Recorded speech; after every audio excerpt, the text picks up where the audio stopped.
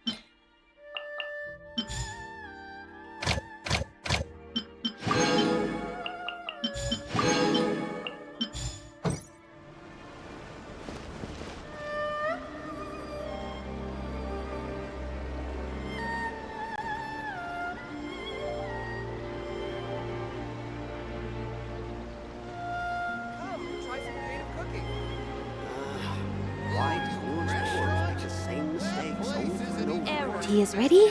Now it's time for a short rest.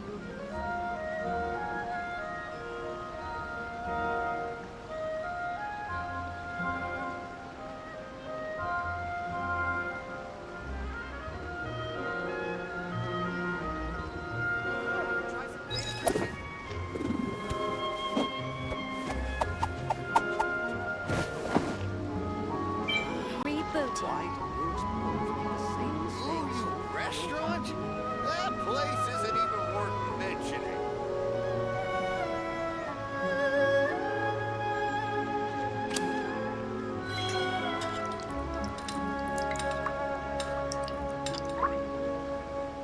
Come, try some creative cooking. Error.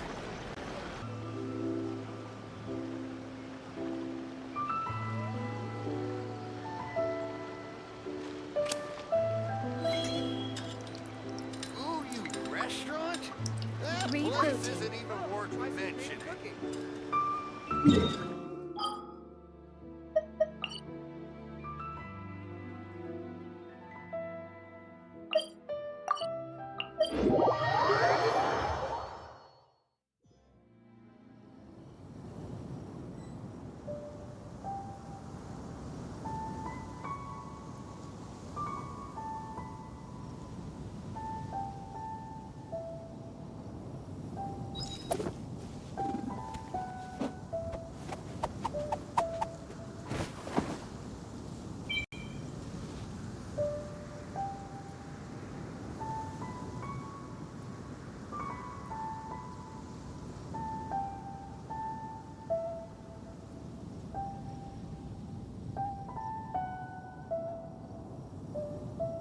Entering standby mode. I hope nobody disturbs me.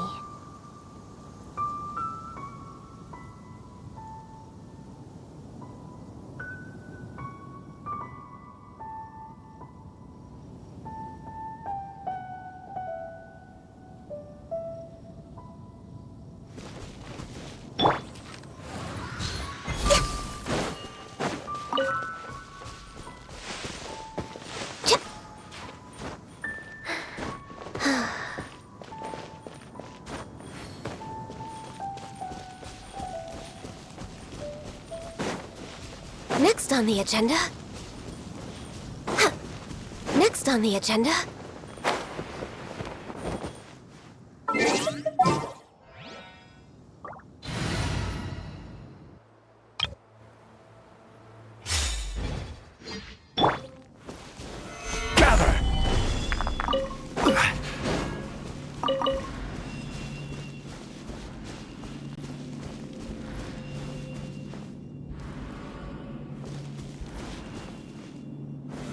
Solidify!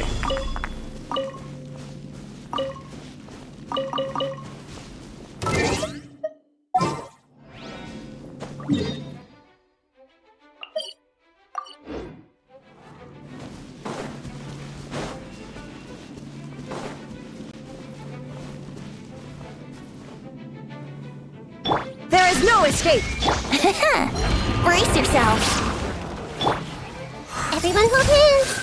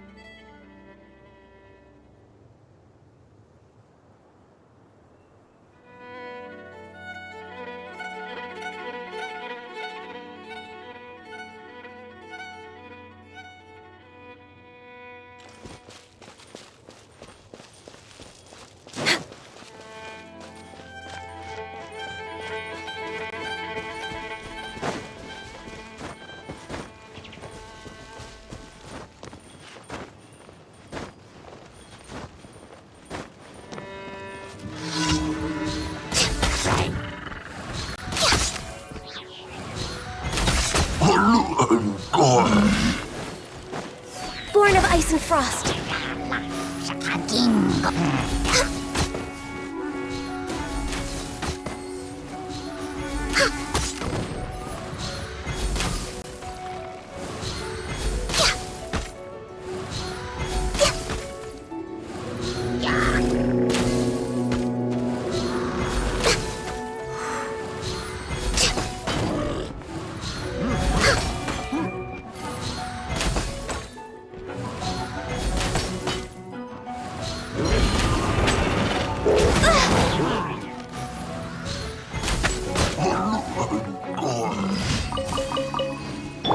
Hold the line!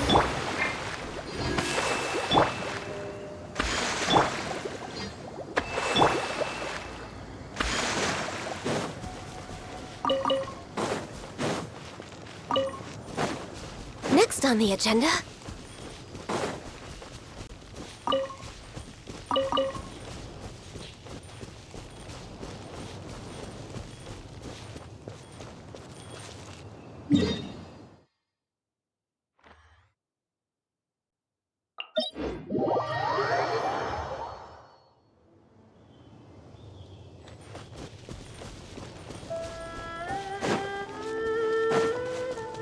We're way behind schedule.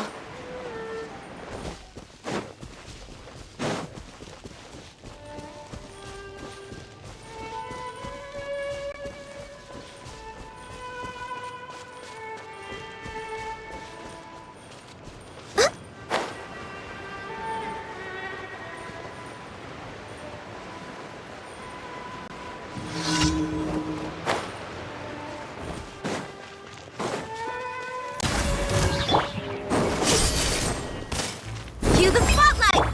Rest and rebuild!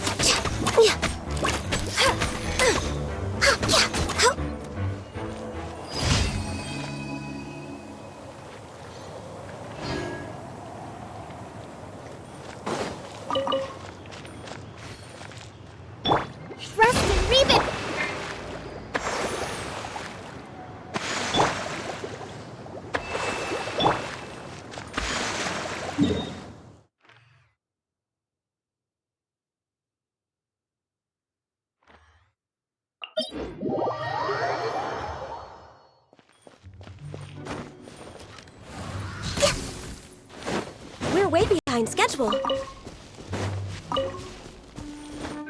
Huh?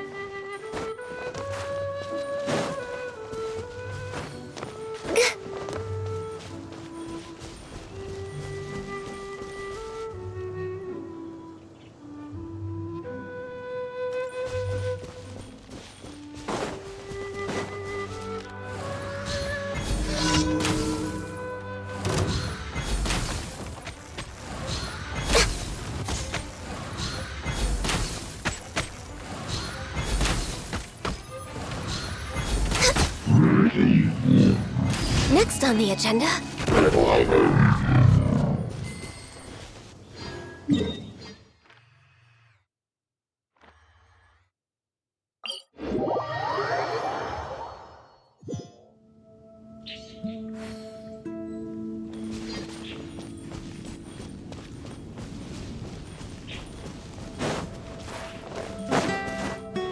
We're way behind.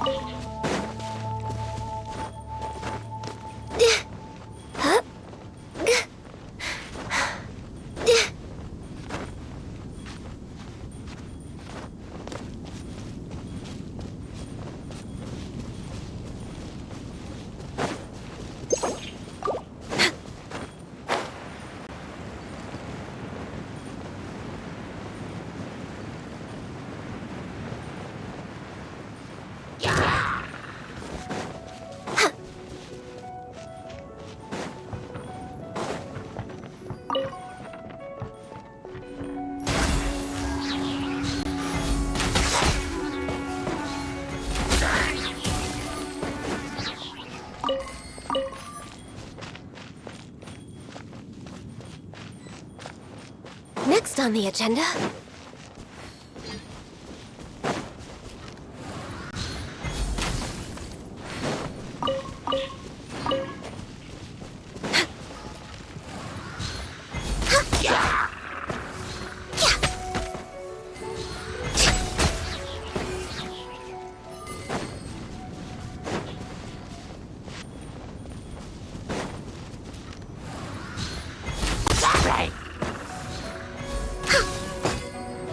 Allow me! Over here! Access denied. We're way behind schedule.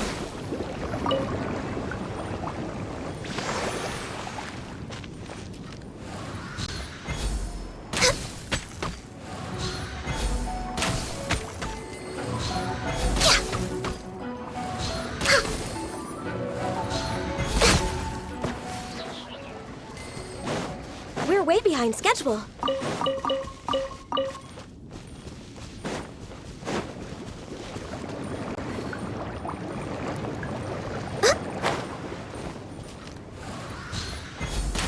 Next on the agenda.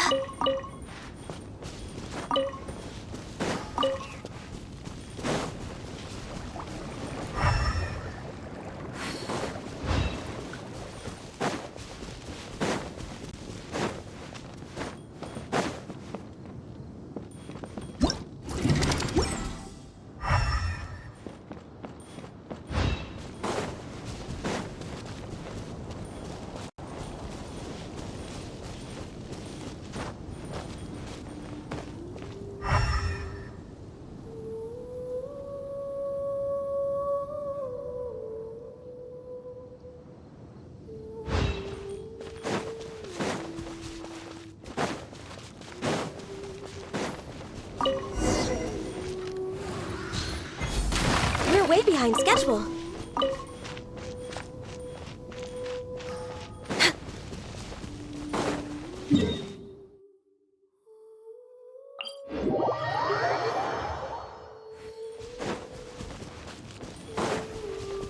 Next on the agenda...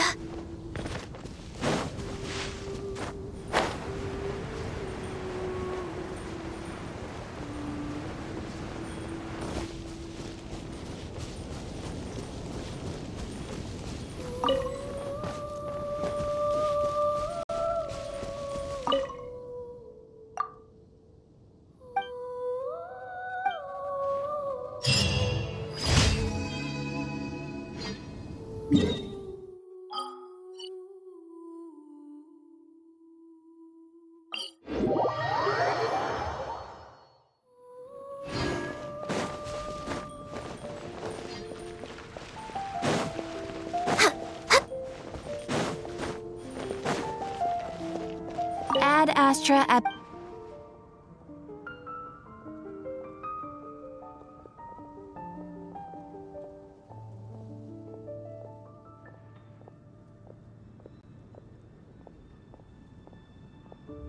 Thank you for complete.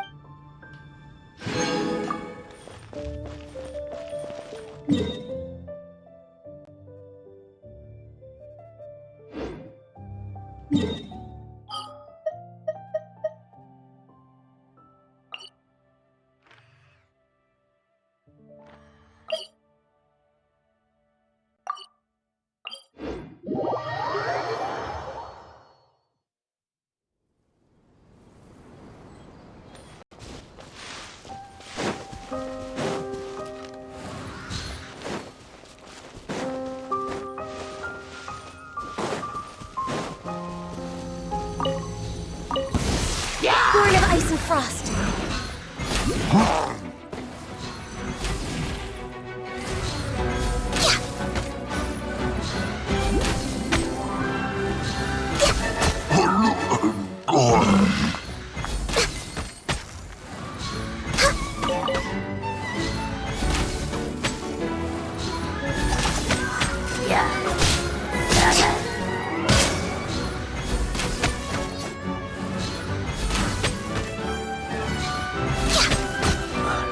Hold the line!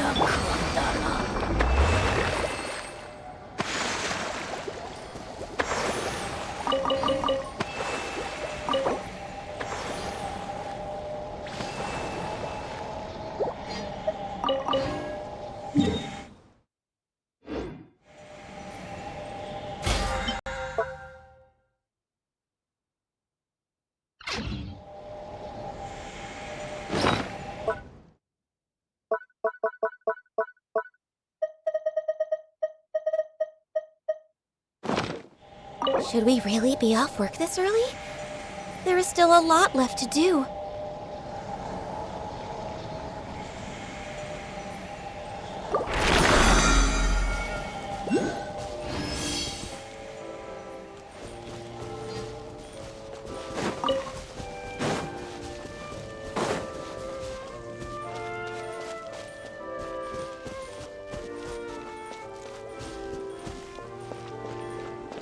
Next on the agenda...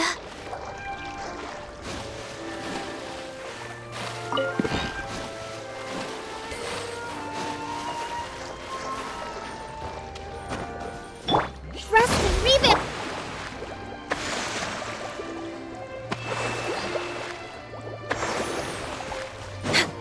We're way behind schedule.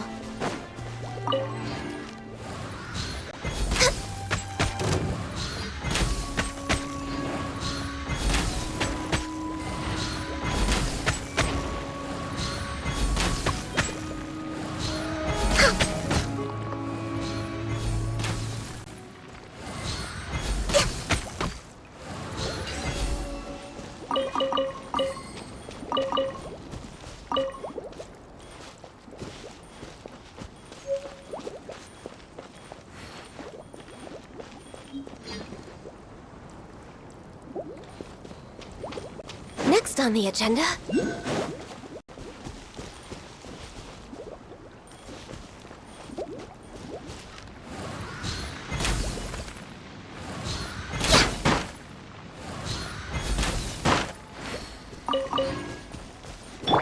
Hold the line!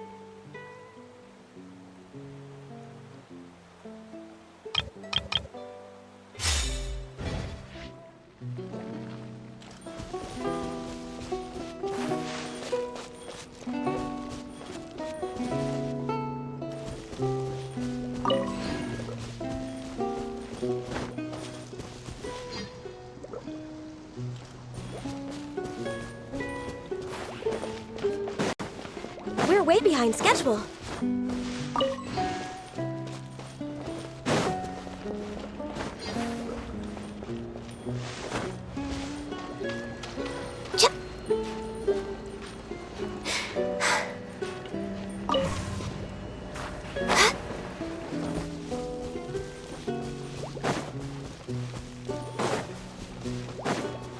Next on the agenda...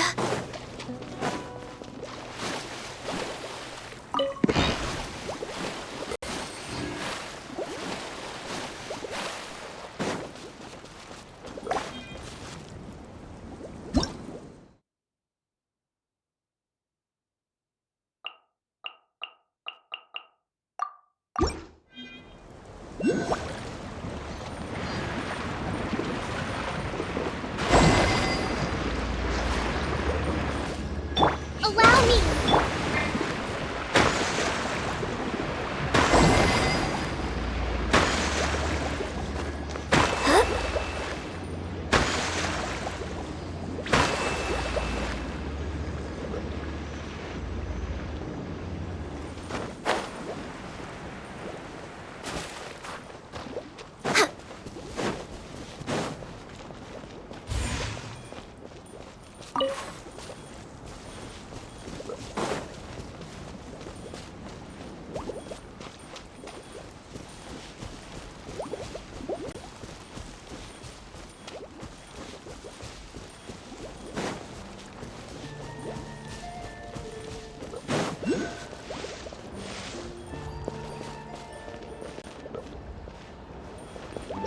Hold the line!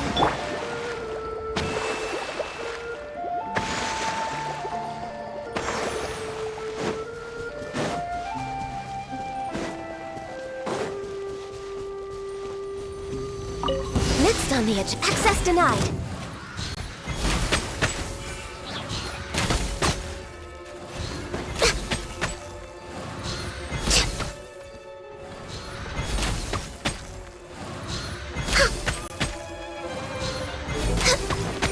No touching!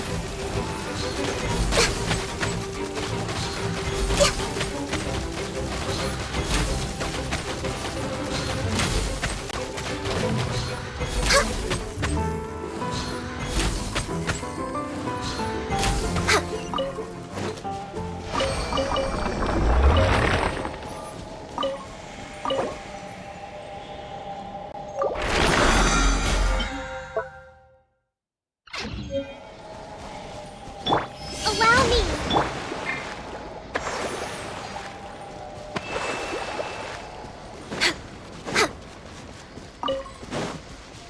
Next on the agenda...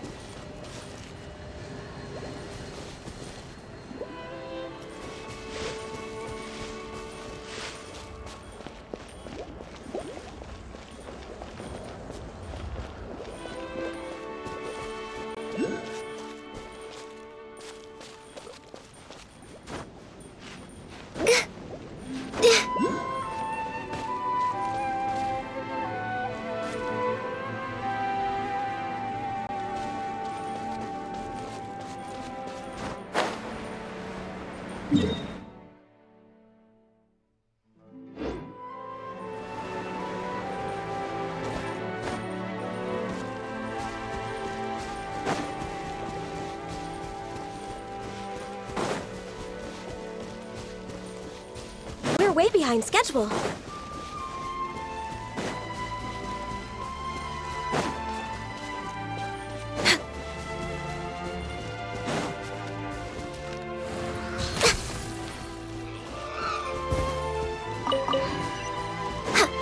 We're way behind schedule.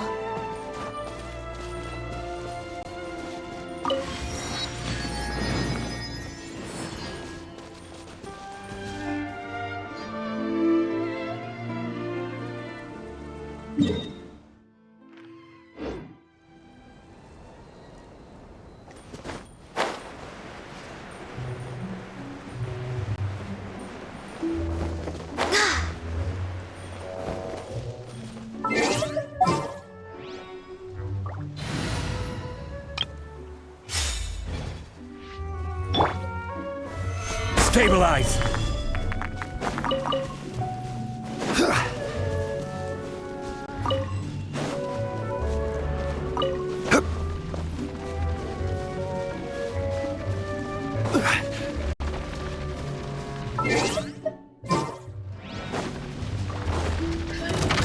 Gather! Order guide you! Illusion shattered! I see everything! Here we go!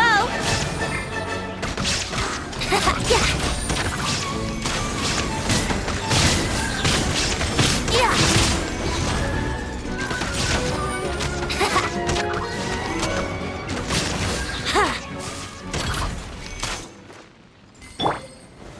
Stabilize!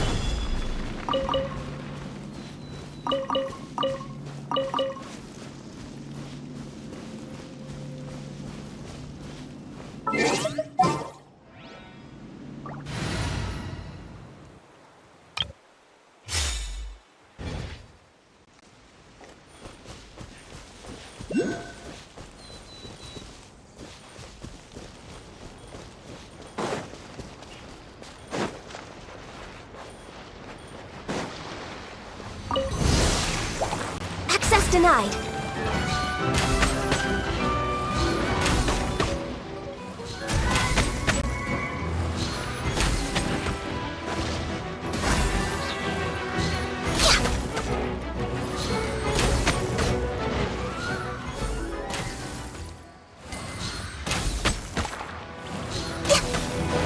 No touching! Hold the line! Let's move out. Surprise! Water jet! Access denied.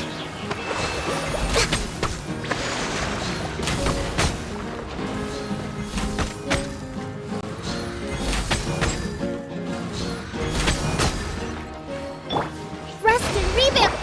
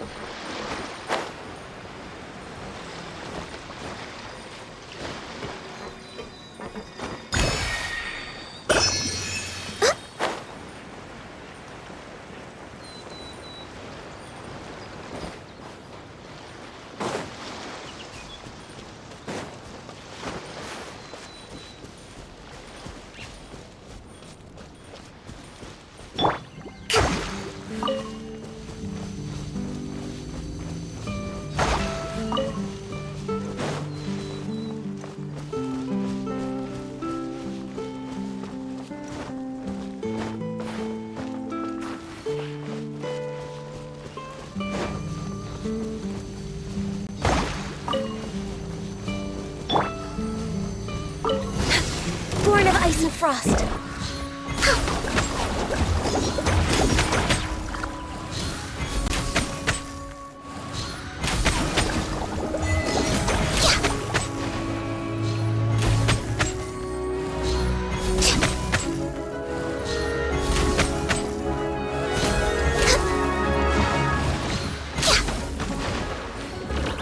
No touching!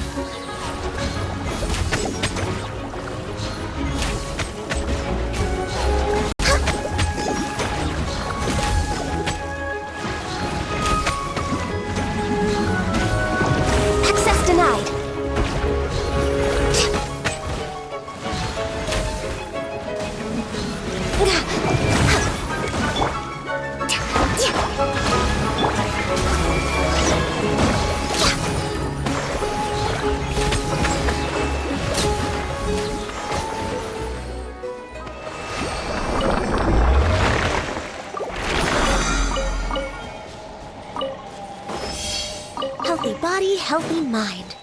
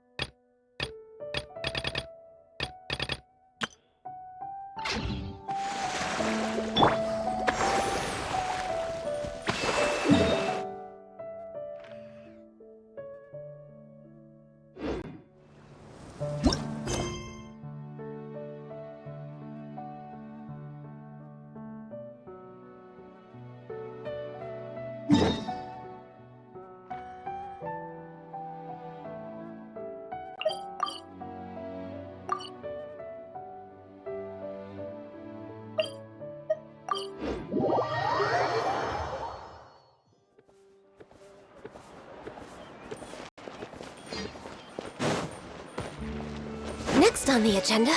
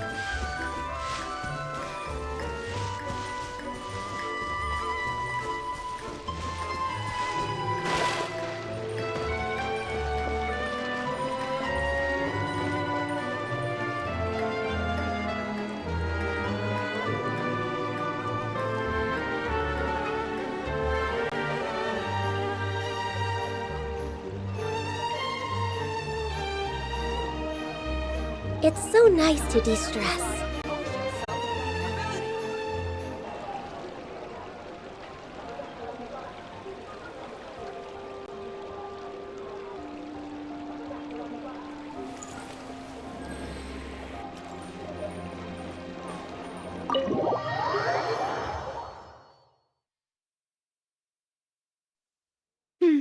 I came here several times with my father when I was little, but stopped eating here as often after growing up. I hope the food here will be to your taste.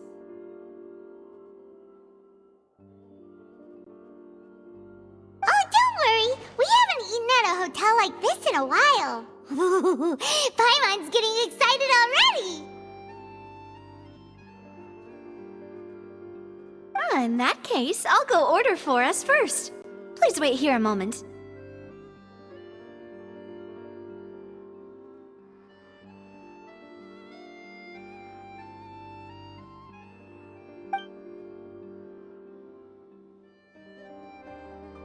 Ooh, everything looks so good! People in Fontaine sure know how to enjoy life!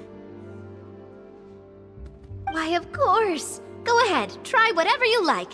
If the food's good, I'll make a group reservation for the rest of Spina di Rosula next time. And if it's not? Well, then I'll still bring everyone. Albeit with only one dish per table. You, sure have your own way of doing things.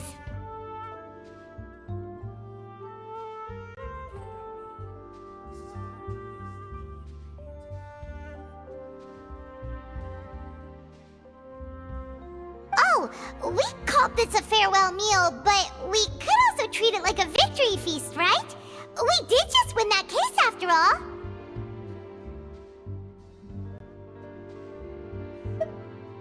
Oh, true. Very true. In that case, boss, we'll have another 2 dishes. Paimon didn't mean that you had to order even more food.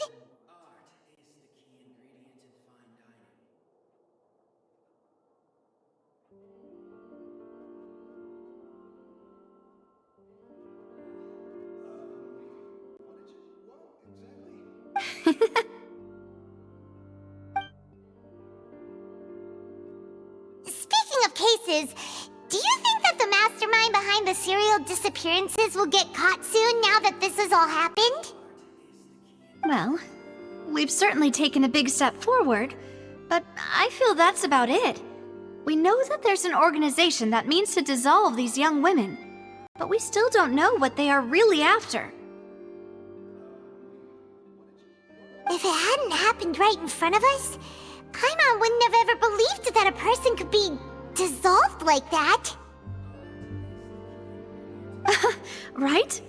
Yet it was because this was such a preposterous notion that the investigation could never really move forward before.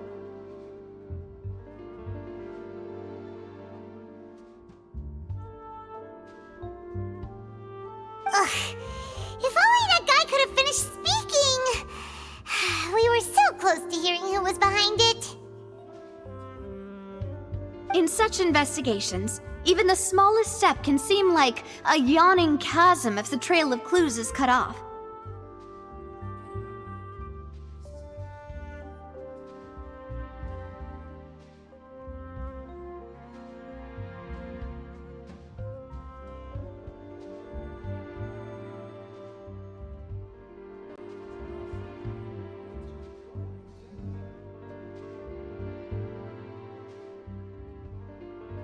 To be honest, I don't have high hopes for any follow-up that the authorities might conduct.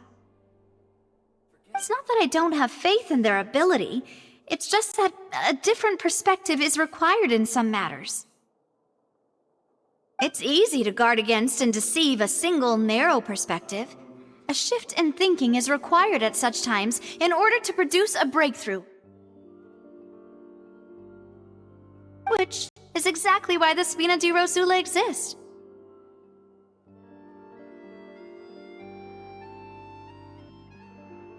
Those highfalutin folk are not all-knowing.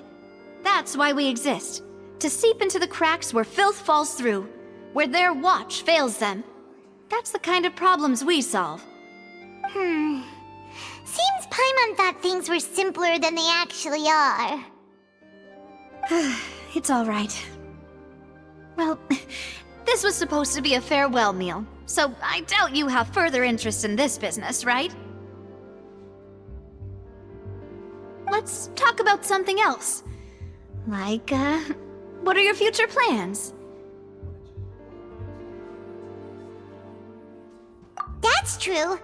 We didn't have a chance to speak to her after the trial ended. It didn't really seem like the right time or place to do it anyway. I see. So, your primary objective, which has been foiled so far, was to have a chat with the Hydro Archon.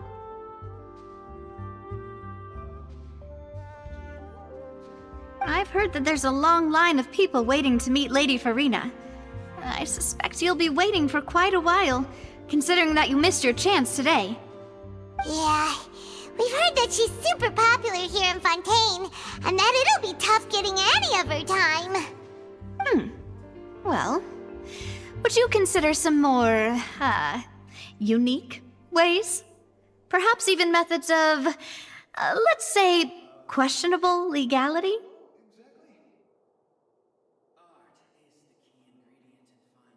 Guess that's Spina di Rosula's boss for you. Chock full of sketchy ideas. Well, what did you have in mind? Well, one way would be to infiltrate a performance troupe at the Opera House, only to abandon your act at the play's climax and ask to speak to her after the performance. I'm sure Lady Farina would be eager to see the ending, and would agree in order to finish watching the play, don't you think? Could you suggest something a little more practical? This plan seems pretty hard to pull off. We'd have to go learn how to act, and acting's really hard. Alright, here's another. Find a way to conceal yourselves under her bed. Then wake her up in the dead of night and demand answers.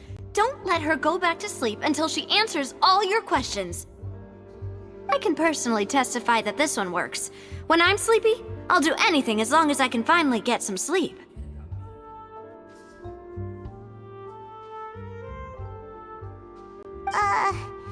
That might work, but that's not really the problem. The problem is we don't want to get ourselves arrested.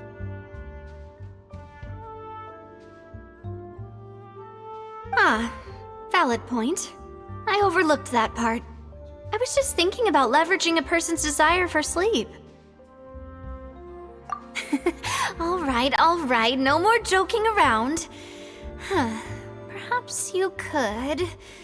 Oh, I don't know. Cut the line when she's on a break. You did defeat her in court, clearing citizens of hers from false accusations. False accusations she had nearly upheld personally. I imagine that she feels quite ashamed about the whole thing. You mean that if we catch her while she's on a break, she might be too embarrassed to refuse? Oh, that does make some sense. Why don't we give it a try after this meal? You know, strike while the iron is hot and all. Huh? Paimon, did you drink my Fanta? Was this your drink? Sorry about that.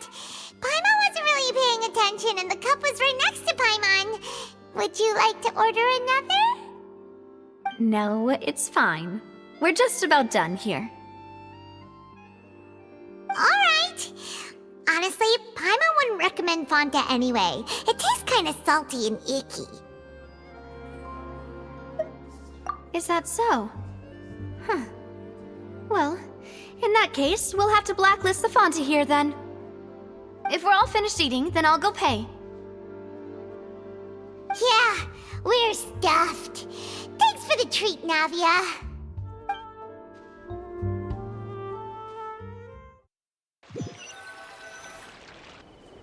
Oh, so full. Paimon can barely float anymore. Can't you see Paimon's barely an inch off the ground? Okay. As for expenses this month, we're left with... Hey, Navia! What are you doing over there?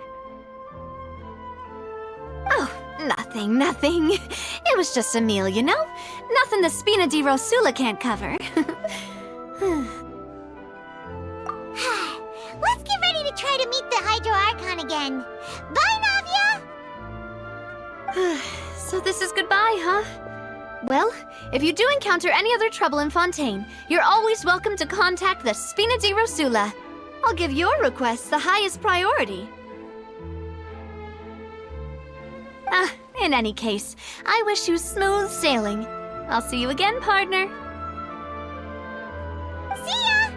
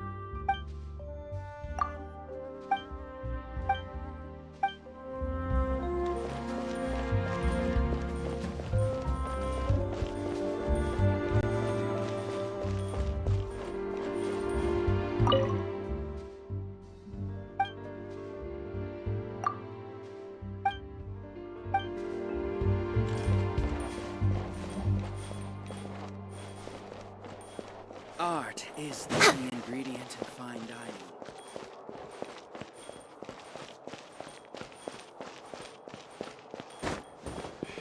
When will Vinny and Annette to another show?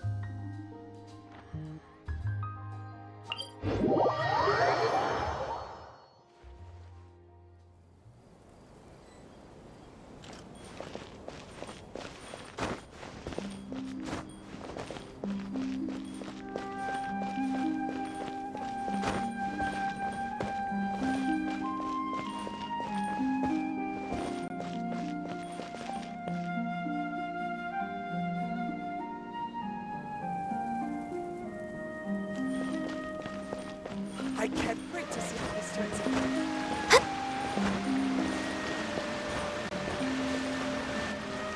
There aren't many people around anymore. Looks like that boat we took to Araneas might have been the last one.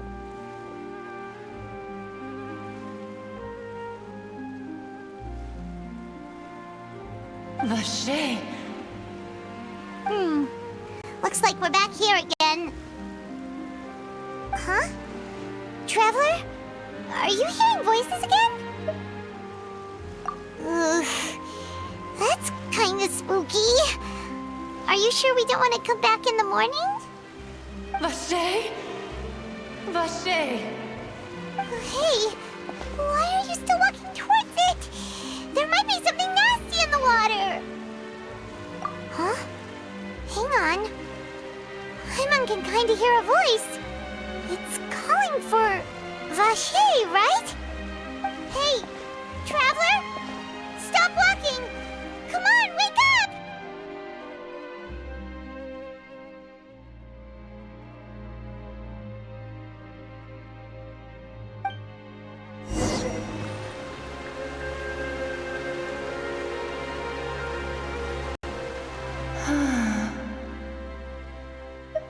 Vache! Are you... my dear Vache? No, wait. You seem to be someone else. Do you know Vache? Do you know where my love is? Wait. Who am I? I'm very sorry. I fear I do not know. My memories feel like they have been washed away like a flood.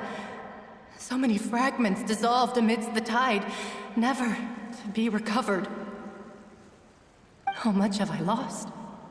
How many things that I once held dear while on land have I since forgotten? Yes, that is what I was once. But now, I am but the consciousness of one who is lost, therefore.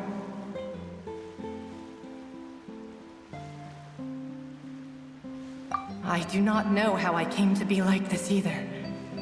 I only vaguely remember being covered in light blue water, and then all grew dim. I also remember going to many places. I loved adventure, loved exploring places of peril. No matter where I went, Vache would go with me. I knew how dearly he loved me. And I also loved him equally as much. But now, we can no longer go back. The pain of such parting, I never knew how heavy it could be. No, our reunion no longer has any meaning. There is no way for us to create any new memories.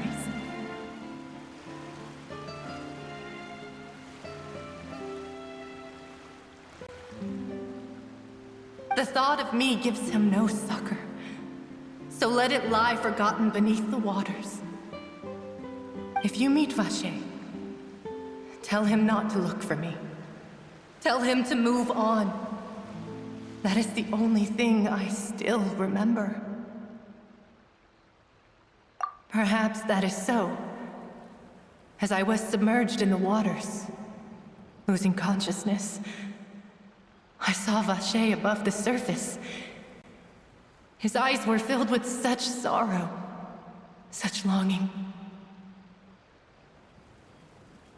If only I could have comforted him, told him that I did not suffer. Indeed, I had felt a great warmth. Is that what you call it? Dissolving? If anything, I consider it a form of release. It was a state of neither fear nor frenzy, with only an endless peace, like the water's still surface. I could also liken it to being a thirsty person who drinks water for the first time, and only then sees how they have lived for so long in a world of endless want and anxiety. I think I hear your companion. It's time for you to go, I think.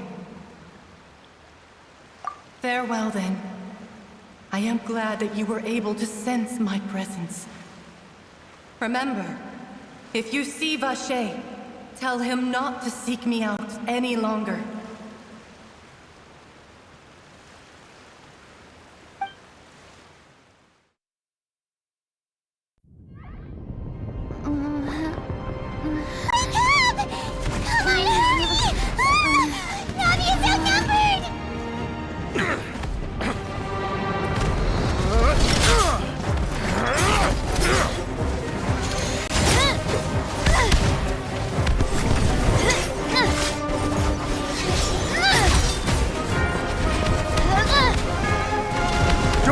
Look out!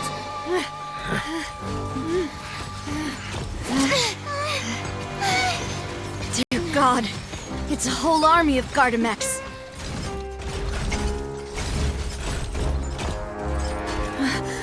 Chlorand?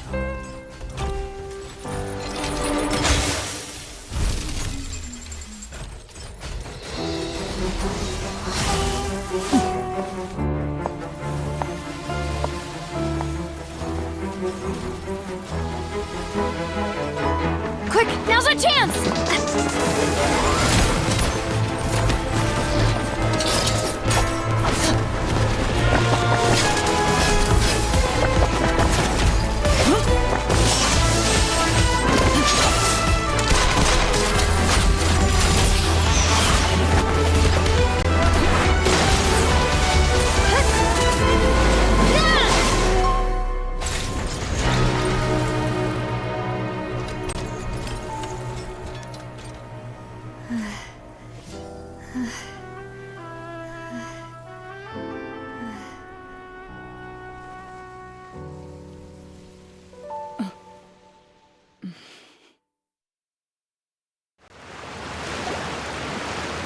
I should thank you for lending us your sword there, Chlorand.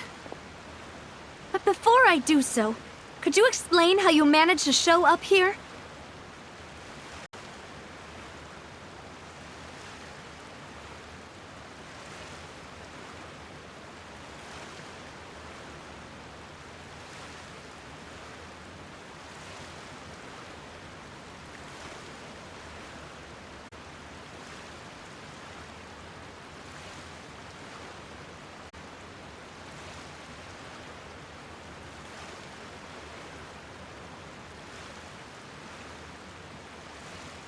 I followed you. It seemed to me that danger has followed you more closely as of late.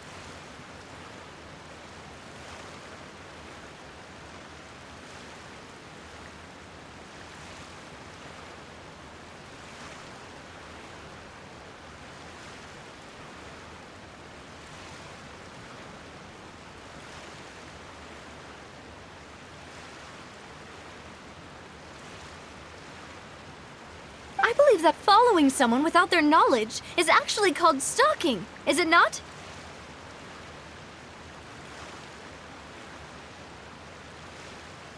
Mr. Callus's last wish was for me to ensure your safety, and I will not betray his trust. He would do the same, were he alive today. Do not speak of my father! Sorry, demoiselle. I was not strong enough. Thank you for your aid, Miss Clorand, but do keep an eye out for your manner of speech. I believe we all wish to avoid unnecessary emotional harm. Sorry, I did not consider your feelings. Whatever. What else do you know? How did you come to the conclusion that I'd be in grave danger? I doubt I know much more than you, but I believe that the mastermind behind the serial disappearances is very powerful. Your performance tonight will almost certainly attract their attention. I'm sure they've known about me. To be honest, I'm shocked it's taken them this long to act against me. And what about these Gardamex? I thought only those associated with the Maison Gardiennage could control them. None of these mecha have serial numbers. I was sure to check a moment ago. They are not the ones used by the authorities to enforce the law. I can only conclude that some powerful or wealthy party must have obtained them via illegal means, deploying them as a private force of sorts. What? Your point being that they're out of Spina di Rosula's league, then?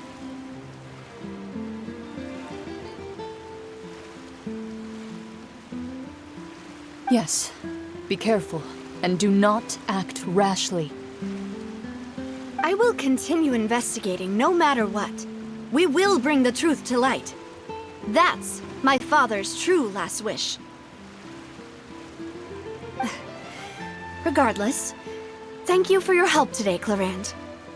But if you get any ideas, tell me first. I don't much appreciate being followed. I do not think that they'll strike again anytime soon. So I shall stop following you. Good day, all.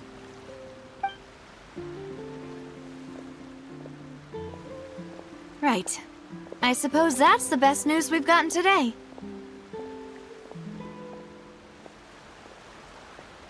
Demoiselle, I believe that Miss Clorand was being sincere with you. If we tried, we could attempt to thaw relations a little. I know, she's... Oh,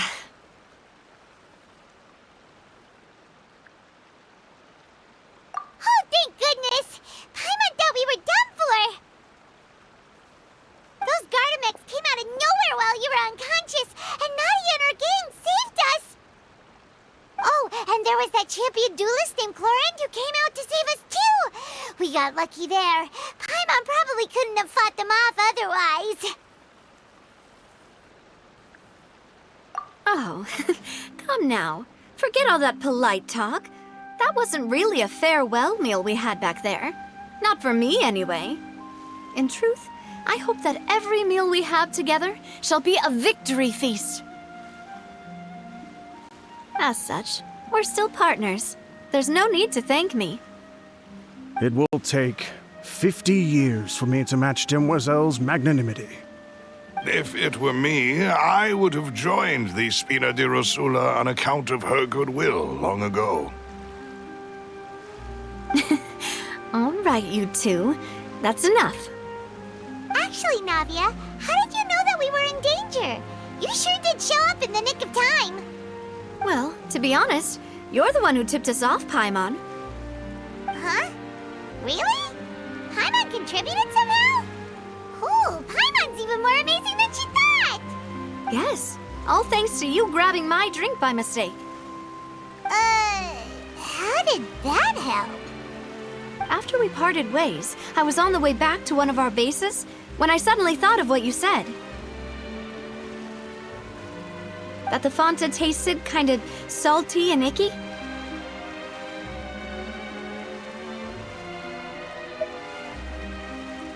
Fanta only comes in sweet flavors, so how could it have tasted salty? The color of the drink, if I recall, had also been a bit off. So the Fanta had been spiked with water from the primordial sea? Yes. So, if you hadn't drunk that cup for me... Spina di Rosula is preparing the grandest of awards for you as we speak for saving the boss. Huh. Really? I sent people to Hotel de Boer to investigate, but whoever did this left no trace at all. That's when I figured out that you might be in danger, and hurried here as quickly as I could. But why would they go after us too? All we did was defend Linny in court and help clear his name. Ugh, now we're caught up in this mess too, aren't we? Well, you did foil a plan that they were probably pretty proud of, and almost got their name in the process. Speaking of which, did anything strange happen when you drank the primordial seawater? Well, it can't be coincidence that the traveler fainted just now.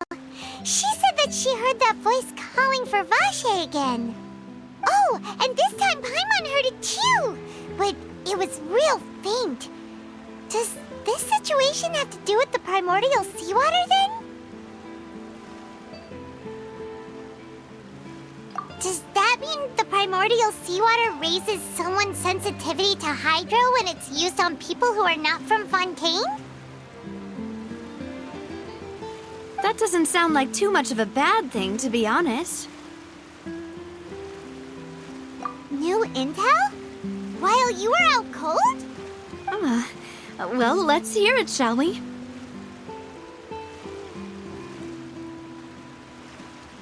Oh, that is important.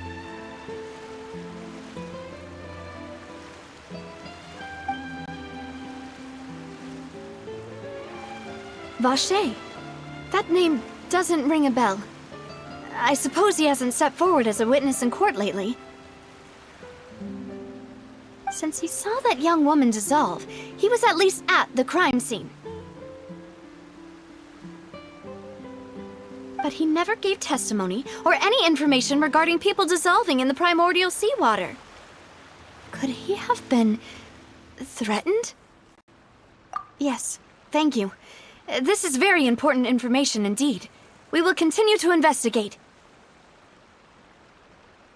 Oh, you mean you'll help us investigate? Well, you did say that our farewell meal didn't really count. That means we're still partners, right?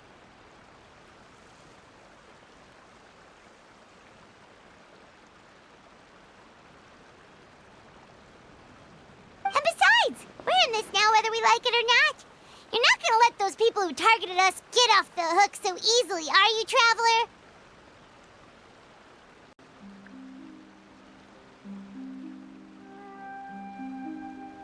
Demoiselle, do try not to look quite so pleased. You are the face of Spina di Rosula, after all. You talk too much. Well, in that case, let's head back to one of our bases, shall we? I'll arrange accommodations for you. We also have some plans to go over, and hopefully we can deepen our bonds as partners. But we'll take that one step at a time, I guess. Don't worry, you two. With us around, our base is definitely secure.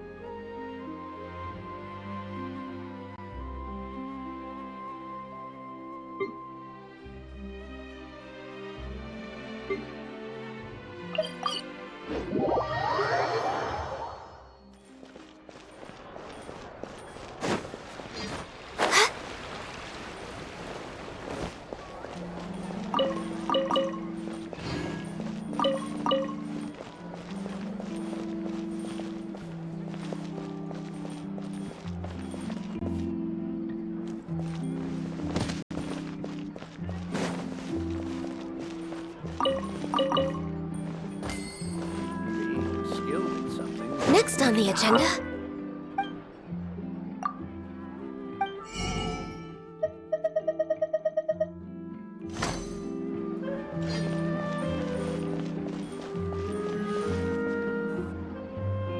It's right up ahead, but let's make sure we weren't followed first. I've been keeping watch, Demoiselle. I haven't spotted anyone suspicious thus far. Very good. But let's not let our guard down for now. I shall find rooms for our respected guests. Thank you, Malus. Now, let's continue, traveler.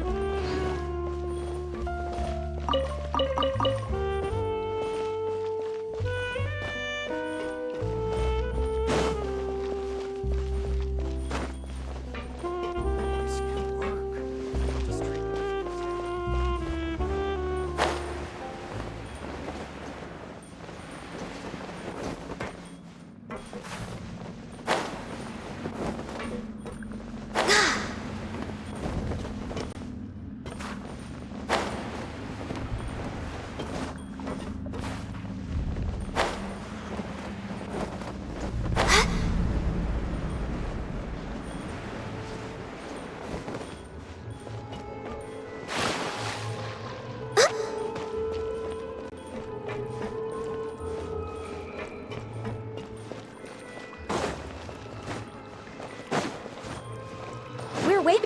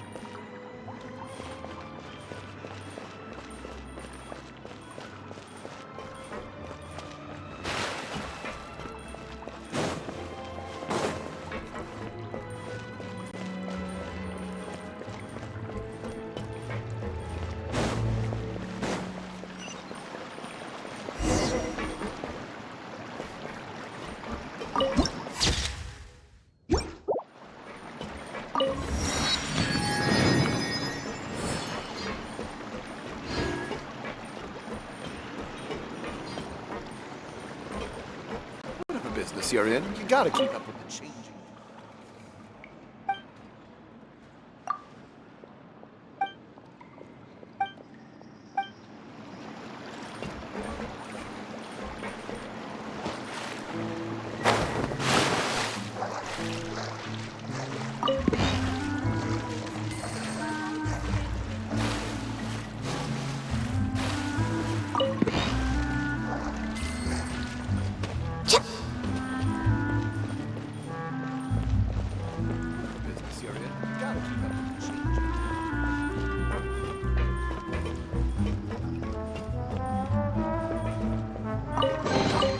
Beautiful treasures are a cause for great happiness.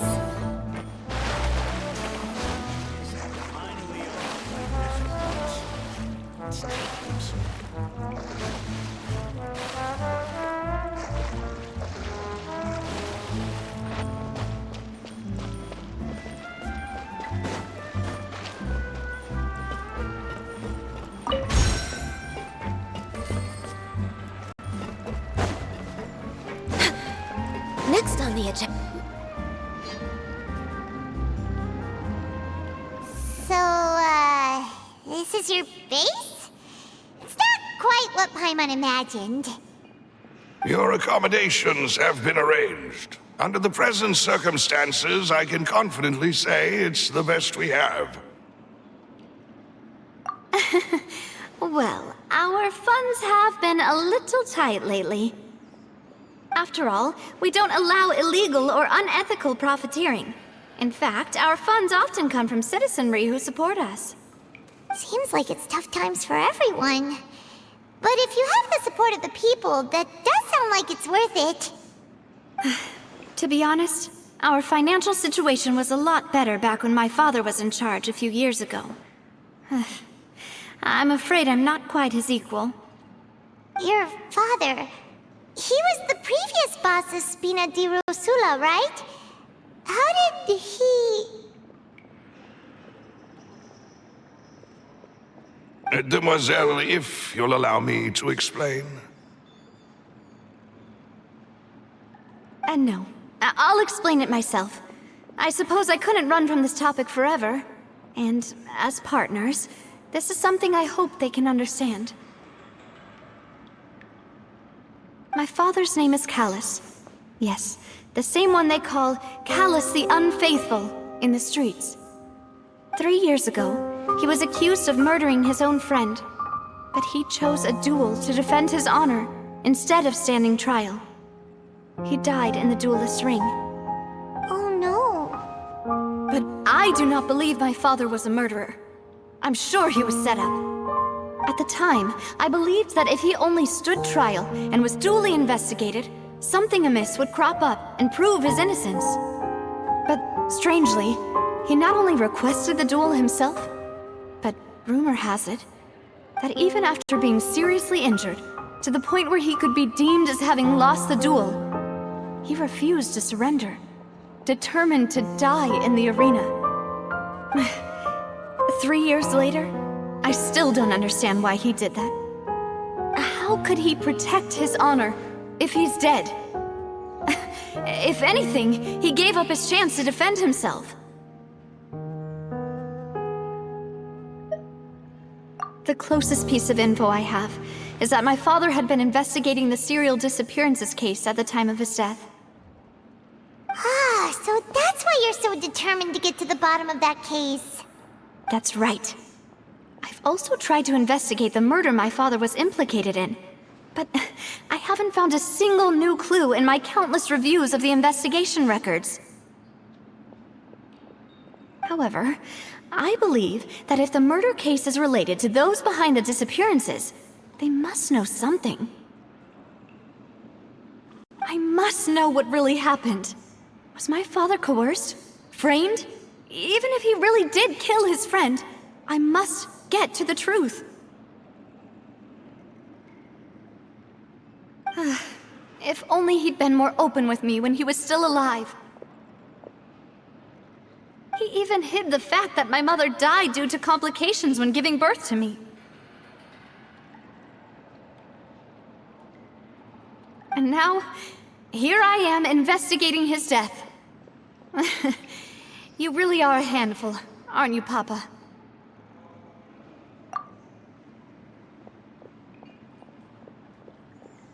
Demoiselle, please, if there is anything I can do, anything at all. I also will never believe that Master Callus murdered anyone. There are none whom I respect more than the two of you, Demoiselle. Master Callus did so much good in life, yet all it took was one murder case for him to be dubbed Callus the Unfaithful. Even our supporters decreased greatly due to that incident, hence our strained finances at present. Wait, if Callus was such a good man, wouldn't people at least be a little suspicious when he was accused?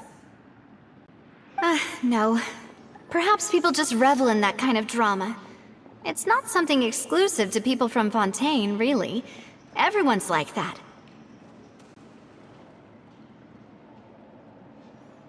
People love watching the evil turn over a new leaf, but they also enjoy watching good people fall into an abyss from one slip-up just as much. But how could... never mind. If Callus was really falsely accused, we have to find the truth. He didn't deserve to have that happen to him. There is one other thing. Master Callus's opponent in the duel was Ms. Clorand. Oh, her? Well, then, isn't that as good as saying that she was the one who killed him?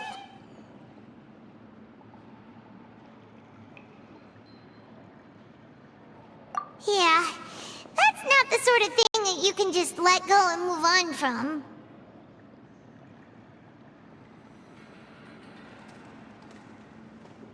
Miss Clorand has always placed great emphasis on the honorable nature of the duel. If her opponent doesn't yield, she will not stop either.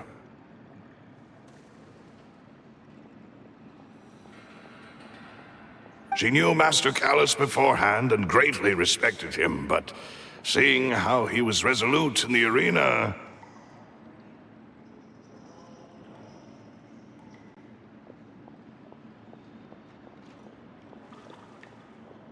there was only ever one choice she could have made.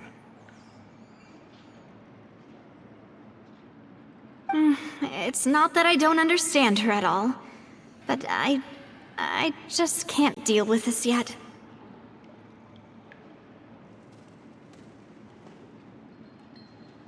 Don't worry, Navia. Paimon knows how you feel. You don't have to force yourself to do that. Afterward, Miss Clorand told us that at the start of the duel, Master Callus requested that she ensure Demoiselle Navia's safety. Yes, that is our understanding as well. Oh, Papa. What madness drove you to ask the person who killed you to take care of me? All right, anyway, that's the information I wanted to share with you. Even if it did sound like I was just complaining towards the end. Thanks. You two should go and rest. This was quite a day after all. Yeah! Paimon's beat. Please, relax and get some sleep. We will ensure you rest soundly.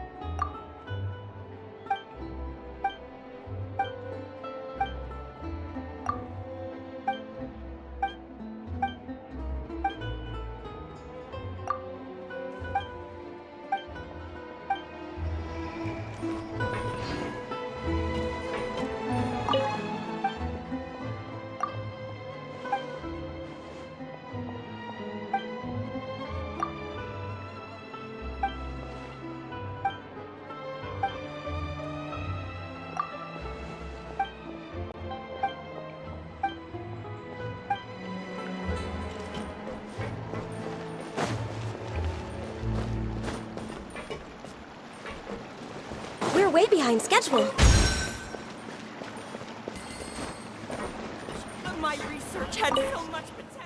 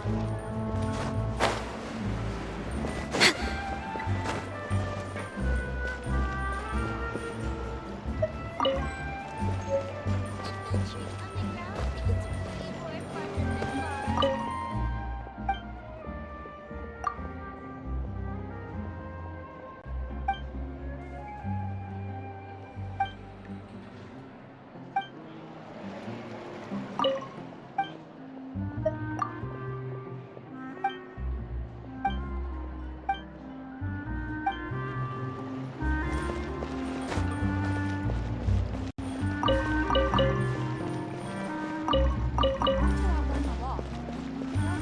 a business you're in. You gotta keep up with the change.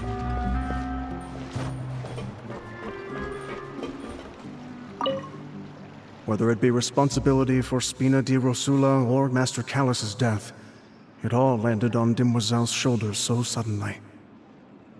This won't do. I must become stronger.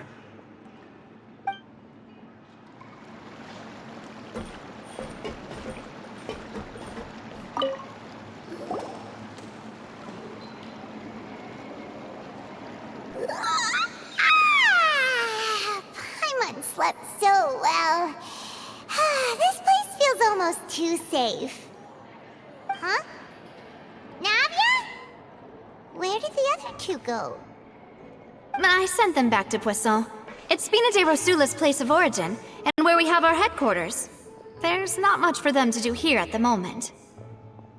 Paimon gets the feeling that you're just trying to get them off your back. But never mind that. When did you get back? Were you waiting here the whole time? No, I just returned after going out for a while. I did some investigating yesterday regarding the name Vacher. Wait, so you didn't sleep at all? How could I after having such critical new evidence appear? Guess Paimon wasn't speaking for everyone just now, huh? Unfortunately, this name seems to have been wiped from existence. It doesn't seem to have a match anywhere. I suspect that those behind this have already taken steps to hinder an investigation from this angle. But that does prove that this Vacher person is a key witness in the incident. Does that mean we're too late, though? No.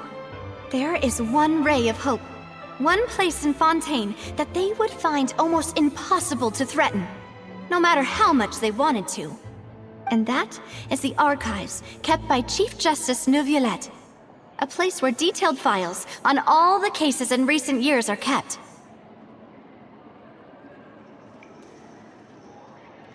If the Oceanette you met is one of the young women who went missing recently, we should be able to find some related information there.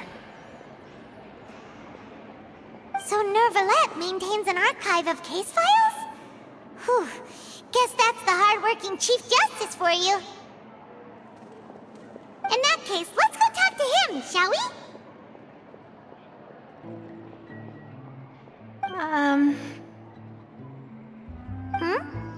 Aren't you coming along, Navia? Did you get tired? No, it's nothing. Let's go see the Honorable Chief Justice.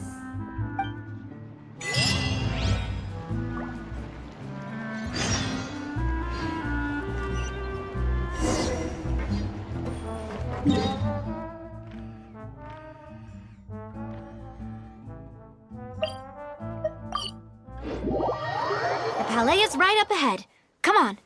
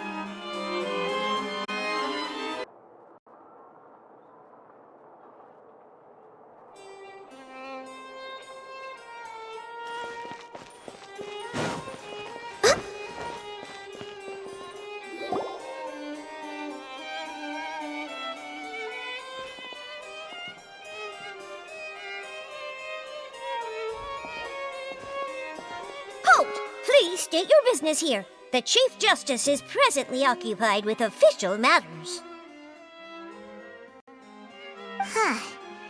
This place does look pretty heavily guarded. Guess that proves that Nervalet's files are really secure. Hey, don't you recognize us? Huh? Who are you? Just to be clear, I don't care who you are or who you might be related to. Our rules make no exceptions. See? They've got great discipline, too. Yep. Paimon can tell. If you're here just to crack jokes, I can point you towards the exit. Unlike some, we're busy, so please leave if you don't have a reason to be here. No. What I meant to say is, shouldn't you remember us from a few days ago? We were at the trial of the great magician Linny. Oh, yes, I remember. I read about it in the Steambird. You must be Linny's attorneys. It's all coming back to me now.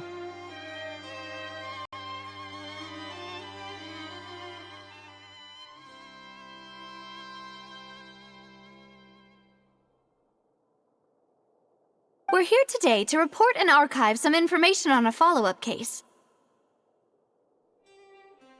Huh. Is that even a thing? Of course. Don't worry. We're here on official business. You can trust us. All right then, I'll let you through. The Chief Justice is just inside. Thanks so much.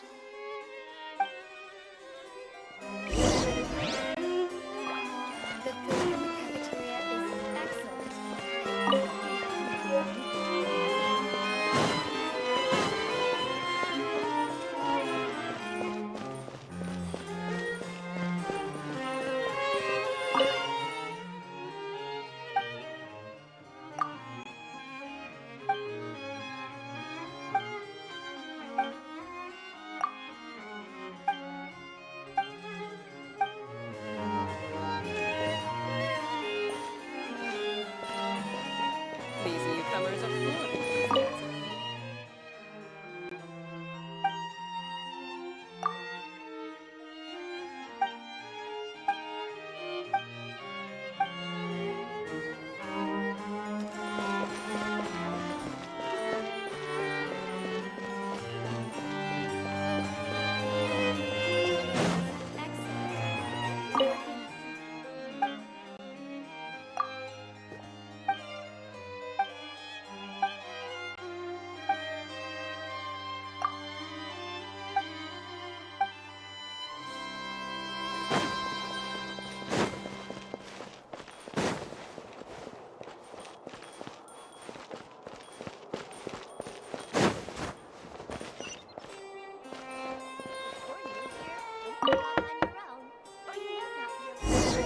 Please come in.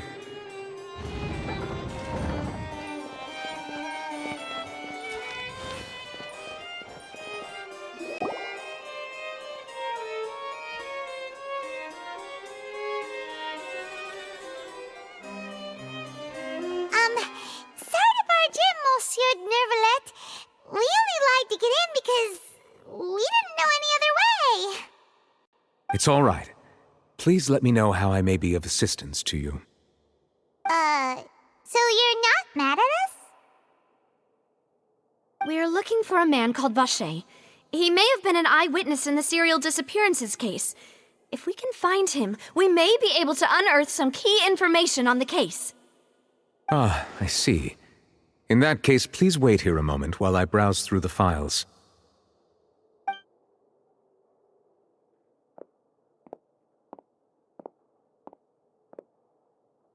Who knew that Nervalet would be so easy to talk to?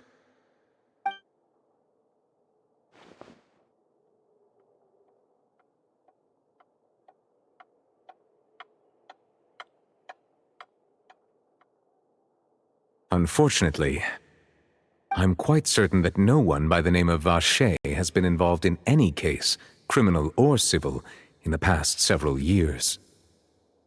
There are no records of him either in the files or in my memory. Traveler, what if it was really just a dream? Is that so? All right then. Thank you so much, Monsieur Neuvillette. We'll take our leave now. him.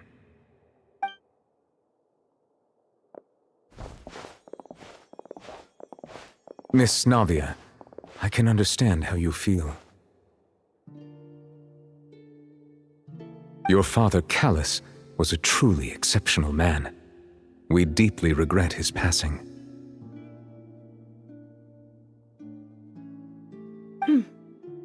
And what are you trying to say, Monsieur Neuvillette?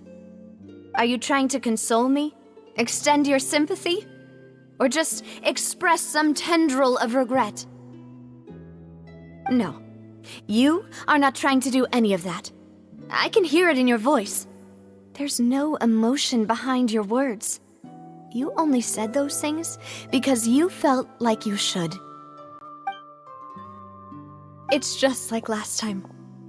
After my father took his place in the duelist ring, I pushed through the guards to talk to you as a last resort.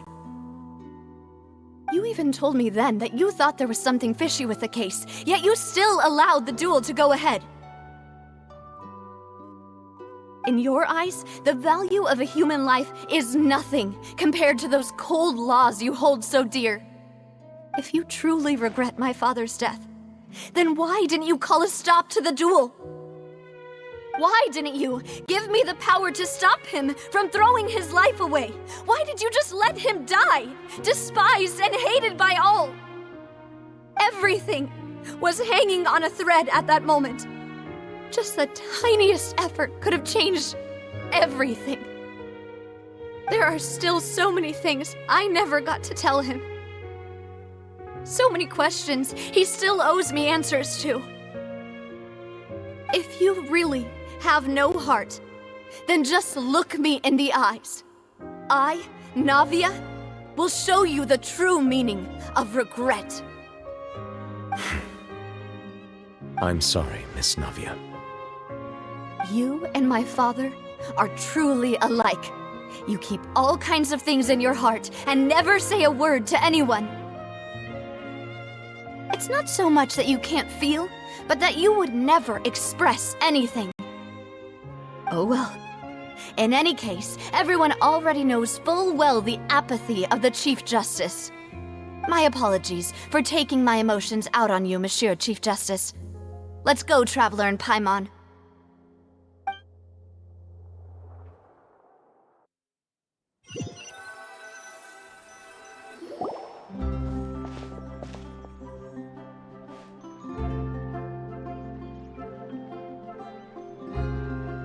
Navia, are you okay?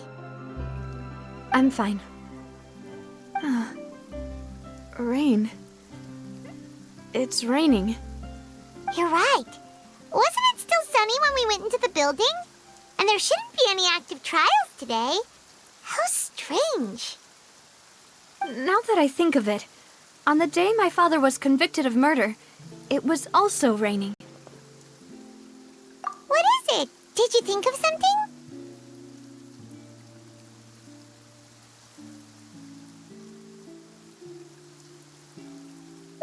Yeah, he was outside. It was uncovered and the rain could fall there. Why? Do you think the rain could have affected the crime scene? That thought has occurred to us before. We've even expanded the search area to try to account for that, but didn't find anything of value. Oh? Wait. You don't mean... So you're saying that the true murderer could have been turned into water and then got washed away with the rain? Yeah, and if that's what had happened, then no one would have believed your dad, even if he explained what he saw to the authorities. I really think I found a true genius for a partner. You're completely right. How did I not connect the dots earlier? All right, let's go to Poisson. With this new lead in mind, we'll get to the bottom of my father's case for sure. Yeah, we're gonna make progress for sure this time. Do you want to go with me now? Or do you want to head over by yourself later?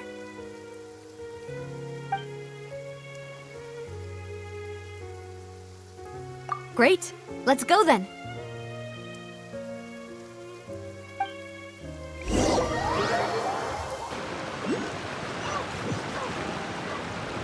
Oh, the sun's out. When did that happen?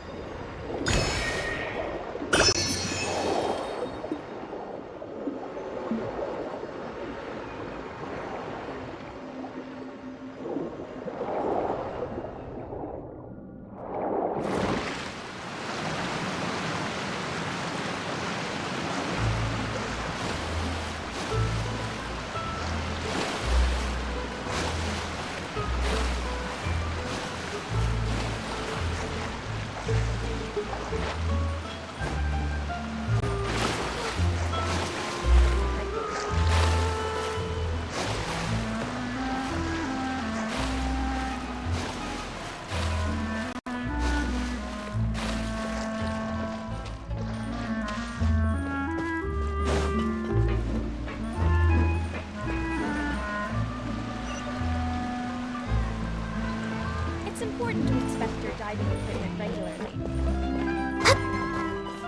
Might as well take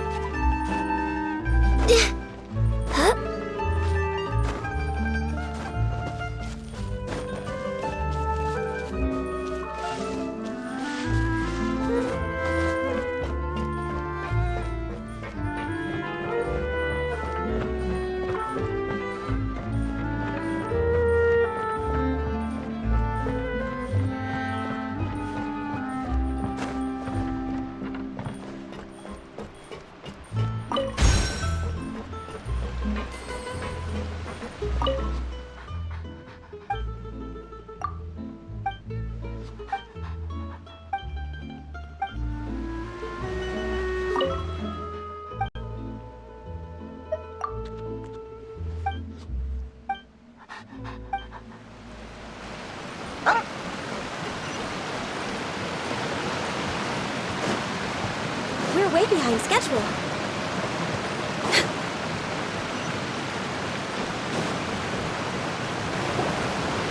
Whoa! What a huge ship! Why would a ship be anchored at a place like this? There's no need to be so surprised. While it may look like a ship, it's actually Spina di Rosula's headquarters. My father was the one who asked for it to be built like this. Perhaps our taste in exterior design is the only thing we occasionally had in common. A gigantic and glamorous ship embodies discovery, opportunity, ambition, and conquest. It symbolizes Spina di Rosula's bright and limitless future. And Paimon thought you were bluffing when you said Spina di Rosula had a glorious past. Paimon was confused why a group with such a history would live in the sewers. But now that Paimon has seen this ship for herself, she's been convinced. Well, Poisson is where Spina di Rosula began, after all. It's our main base, our home.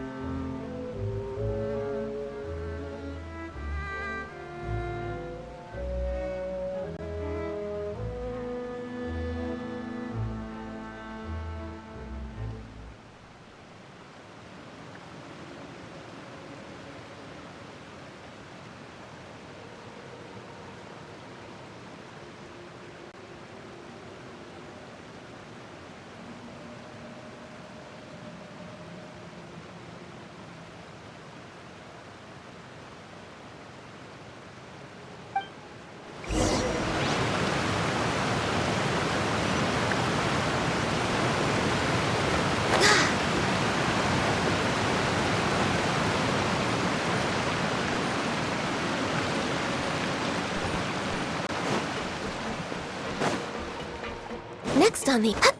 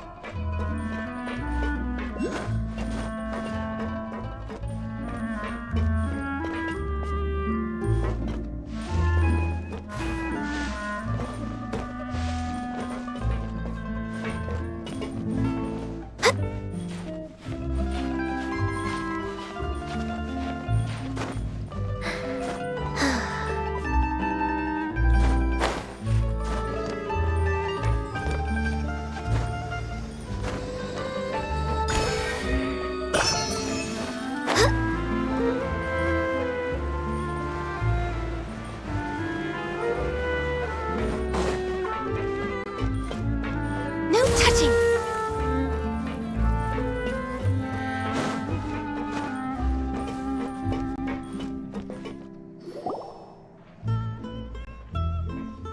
Maloose, we're back! Apologies for the wait, demoiselle, and our most important partners. You said before that you still had some business at the court. What brings you back to Poisson so quickly? About that. It's because my partner here reminded me of something really important. You see, what if my father's case had something to do with water from the primordial sea? You still remember, right, Maloose? On that night, it was raining? Yes, the case was quite similar to that of Mr. Linney's. Both were what you'd call impossible murders. Could you tell us a bit more about what happened before?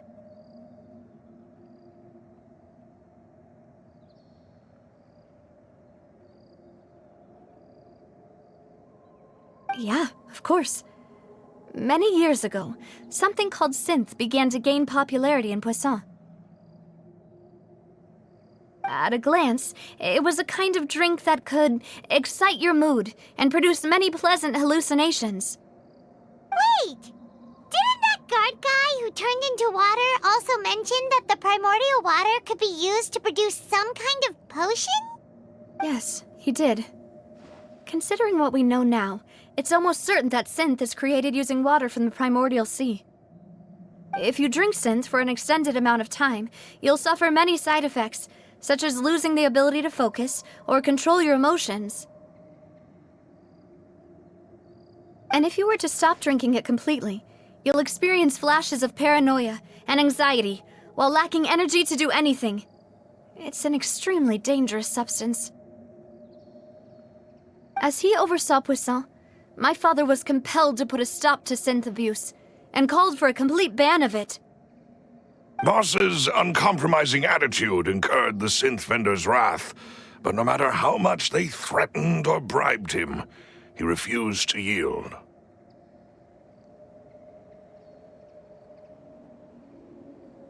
Not only that, Boss became determined to find the mastermind behind the synth operation and put an end to the problem once and for all. Yes, but the enemy was very cunning. So he could never get anything out of the dealers, all of whom only sold the stuff and weren't privy to the rest of the operation. Recognizing that, my father decided to contact the dealers in secret and cultivate personal relationships with them. Finally, he was able to convince someone to become his informant. The man's name was Jacques. He felt greatly ashamed about his work after seeing many families destroyed by synth abuse.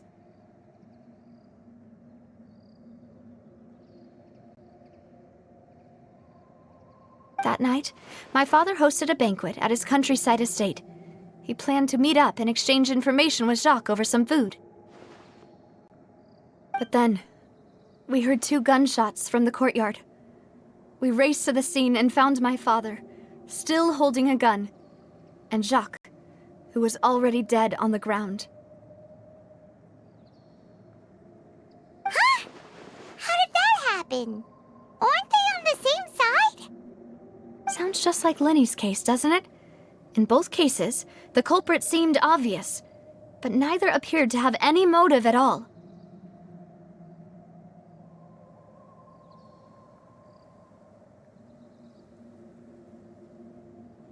Looking back on it, though, I now believe the most important clue was something we all overlooked at the time. There were pieces of clothing left at the scene.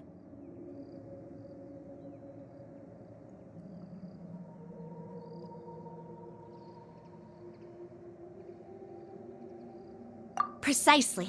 It's all thanks to you that I made the connection now. Back then, we all just thought they were some costumes that Jacques used to disguise himself at the banquet. But, considering it now, it's almost certain that they belong to a third person at the scene. With one extra person, we'll also need to reconsider why the 2 shots were fired. You're right. We still don't know what happened. But my intuition tells me that we're on the right track to figuring it all out. I'm finally headed towards the truth. Jacques was an empathetic man who was infinitely remorseful for his past actions. It's unlikely that he turned on Boss with 0 warning. I think this third person is probably the key to the full truth. On that note, however, even though this will not please you, demoiselle, as your and your father's butler, I must still offer a word of warning. Our opponent is insidious and cruel. They are extremely difficult to deal with, and Boss has already lost his life trying to bring them to justice. Even though Spina de Rosula has lost most of its former glory, Poisson has welcomed a new time of peace, and we have been allowed to live out our lives. There is no need to follow your father's path. It would be both wise and in line with Boss's wishes to step back and give up on the case. If that's indeed what he wished for, then he should have told me that himself.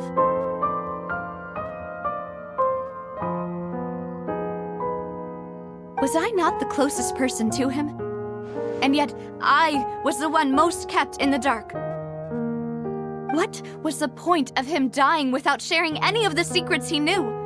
Did he manage to protect anything in the end? Synth is still here.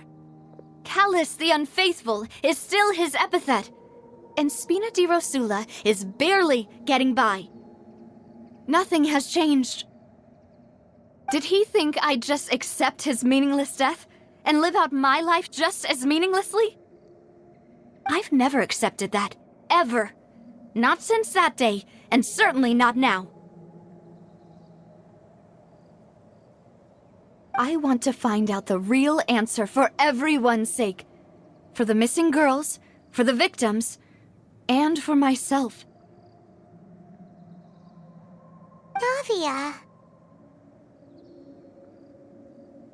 This is indeed the best moment to act. Your partner appears to be quite reliable, and more importantly, demoiselle, I think you're also ready to take this on.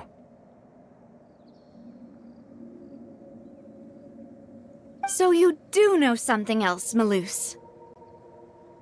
Yes, I do.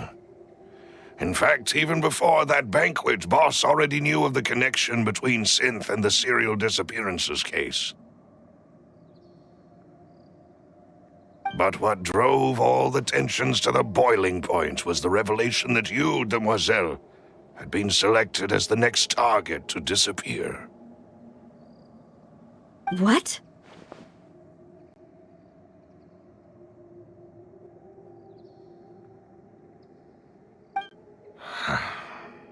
Boss also didn't tell you that he had been diagnosed with a rare illness. The doctors told him that he had no more than 5 years left to live. And the serial disappearances case caused him great anxiety.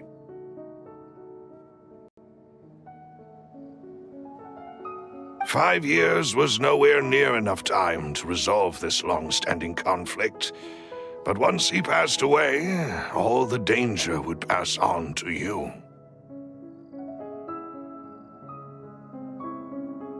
Knowing all of this, he decided to use one final intimidation tactic before his death. He claimed to have already gotten his hands on some key incriminating evidence for the other side, and even told some members of Spina de Rosula about the details.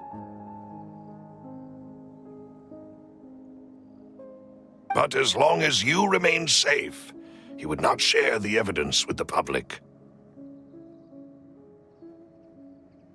If something were to happen to you, then he and all those he told would immediately expose all they knew about Synth and the disappeared victims. Right, so nobody would be able to get off scot-free. As we've seen, Boss's tactic has worked. Even though Boss has been gone for a long time, the other side has not tried to take Demoiselle's life.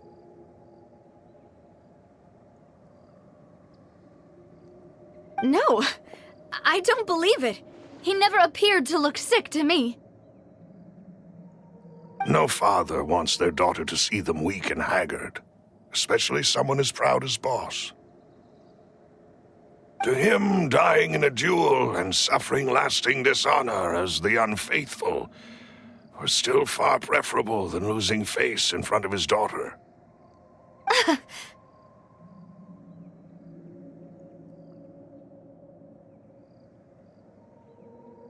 So he chose to die in silence, so that he could protect me.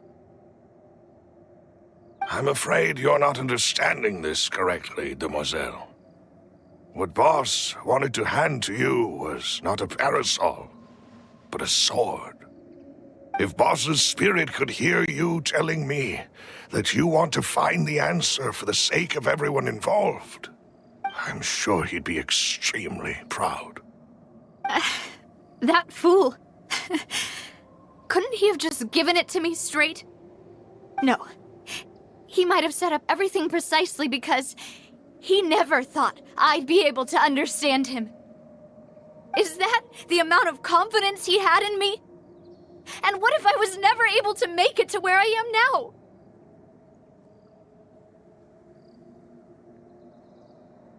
Yeah. I suppose that's true. With the way he'd set things up, if I had wanted, I could have just lived out my life without a care in the world.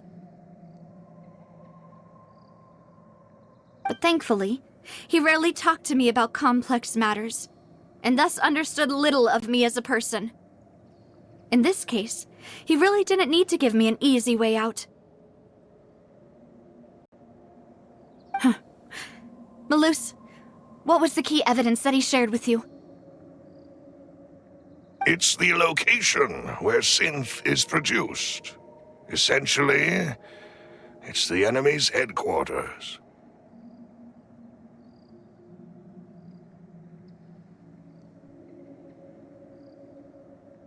When he was threatening the enemy, Boss didn't share the specifics of the incriminating evidence he found.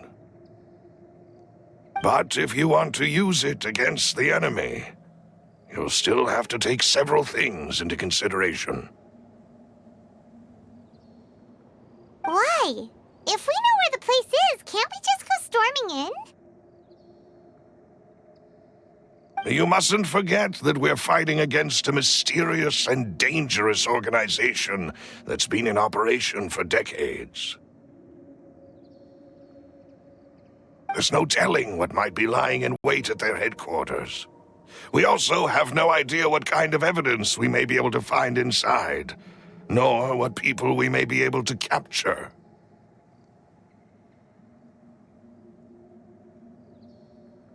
But a single visit to their headquarters would be tantamount to a formal declaration of war.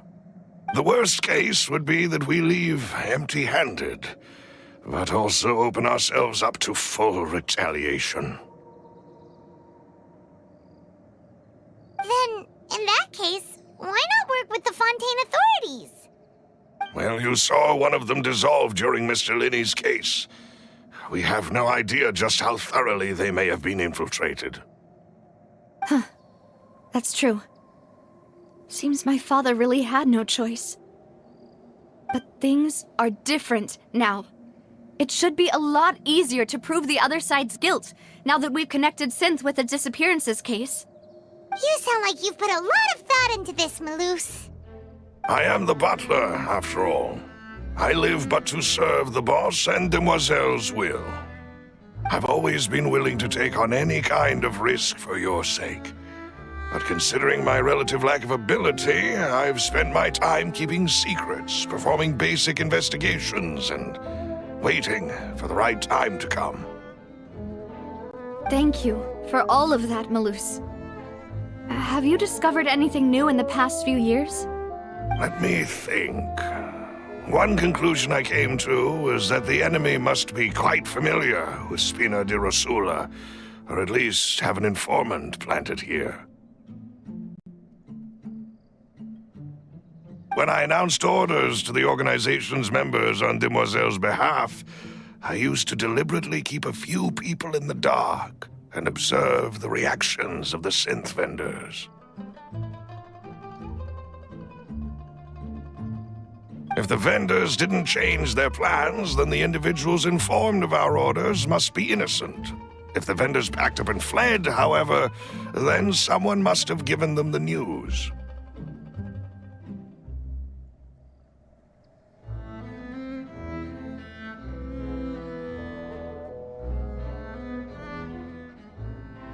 After several rounds of testing and investigative tracing, I've narrowed the suspect list down to 3 people.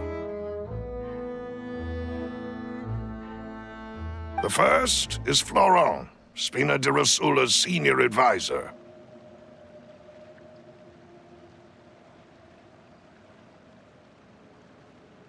Huh? Florent?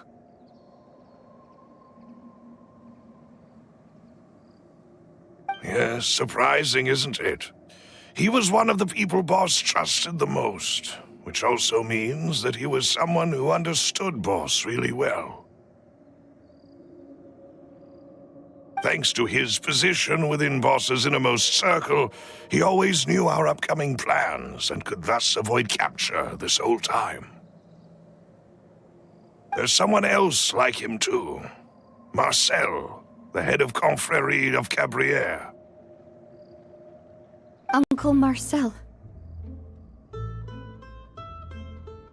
It's a guild in Poisson. Boss helped it to grow to its current size and prominence. In the beginning, they were only reselling some daily goods, but now they're one of the richest guilds around, with a lot of business connections in the city. So, they're like a sister organization of Spina di Rosula? Yes, you can say that. When we were fighting against the synth dealers, they provided us with plenty of support. It's a bit difficult to imagine someone using their own money to hunt down themselves. The final suspect is Thierry, the man responsible for coordinating information between Spina di Rosula and the guards. Although the guards mostly leave us to our own devices, there are still many activities we have to report to the local authorities. Since Thierry is always in the know about our current activities, he could theoretically always plan one step ahead. I see. These are all people who I communicate with quite regularly. To think that the enemy we've been fighting against has been right next to me all along, among those I trust the most. It's... If you want to investigate them, please take every precaution to not alert the quarry. Judging from our experience, the enemy is extremely cautious. Of course. And thank you, Malus. You've provided us with a lot of great information. You're too kind, my lady. I'm just doing my duty. And before I forget, proving Boss's innocence would also mean clearing him of blame in Jacques' death. After that incident, Jacques' wife and daughter were taken into the Spina's care. They still live in Poisson today. If it might help, you could also pay them a visit. I can make the necessary arrangements. Aw, thank you so much, Malus. You really are the best. A new case awaits, my dear partner. I hope we can work together to uncover the truth and end this case once and for all.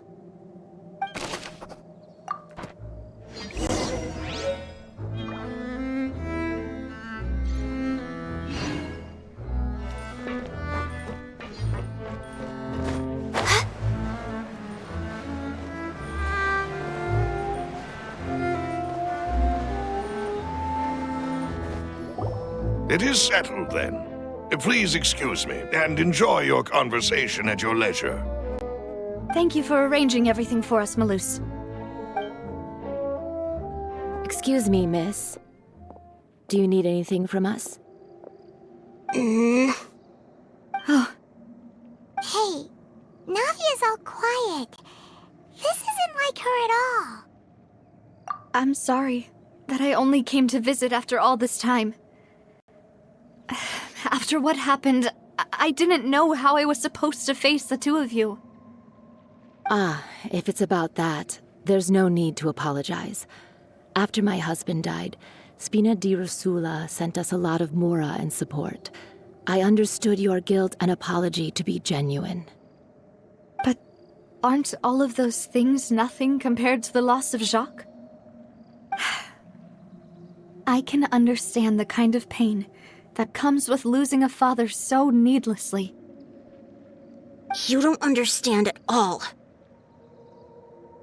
I didn't know how to face you, because I didn't know what I could possibly bring as a consolation gift. I know only the full truth could bring closure to you, and to all of us. I'm sorry. I appreciate the sentiment, but you don't have to carry all that guilt. On the matter regarding my husband, my daughter and I have more or less found our answer already. Would you mind sharing it with me? I really can't believe that my father could ever bring himself to shoot Jacques. I always knew that my husband's money was earned through others' suffering. He told me countless times that if he could turn back the clock, he would never go into the synth business again.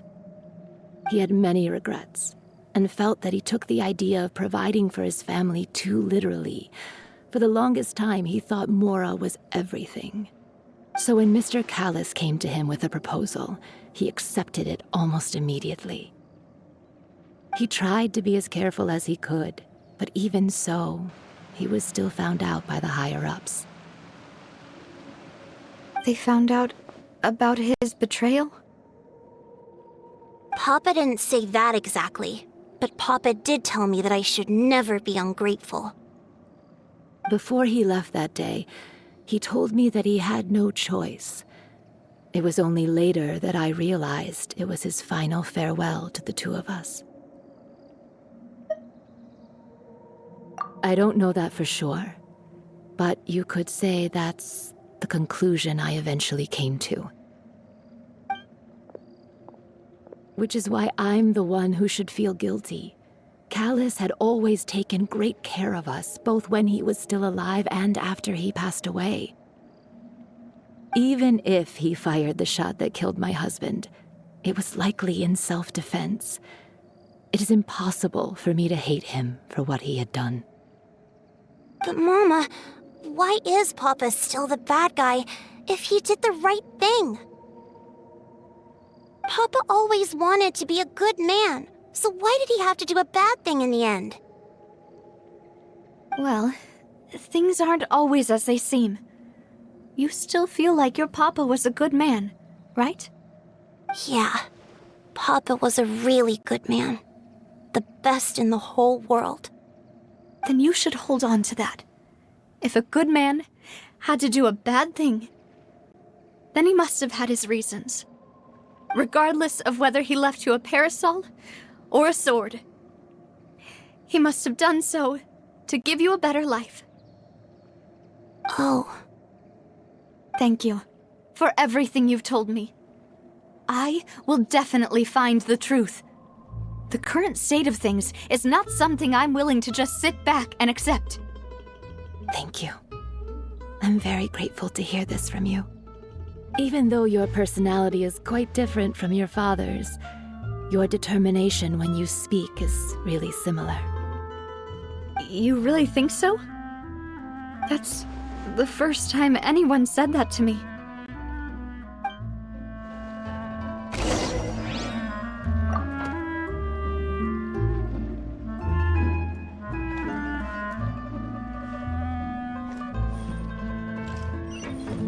Are you okay, Navia?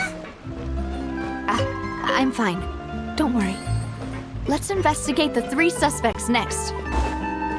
Laurent should be nearby, and we should be able to find Thierry and Uncle Marcel in the city. I'll get myself together on the way, so please don't worry.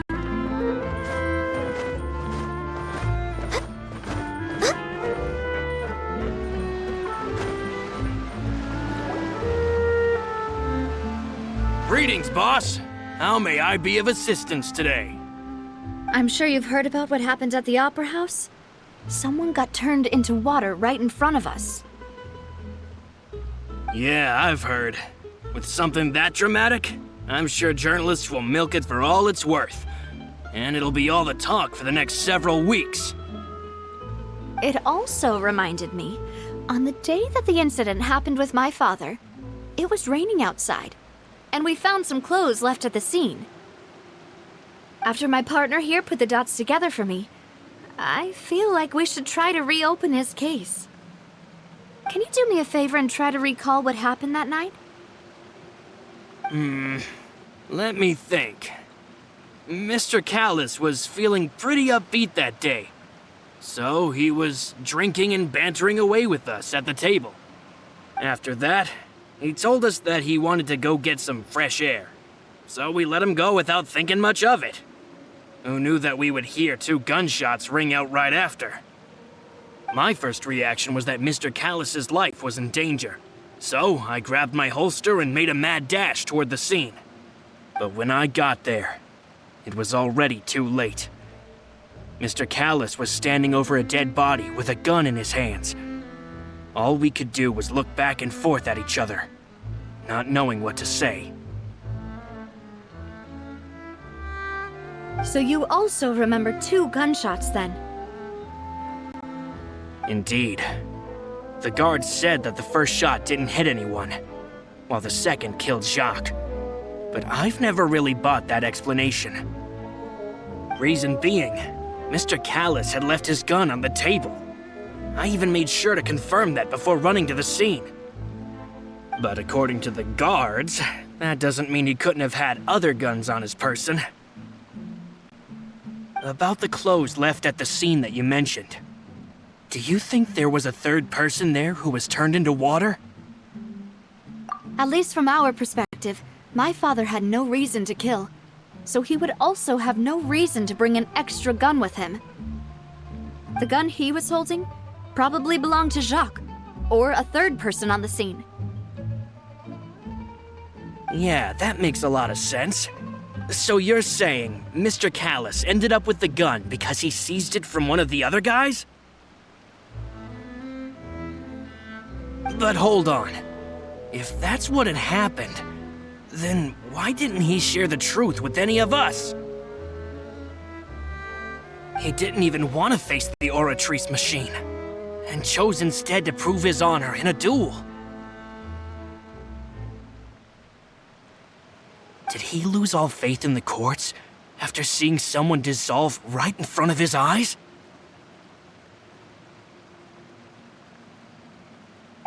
About that, Malouse told me a thing or two. So, I think I can understand why he committed to the duel. I'll tell you everything once the whole truth has been revealed.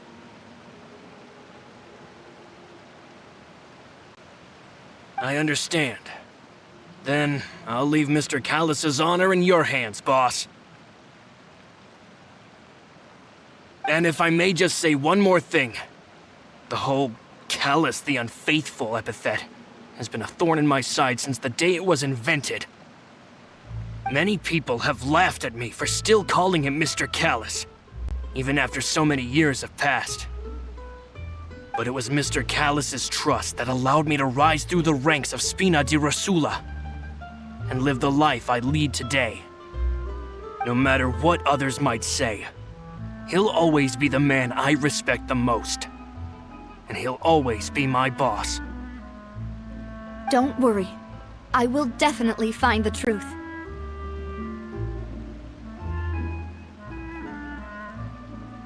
You and all our other comrades at the Spina deserve to know the truth as well.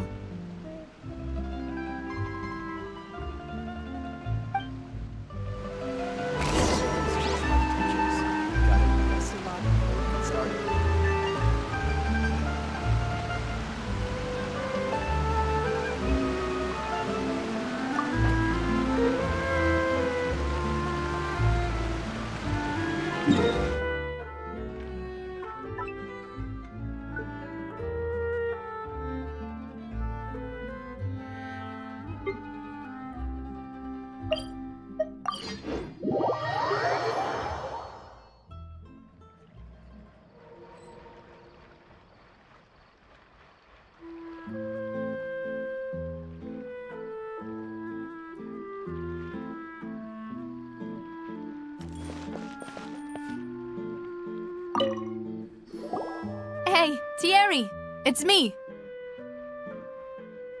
Oh, now, what brings you here, Miss Navia?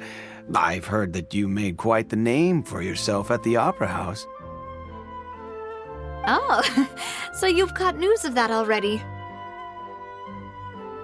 Oh, okay. Hey, I'm also a member of the Guards, you know. The way you make it sound, people would think I was sent off to Poisson because I had done something wrong. Are you sure there isn't a little bit of truth in that?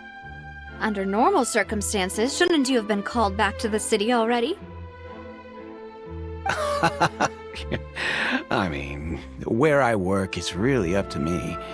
Let's just say I enjoy the ambiance of Poisson. Callis did a fantastic job running the town, building Spina di Rosula from the ground up and clearing many obstructions in my way.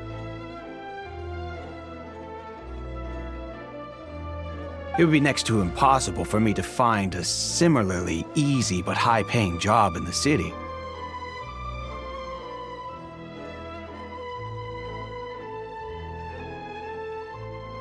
Anyway, enough chit-chat. Are these two friends of yours?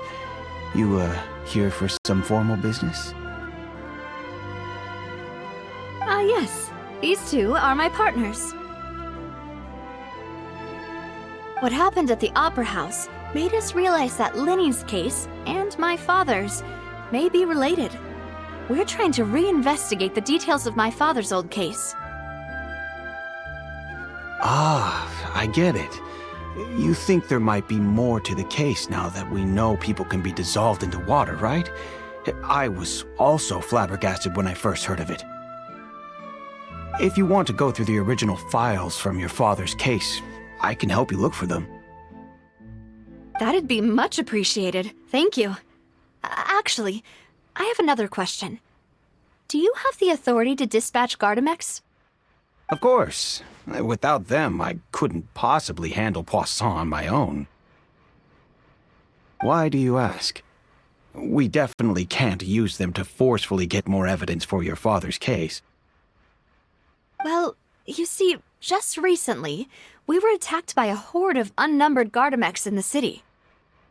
So, if you hypothetically wanted to do something against me, all you would need to do is get rid of the mecha serial numbers and send them after me.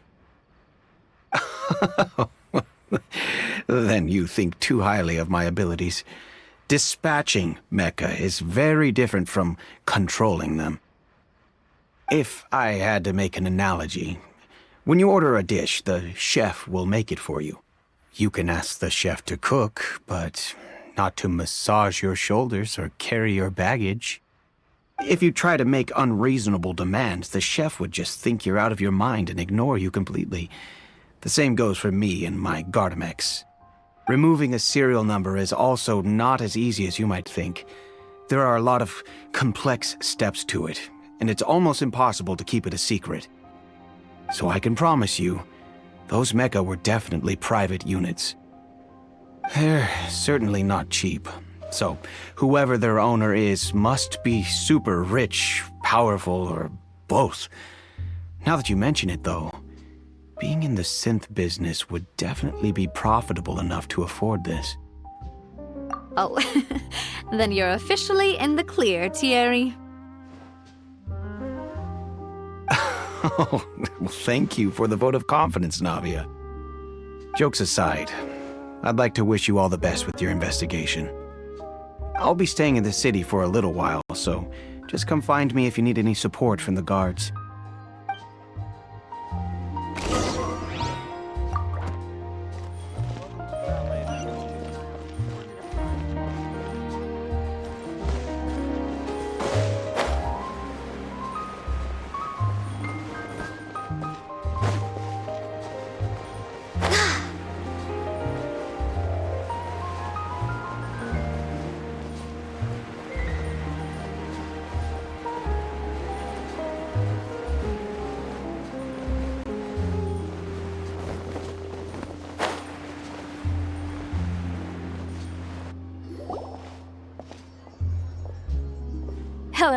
How may I help you?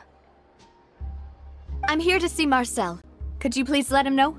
You can just say Navia's looking for him. Sure. I will let him know right away.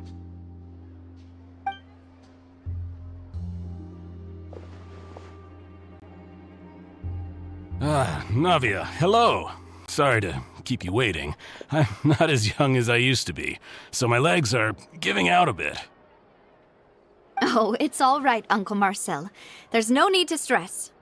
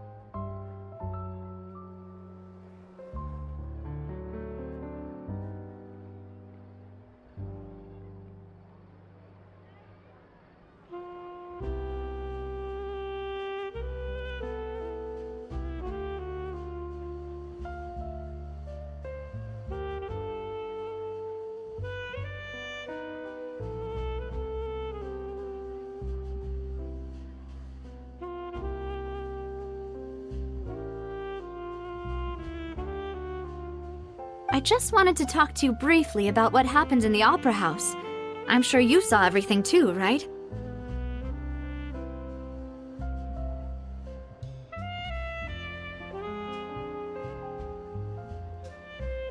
Yes, I've never seen anything so strange.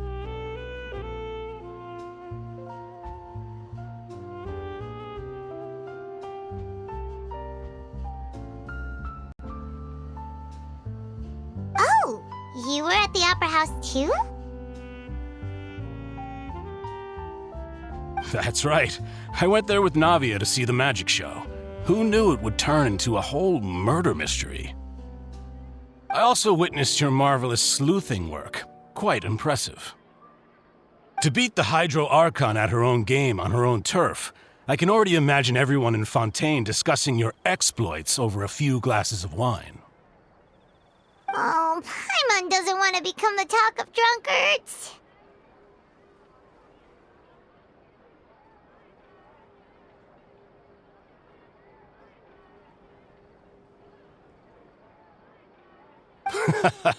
Apologies. It's just how Fontaine is as a nation. Everyone loves drama and theatrics.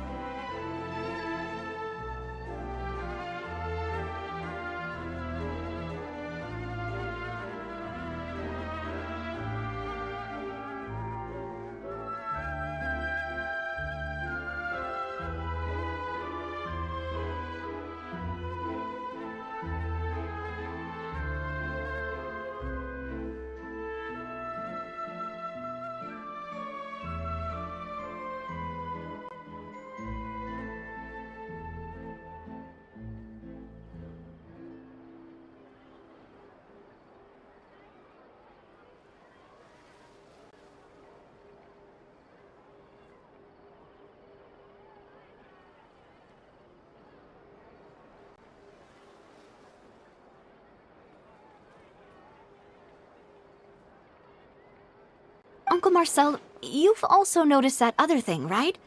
The fact that humans can dissolve in water? Yes, I was reminded of your father's case right away. Is that what you're investigating now?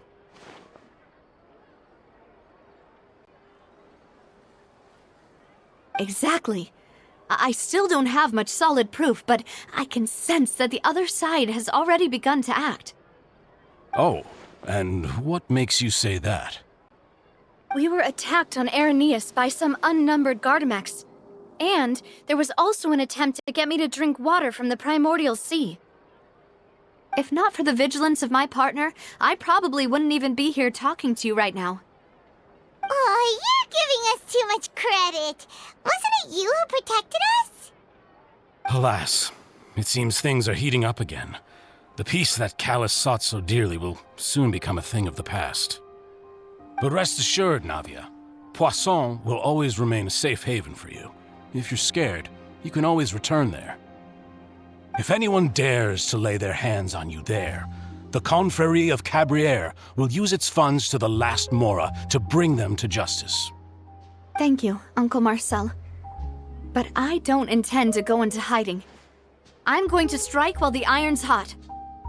Do you have any new thoughts on my father's case? About that. Sorry, my age is catching up with me, so it'll take me a while to recall my memory. The Confrérie was responsible for that banquet, so I was out and about the whole time making sure things were running smoothly. I didn't even have the time to drink with the guests. Then I heard the sound of a gunshot, and the rest was history. Oh, it's okay. No need to push yourself. We'll ask around some more, see if there are any valuable clues elsewhere. Sounds good. Just let me know if you ever need Mora. All my wealth comes from Callus's patronage and support. I'll spend however much it takes to clear his name.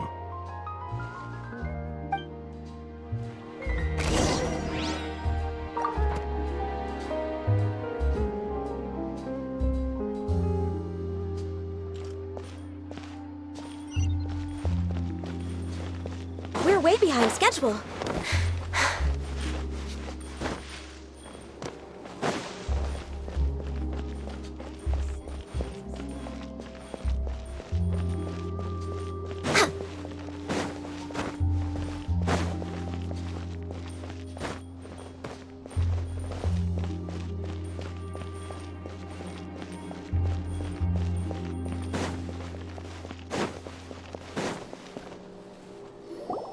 We've talked to all three suspects, purely based on their conversations with me. None of them sounded particularly suspicious. I suppose that's to be expected, though. If a single conversation's all that's needed to find them out, then my father wouldn't have needed to investigate the case for so many years. Anyway, even though we didn't make a breakthrough, let's still compile what we were able to find. But where should we start? Ah, you're right! Flora mentioned that Callus probably only ended up with the gun because of circumstance. That makes sense. According to Jacques' family members, he already told them that he had been discovered, and that he had no choice before he left home that day.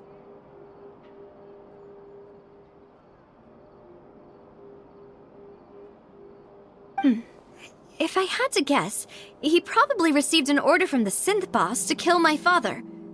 Had he refused, he and his family's lives would have been forfeit. So, Jacques fired the first shot?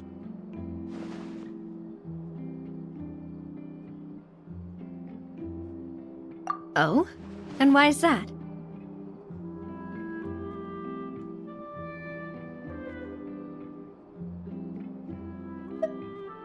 Ooh, that's a good point. Jacques probably already knew that he was just being used as a tool for murder. And once he had completed his mission, he'd be of no more use to his boss. So, what would make more sense from his perspective would be to turn his back on the Order and seek protection from my father. Makes sense. But without evidence, that's still just a theory. Besides Jacques, the attack from the Gardamex has been bothering me quite a bit as well. It's obvious that our enemy has become more antsy after the secret of the primordial seawater was revealed. Do you think he knew, even then, that we'd follow this lead to the end? Given everything that's happened since, it's quite possible. But who among the 3 suspects would have the ability to control privately owned Gardamex? Uncle Marcel? My father did really trust him.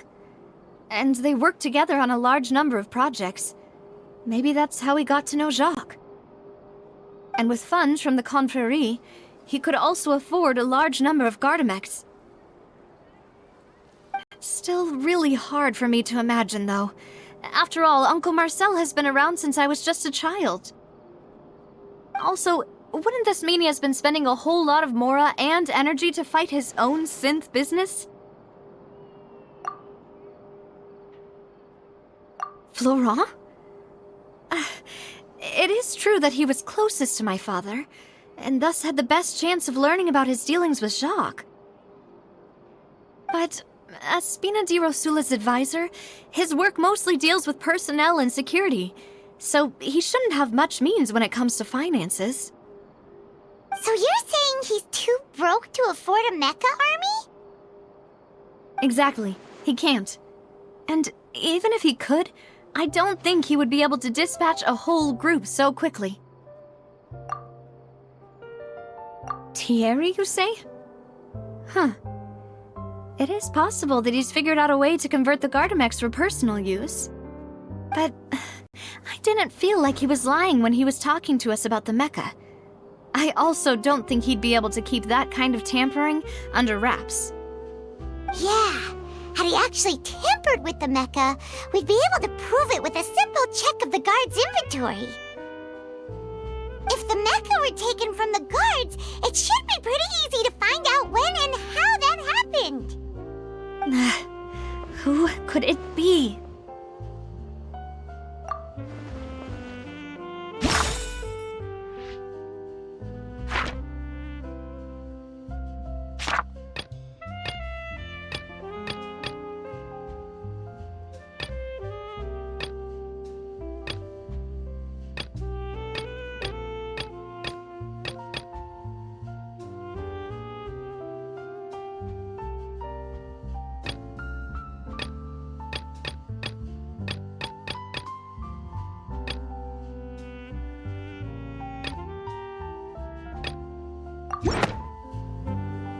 You know, if you think everything through, Uncle Marcel is indeed the most suspicious of them all.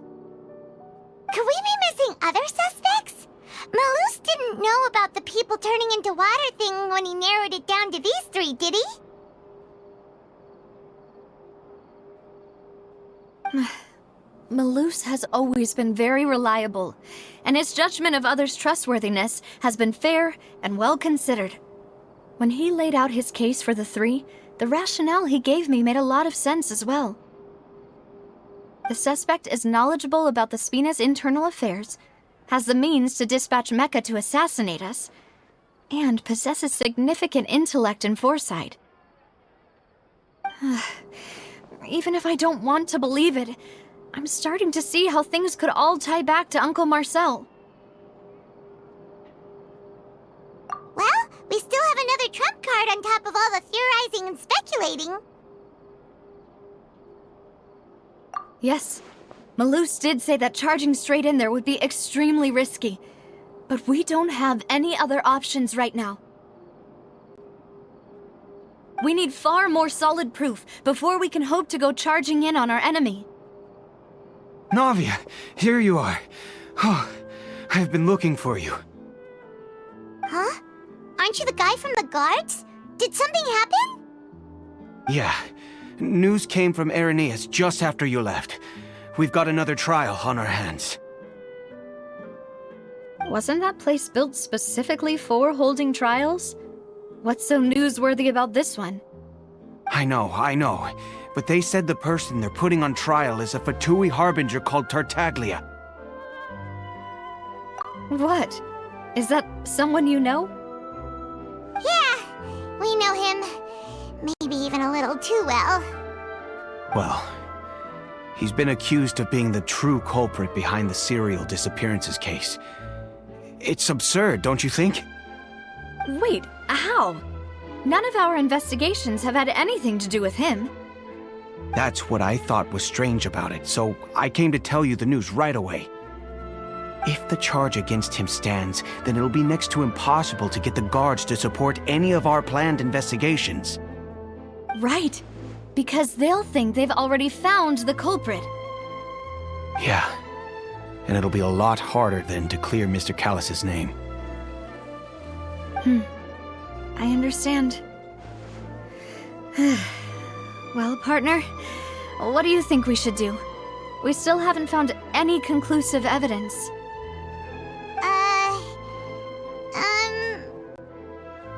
Huh? Split up? What do you mean?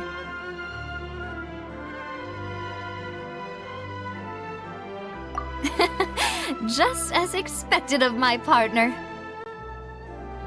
Since this is a trial about the serial disappearances case, the culprit's attention will be focused on Irenaeus, leaving his home base wide open. You're right. This is our best opportunity. All right then, let's do this. I'll stall them at the Opera House and charge Marcel as the true culprit. I won't have any chance of making that charge stick, though, unless we find more evidence. It'll be up to you to make it back in time and hand the decisive evidence to me. We'll help you, just like you helped us in Lenny's trial. Demoiselle, please allow us to accompany you. I'm ready. Ah, Malou, Silver, when did you two get here? We heard that you'll be leaving Poisson and figured that you might require our assistance. It's our hope that your confidence will be bolstered with the two of us by your side.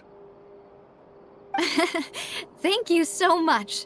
Then, let's make haste for Irenaeus. Paimon, Traveler, I'll see you at the Opera House. See you then!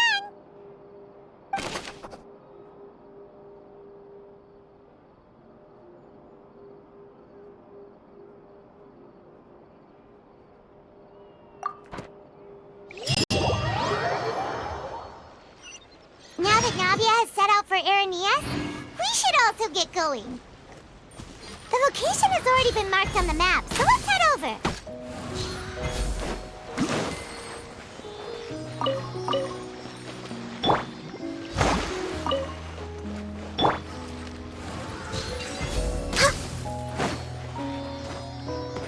Next on the agenda...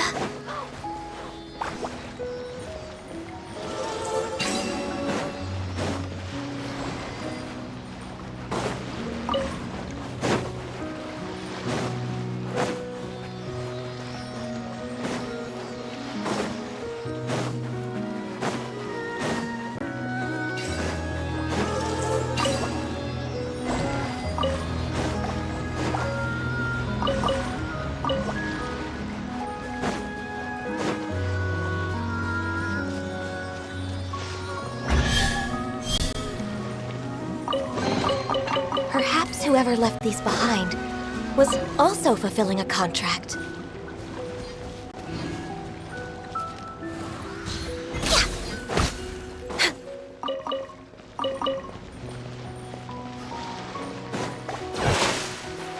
Next on the agenda...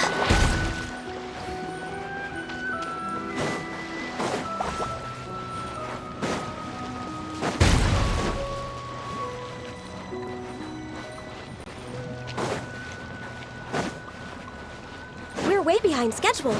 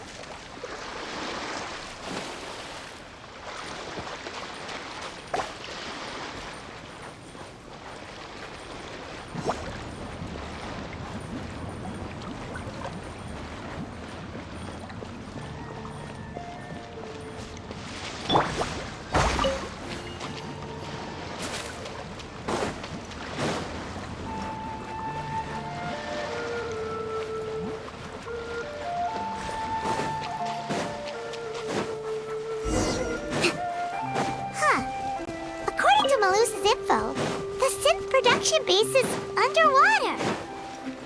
Let's go and try to find the entrance.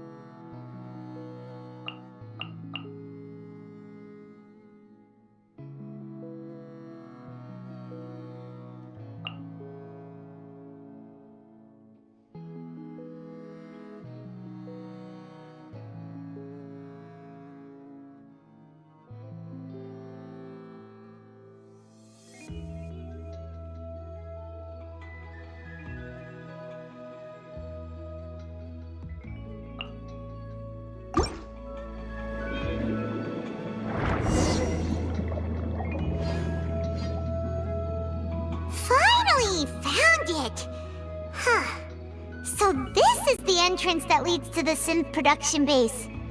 It sure doesn't seem out of the ordinary at all.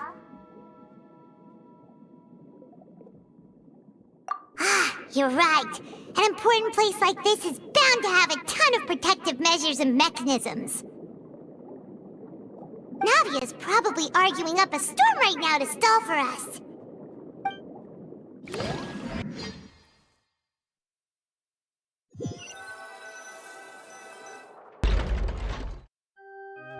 It would appear that I must repeat my question again, Mr. Tartaglia. Do you accept the charge that you are the true culprit behind the serial disappearances case? To be perfectly honest, I don't understand your country's complicated court system, or the reason why I'm being charged with something I've never even heard of. However, I did hear that people who have been charged can choose to participate in a duel to clear their name. Is that right? In which case, as long as I accept the charge, I can have an all-out fight with that champion duelist Clorend, right? I've got to admit, that's one of the most enticing offers I've ever received. When I privately sparred with her last time, she was obviously holding back. Real disappointing. Hey! Don't you understand? You're currently the prime suspect for a major case. This isn't the place for you to be looking for fights. Oh? Sounds like the Hydro Archon wants to lecture me on the ways of the Opera House. Then why don't you duel me too? I'm the kind of student that learns best in the heat of battle. No. That's not what I meant. Alas, it would appear that communication with the defendant is going poorly, and we have made very little progress. In that case, let me explain everything from the very beginning again. The goal of this trial is to determine the culprit behind the serial disappearances case. That case had nothing to do with him! You've got the wrong man! Huh? What's going on? Why is she interjecting again? I told you it couldn't be one of the Fatui Harbingers. Miss Navia, this is the second time you've interrupted the court proceedings. I only tolerated your behavior last time because you were able to provide the court with a key eyewitness. But that was an exception rather than standard court protocol. I can very well charge you with contempt of court for your interjections. Oh, please. Did you ever think I had any respect for this place's pointless theatrics? We can put that discussion aside for now. I'm not here to argue with you. I'm here to charge the true culprit behind the serial disappearances case. And if my charges prove true, then Tartaglia here will be proven innocent by default, correct? Oh, a young lady has charged in and offered to clear my name. How fascinating. Well, I'd gotten half bored to death by all these rules and procedures anyway, so I'll take you up on that offer. So, Your Honor, is there nothing else for me to do now? You may take a seat for now in the audience, but that doesn't mean the suspicions against you have been lifted. Now then, Miss Navia, who is the person you would like to charge instead? That person is...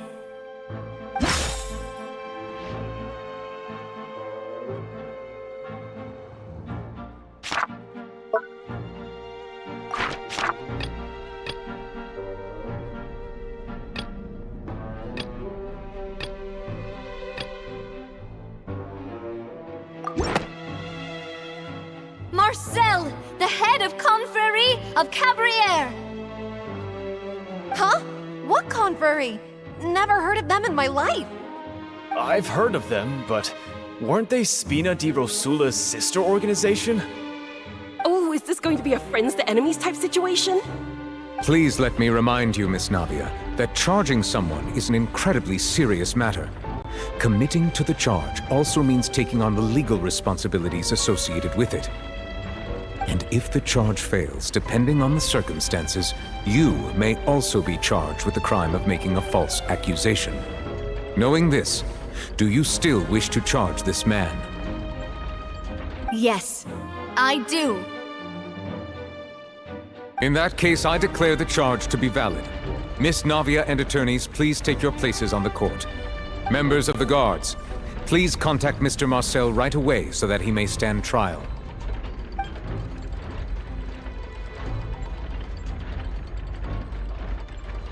Mr. Marcel, you will not require an attorney. Is that correct? Apologies. It all just happened so quickly. I still haven't figured out what's going on. I think an attorney won't be necessary. This is probably just a misunderstanding between me and Navia. Very well. In that case, since both sides have now arrived, Miss Navia, please present your charges. I would like to take everyone back to 3 years ago, to the case of Callus the Unfaithful. Only through elucidating what really happened in that case can we connect all the dots for the serial disappearances case.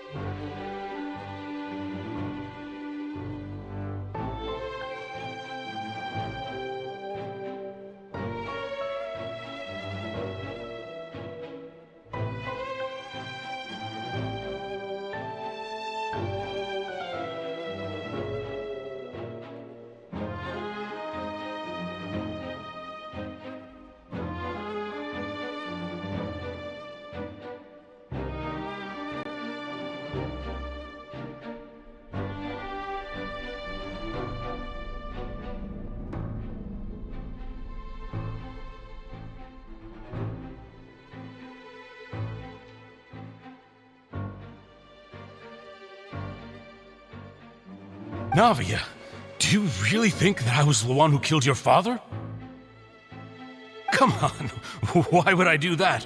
Callus was my benefactor, and remember, both you and I only ran to the scene when we heard the sound of a gun. If that's enough to make me a suspect, wouldn't that make everyone at that banquet a suspect as well? I think there's no point in getting into the specifics right now. The audience doesn't even have the big picture yet. Even I'm struggling to remember some details of that case. Exactly correct, Your Honor. I must refresh everyone's memory about that case before I can explain my charge and reasoning. I see. In which case, I will recount the findings about that case as originally recorded by Maison Gardiennage.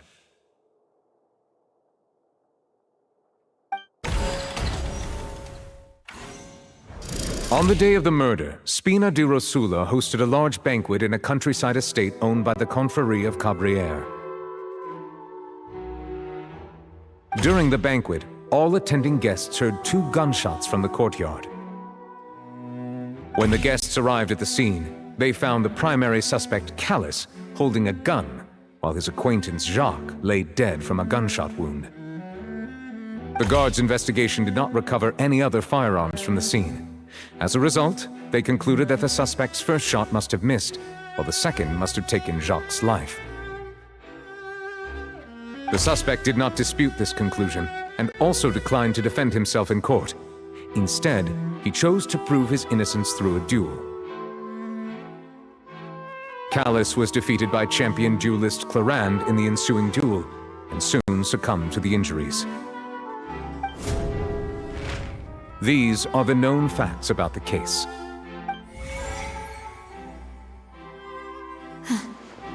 The one with the motive to kill was Jacques, not my father.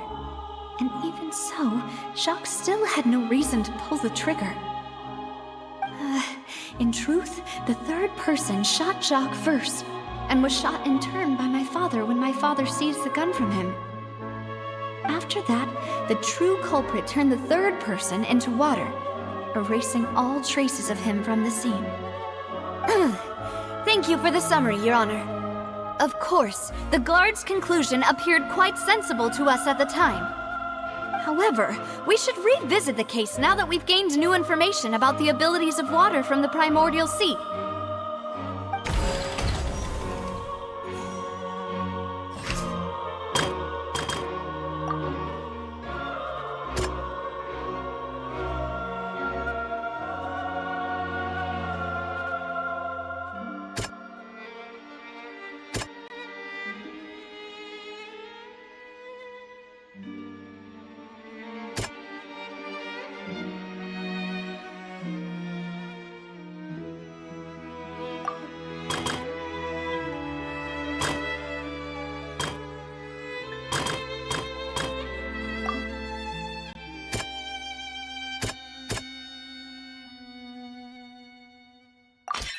This assassin first shot Jacques, then turned to shoot Callus, only for Callus to wrestle the gun from him and kill him instead.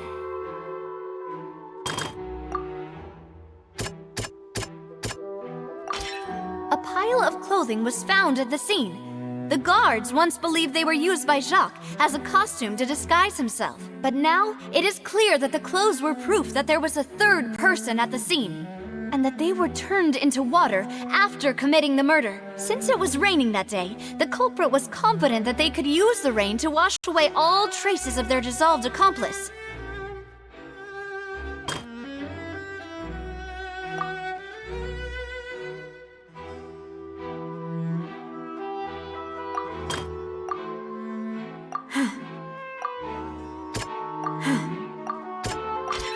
The testimony of the victim's family confirms that Jacques had thoughts of assassinating Callus when he set out for the banquet. However, in the end, he reconsidered, and instead shared everything with Callus, hoping to seek the latter's protection. Unfortunately for Jacques, the true culprit had already considered this possibility, and had sent out another assassin.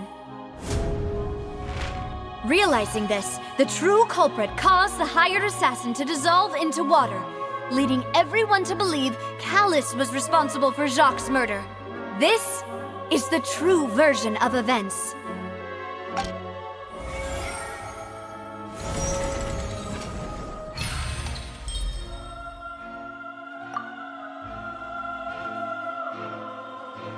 So that's what happened. Wait, you're telling me something as dangerous as water from the primordial sea has been used for all these years? What a great theory. It also explains Callus's and Jacques' respective motives. I guess they didn't shoot each other after all. Mr. Marcel, you are the one being charged with the crime. You should provide a rebuttal if you wish to prove your innocence.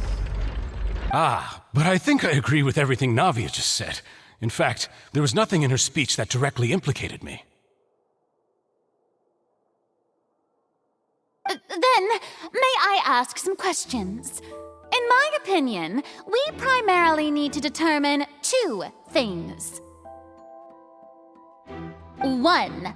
Do you have the evidence to back up your claims? I'm afraid not. At least not at this very moment. Boo! If you don't have any evidence, you should just go home! I may not have the evidence with me, but I know where I could go to collect it. If we look up the deserted clothes against a record of people who went missing around the same time, we should be able to find a match. Considering the serial disappearances case, the guards probably kept careful records of all missing persons from around that time, regardless of age or gender. That makes sense to me. Monsieur Neuvillette, I would consider this to be a reasonable investigative direction. Why do I feel like Farina's acting a little differently today? Maybe she's scared of embarrassing herself again? Alternatively, she's become more diligent after charging an innocent citizen in the last trial. My second question has to do with the ensuing duel. If the truth is indeed as you described, then why didn't Mr. Callus explain himself in court? If he had testified that a person had been dissolved, he could have at least mounted a defense. I've thought about this too, and the answer is actually pretty simple. He felt there were things that were more important to him. The dissolving power of water from the primordial sea is an important secret for the true culprit of the serial disappearances case. My father could have exposed it for all to see, but he chose to take it to the grave.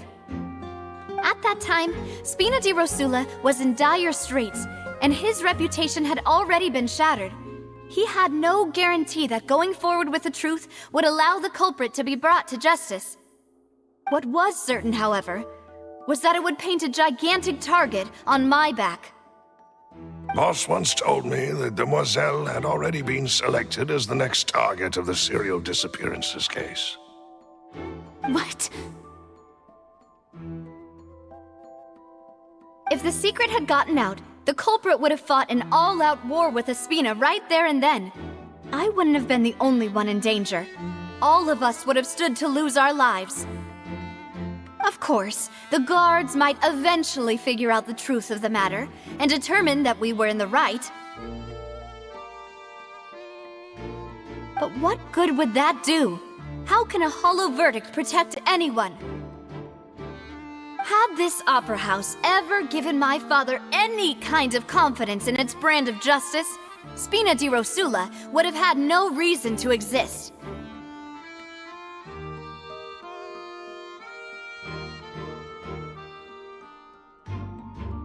But by staying silent, we retain the ability to deter our opponents and continue the stalemate. I was able to become Spina di Rosula's president, which made me harder to target, as well as giving me more time to grow and learn. And once I have figured out the truth and stepped up to the challenge, I will do what this opera house cannot, and restore my father's truth and honor back to him.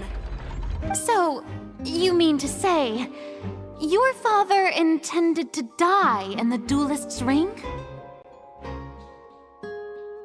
That's right.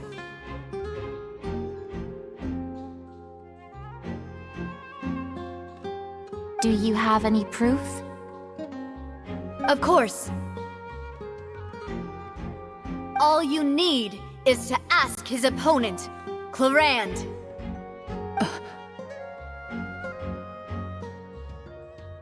I don't need your apology, your guilt, or your support from the shadows. You don't have to do anything for my sake. But since he entrusted his will to you, Clarand, you should tell us the truth about his sacrifice. So, during the duel, did you believe that Callus was intending to die? Yes, I did. As a champion duelist, I've fought many battles and taken a countless number of dishonored lives. In my line of work, I've seen all kinds of people give their all for the faintest hope to continue living. Some were determined, others passionate, and some even manic and twisted. Just one look and I can tell if a duelist is hoping to live or if they're looking to die. I hereby swear on my name and honor as a champion duelist that Mr. Callus never intended to leave the ring alive. Since that's your testimony, I have no more questions. It appears there really are good grounds to reopen this case. I concur. However, Miss Navia, you still have not explained the link between your father's case and the serial disappearances case. Right? What she said was fascinating, but kind of beside the point. Wait, weren't they just talking about the serial disappearances case? Of course, Your Honor. The two cases are connected via a matter of timing. In my father's case, the culprit intended to kill both Jacques and Callus. As a result, they planned to act after hearing 2 gunshots. And at the end of Linny's trial, the culprit also only dissolved the victim in front of everyone because they realized they were at risk of being identified. The culprit could only time their actions so precisely if they were already at the scene. Coincidentally, Marcel attended both the banquet and the trial. So that's why you suspected me. Even after hearing your reasoning, I still can't help but find it a little preposterous. I'm used to it, though. You've always been an impulsive and sentimental child, Navia. It's one of your most endearing traits. No need to appeal to pathos. I won't try to refute your points one by one, but even if everything you just said was true, can you prove that I was the only person present at both events? On top of that, does a person have to be physically present to control the timing? Can't someone remotely monitor the place?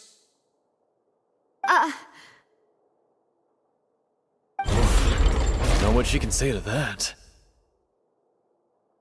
I know that even with that, you might still think you can reduce the list of suspects with some further investigations until I'm the only one left on the list. Alas, who won't feel at least a little hurt by an accusation of murder from a girl you see as your own daughter? But if I were to dismiss this completely, you'd also think I'm not being considerate of your feelings. Ah well, let Uncle Marcel teach you another lesson. Do you know what the biggest flaw in your reasoning is? I suppose you're gonna tell me anyways. It's timing again. I'm a businessman by trade. From that standpoint, there's no reason for me to kidnap young women. It's a high-risk action with nothing to gain. In addition, I left my home in Snezhnaya when I was young to come to Poisson and work in some trade. My business only thrived when I received Callus's patronage. But the disappearances began before I ever stepped foot in Fontaine.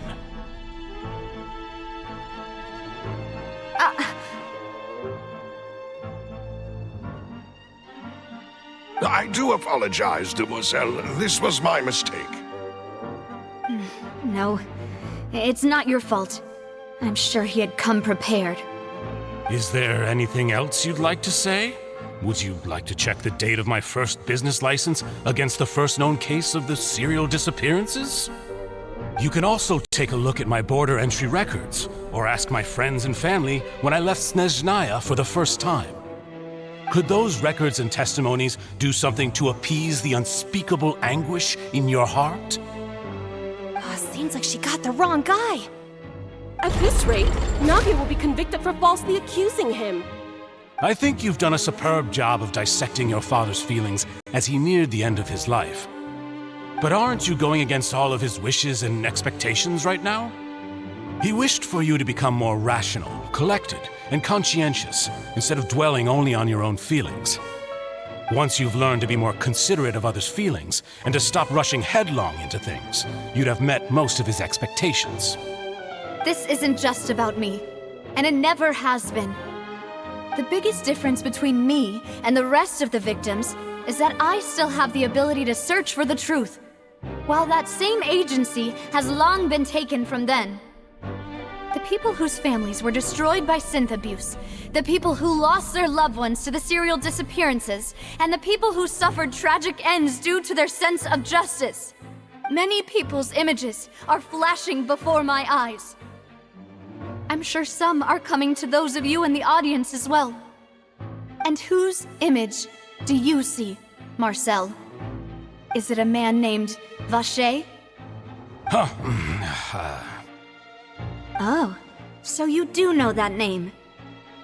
I'm merely surprised you'd suddenly say the name of someone I've never even heard of. I was waiting for you to say that.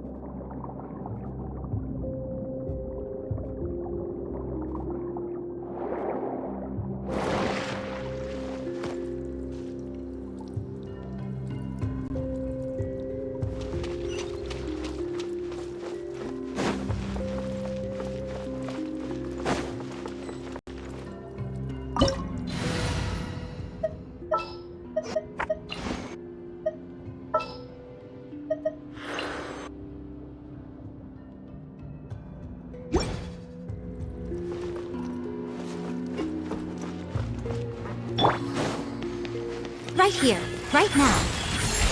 Everyone hold hands! Hold the line! Born of ice and frost.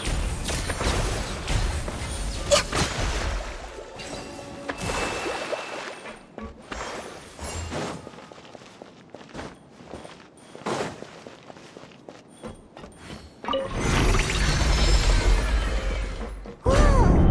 The floor is going up! Is it because of this mechanism in the middle? That guy really prepared a lot of stuff for this place.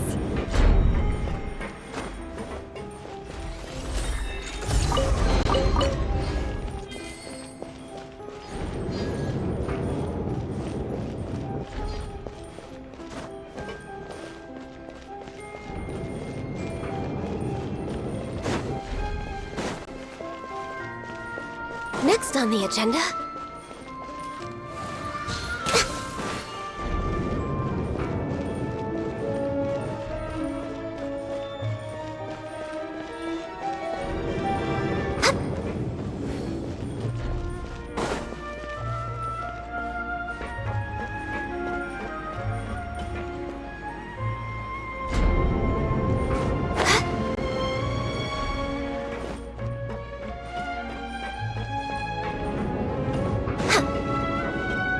We're way behind schedule.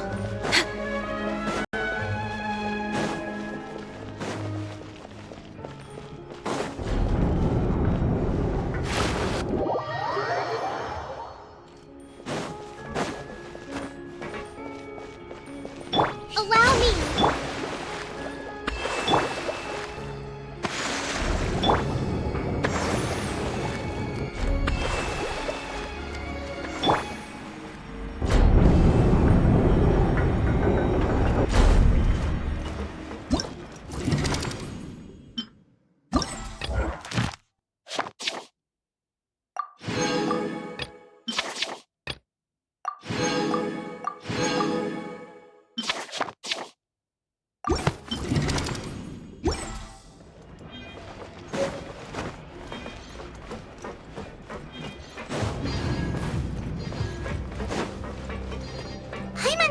stairs we need to go up, but Paimon doesn't see a way. Let's take a look around. Maybe we'll find a hidden mechanism that'll show us the way up.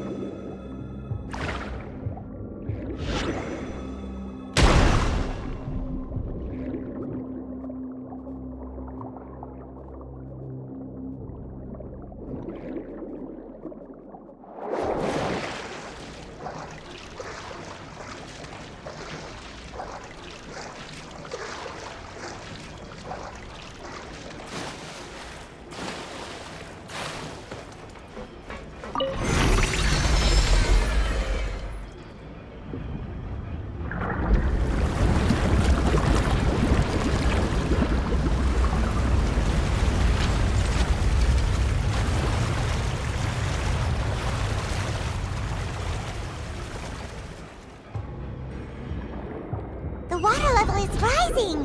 Now we can swim to the top!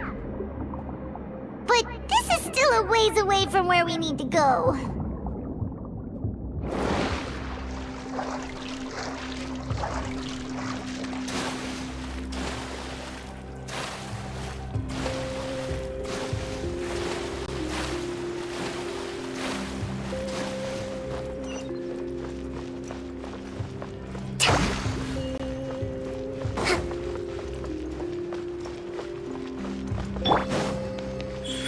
Emerge, right here. Hey! Thrust and rebound!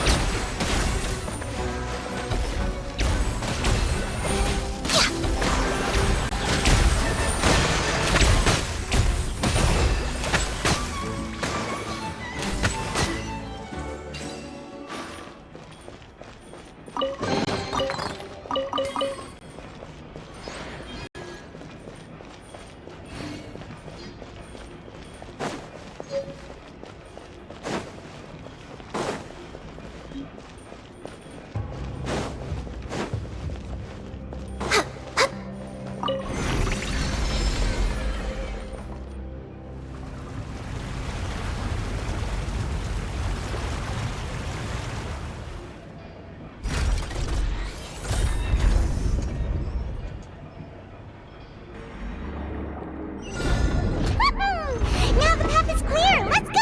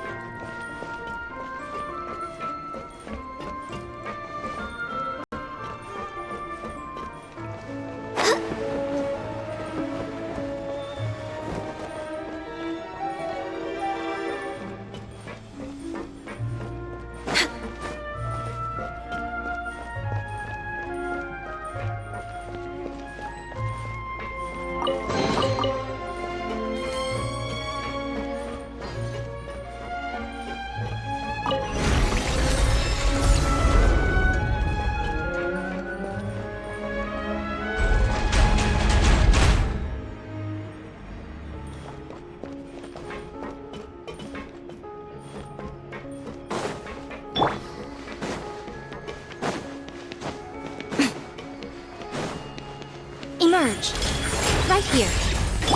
I see everything! Allow me!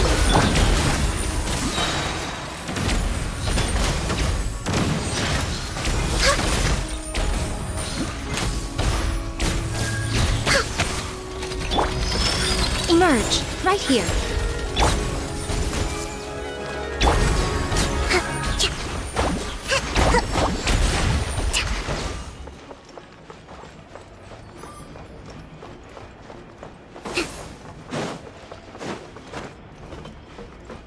Let's move out.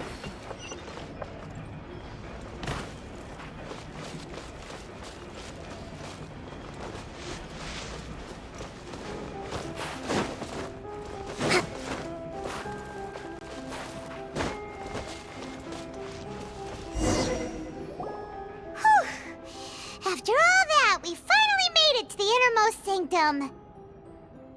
Though, as expected, the mastermind isn't here. That's right. Then let's hurry up and find some evidence so we can get back to the Opera House and help Navia.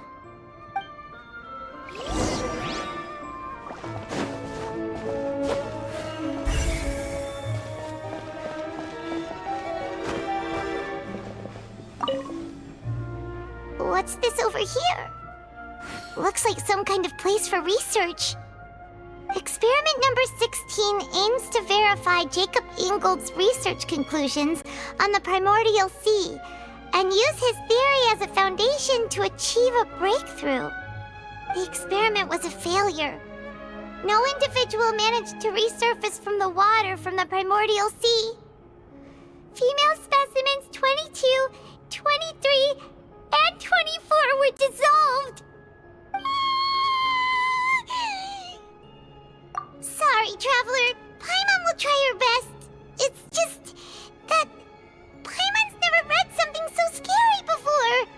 How can someone write something that terrible in such a matter-of-fact tone? You read the rest. Paimon's too scared to keep going.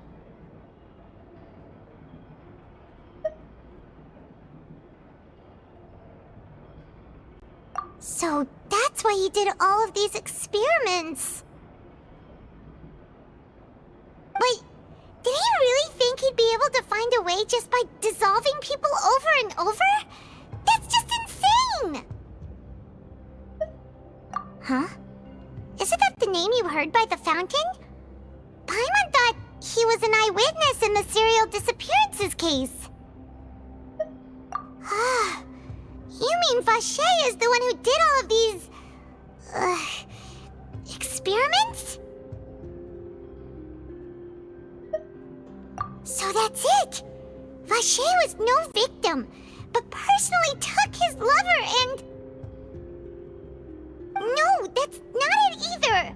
If that's the case, why would he want people to resurface from the water? In any case, Paimon will write it all down.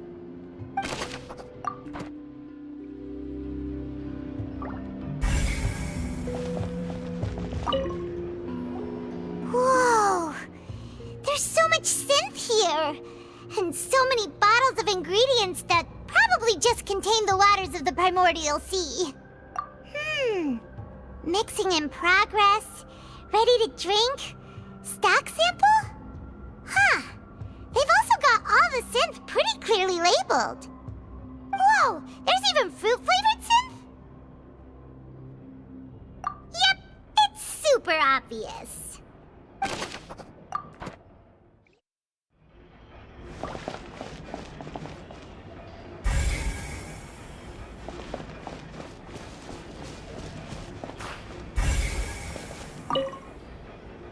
What's all this? Aw, it's a bunch of really cute things! Pink accessories, a hair tie, a necklace, even a makeup box. Oh, Paimon sees it too, but why are all these cute things labeled with different girls' names? Huh? You mean the girls from the serial disappearances? They were brought here? And then they were turned into water. And all the boxes of things, these names. That means... Oh, this is terrible!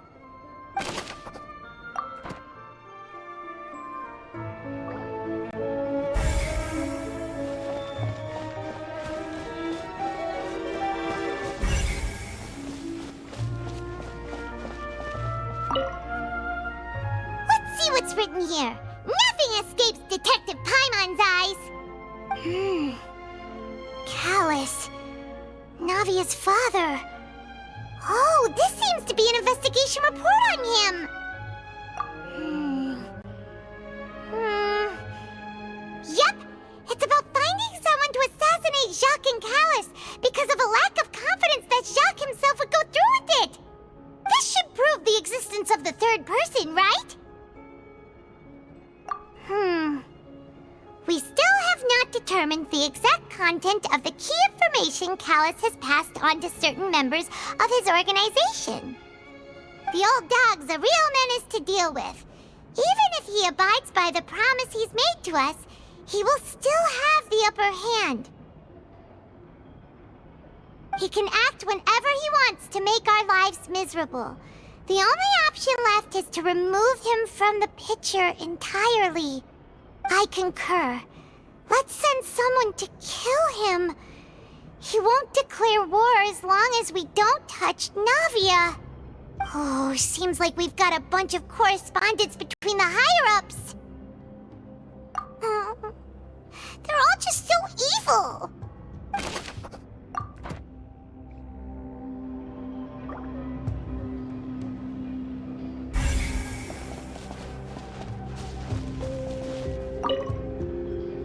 Oh, look! There's an important-looking basin over here, and it's full of water.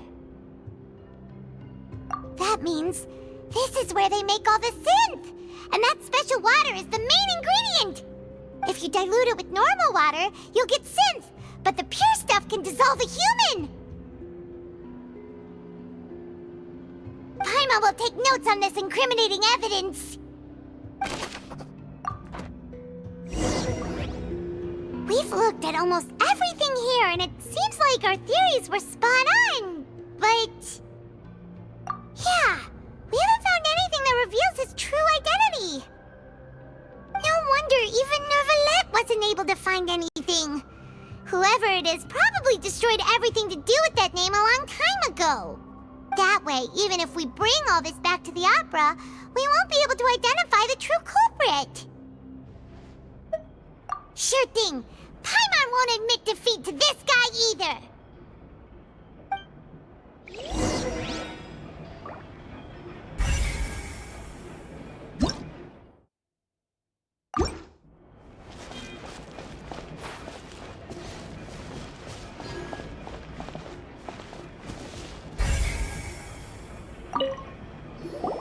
You take that side and Paimon will take this side.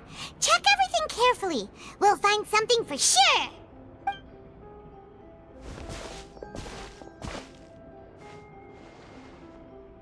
Ugh. Nothing at all.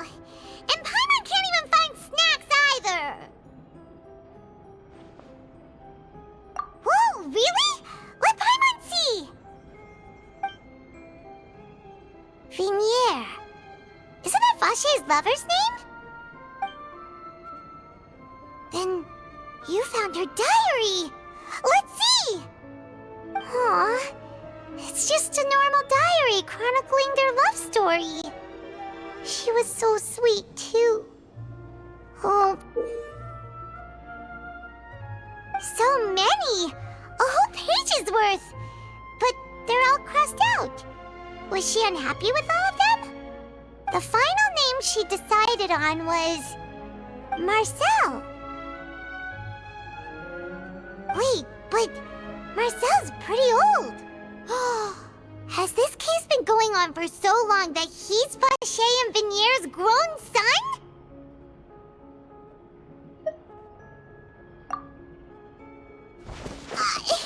Hey! Paimon still hasn't figured it out yet.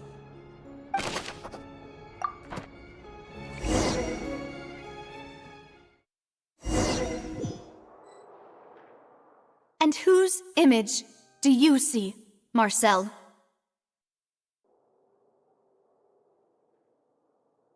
Is it a man named Vache?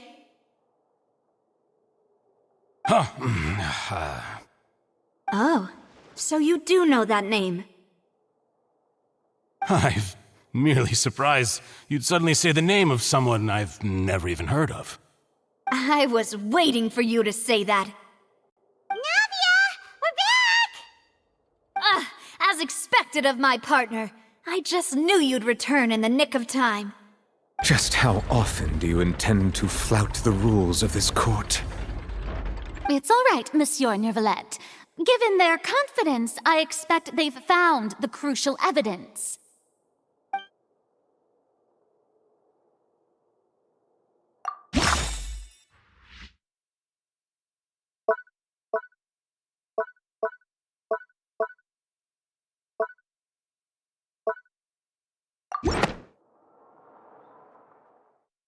But the truth of it, Marcel, is that you've always been Vacher. Huh? We've investigated your lair and we already know everything! After your lover, Vignier, was dissolved, you kept abducting young women to experiment on the hopes of bringing her back to you! You even created Marcel as a new identity and destroyed all records of your past as Vacher! So that's it. Even the villains in opera performances rarely go that far. And with that, Marcel's motive has now been established. This information regarding your past also dismantles your prior timing defense. Well, Marcel, do you know where you went wrong? You fixated your gaze on the lover that passed away, instead of paying attention to the living people around you. So, you never noticed how we changed, or how we grew as individuals. You also never understood Boss's real expectations for his daughter. Or our determination to see things through. Your determination. Mr. Marcel, please speak up now if you would like to defend yourself. Otherwise, the trial will move on to the next stage.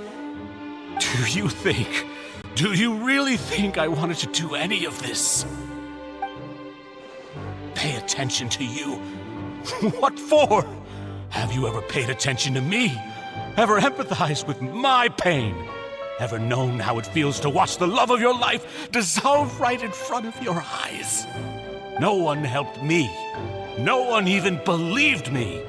All those decades ago, even the officers from the Maison Gardiennage were laughing at me. They said there's no way a human being can turn into water. So I must have gone mad from grief. Vignier's death was brushed away by all of you as if it didn't matter at all. Well, now you know, don't you? Ha! Well, it's too late now. All those who were dissolved are gone forever. You only have yourselves to blame. You set up this ornate opera house in pursuit of your so-called justice, your beloved drama, while turning a blind eye to the suffering of the people. Vignier is dead. We promised each other that we would always be together. Wherever she goes, I will follow. But I'm not from this blasted place, so I can't be dissolved, no matter what I do. Hey, is that water from the primordial sea that he's drinking? I can't dissolve! Can't dissolve! Can't dissolve! Do you all see? I can't go! I can't follow! So if I can't go where she is, what choice do I have but to try to bring her back?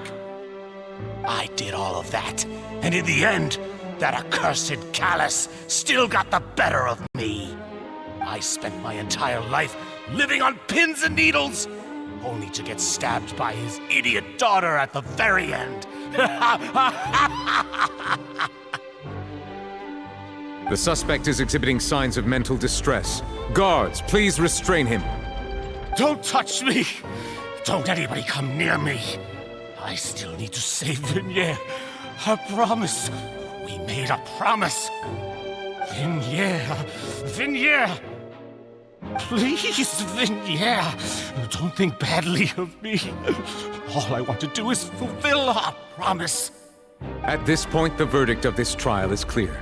With Mr. Marcel's conviction, The charges against Mr. Tartaglia no longer have any basis.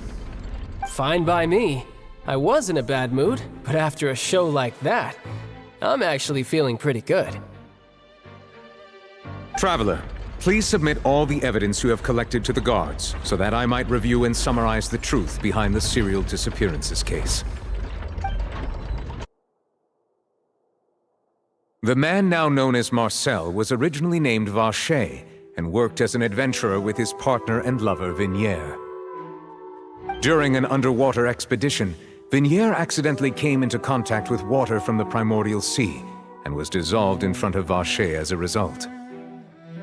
Vacher learned of the primordial water's existence through the work of others and began to kidnap young women for research, with the goal of discovering a method to restore Vignier back to life. To cover his tracks, he invented the new alias of Marcel and began to operate a business in Poisson.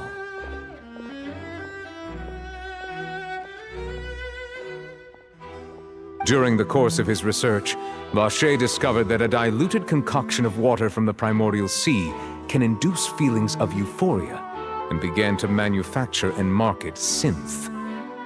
However, as he accumulated wealth to fund his continued research and expanded the scope, he came into conflict with Spina di Rosula.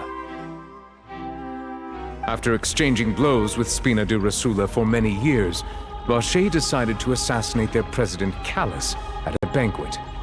Although the assassination did not go as Vacher expected, he was able to turn Callus into the murder suspect by dissolving the assassin he sent to the scene. And just recently, Vacher attempted to frame Linny as the culprit of the serial disappearances case, using a similar method. However, his attempt to frame Linny failed, and the power of water from the primordial sea became public knowledge. This case also exposed enough of Vacher's machinations that he was eventually successfully charged in court. Thus concludes the enigmatic history of the serial disappearances case, with the truth revealed to all. The Oratrice will now deliver the final verdict regarding the charges against Mr. Vacher.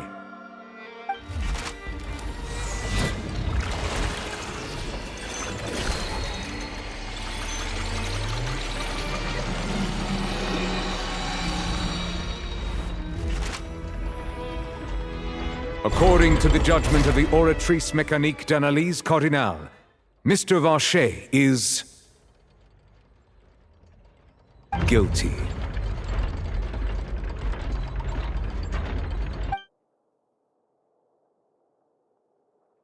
Guards! Take Vacher away. Good. It's what he deserves. With that, the serial disappearances case is over now. We really just witnessed history. Who would have thought the true culprit would be such a polite and well-spoken guy? Yippee! We helped Navia bring the bad guy to justice! He's hurt so many innocent people and now he's finally getting what he deserves! Huh? Are you okay?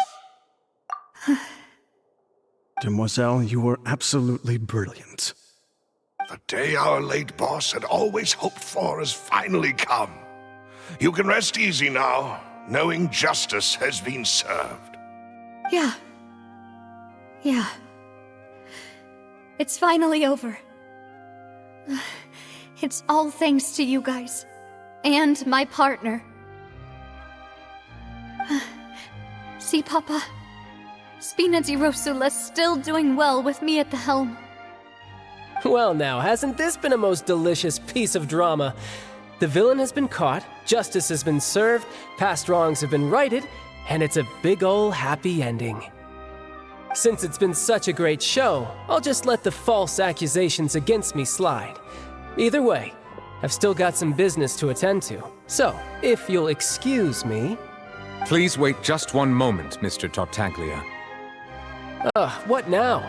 None of this has anything to do with me. According to court protocol, since this trial was initiated due to a charge against you, a verdict must also be made regarding the initial charge before the trial can conclude. Oh, come on. Is this really necessary? Haven't you already caught the real criminal? Isn't it time for side characters like me to exit stage left? Please respect the laws of Fontaine. This has always been the rule. All right, but this sure is a lot of hassle. All I need to do is stand over there, right? Let's just get Through evidence presented in the public trial that was just held, it has been established that Mr. Tartaglia has no direct connection to the serial disappearances case. The guilty party has been identified, and thus it is logical to suppose Mr. Tartaglia is innocent of the charges. We now turn to the Oratrice Mécanique d'Analyse Cardinale to render the final verdict on the charges.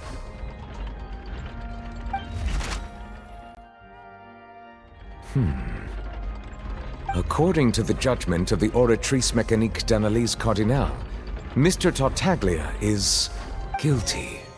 What? Hey! That's not funny! Didn't you just say I'm supposed to be innocent?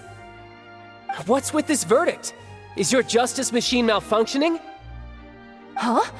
This has never happened before. The Oratrice actually returned a different verdict from the Chief Justice. I mean, have you ever heard of an innocent Fatui Harbinger? Do you think the Oratrice might have just convicted him on general principle? But weren't the charges about the serial disappearances case? No matter what else he's guilty of, it shouldn't affect the verdict in this case, right? The judgment of the Oratrice Mécanique d'Analyse Cardinale is, by law, the final verdict of the court. We must accept the guilty verdict. Guards, please take the suspect into custody per court protocol.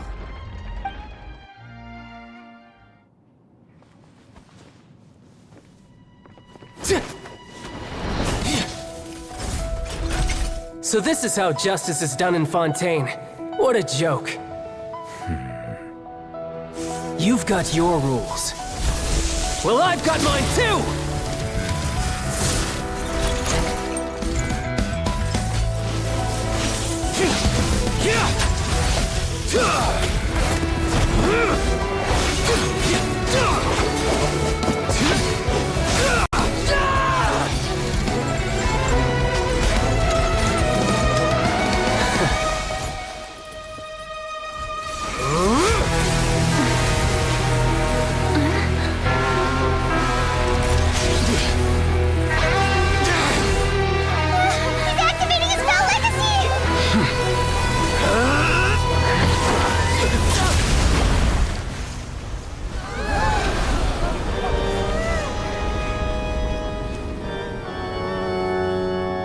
I am sorry. If you have been wronged, we will find the truth. But the rules of the court must be upheld.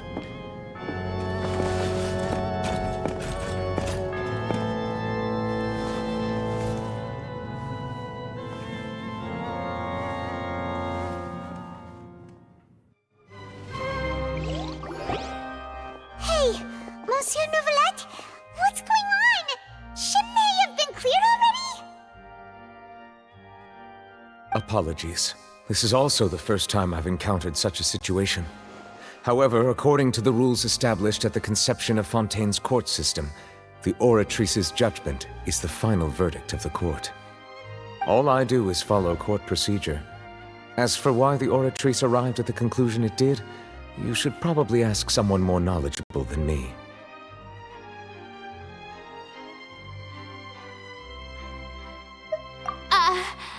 Why are you looking at me? I had nothing to do with it! I don't know what happened there either! Hey, stop staring at me! What does Lady Farina mean by that? She says she has no idea either, but that's impossible. Didn't she create the Oratrice herself? Yeah, so are the verdicts reliable or not? Can results like this really be called justice? My dearest citizens, did you really think we'd allow an incorrect verdict to be handed out in this court? Did you really believe that the judgment could be mistaken or be the result of some sort of random mishap? Don't tell me you thought even I had been blindsided by the Oratrice's result. way she looked just now, it was pretty obvious she had no idea what was going on. However, given the state of things, I shall give you an explanation. Everything that just took place, including my supposed shock and bafflement, was a part of an elaborate performance, with every action meant to stir up drama and excitement. And, of course, for every performance, there is a script. Everything has unfolded exactly as I expected from the very beginning. As the embodiment of the very concept of justice, the Oratrice shall never render an arbitrary judgment! If you thought Child had nothing to do with the serial disappearances case, it is only because you've been blinded by the superficial appearance of innocence. Everything he's done, not to mention the danger he poses, are beyond ordinary comprehension and completely unforgivable! All shall be revealed in time. You will come to understand my noble intentions, as well as the absolute correctness of the Oratrice's verdict.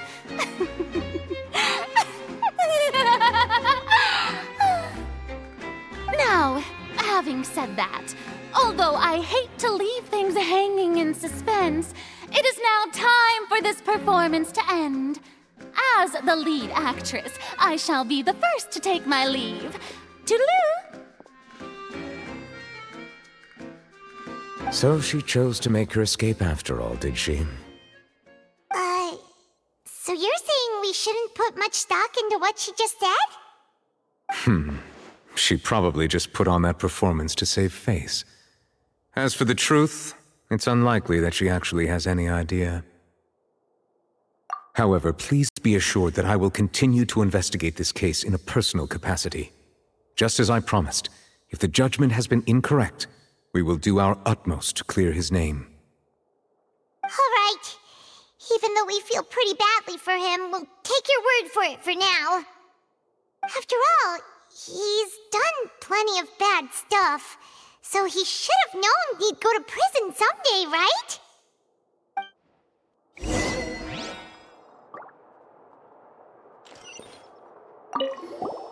Oh, Monsieur Nervalet! That power you showed when you took him down.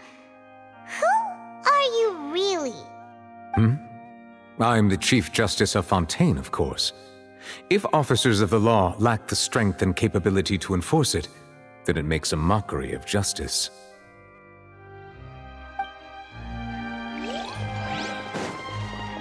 Next on the agenda...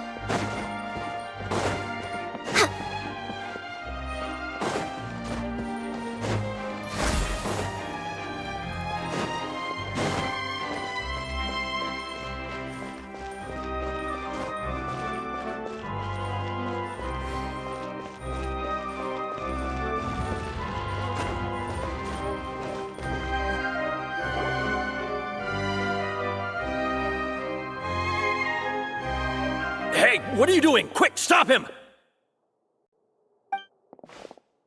Traveler! Hey! Traveler! Marcel!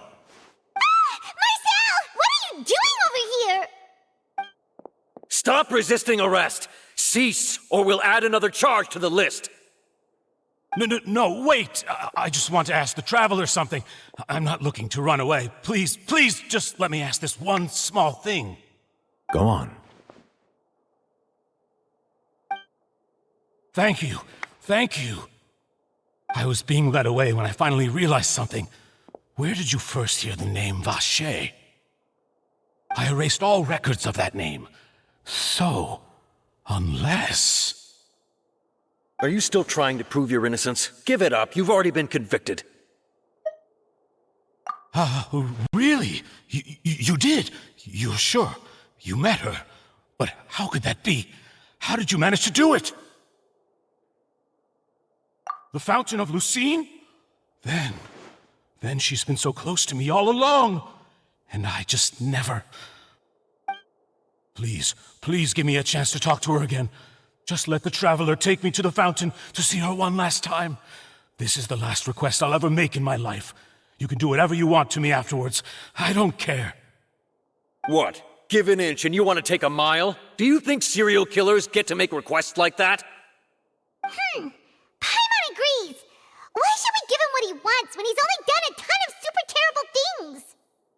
This request, is it worth as much to you as your life? Of course! Wait, no. It's worth even more than my life. Humans. Will they betray the instinct to live just to satisfy spiritual needs? Very well. I will grant your request. Your Honor, I fear that... I will go with him. You do not need to worry about any escape. In that case, I shall leave him in your most capable hands, Chief Justice. Thank you. Thank you, Your Honor.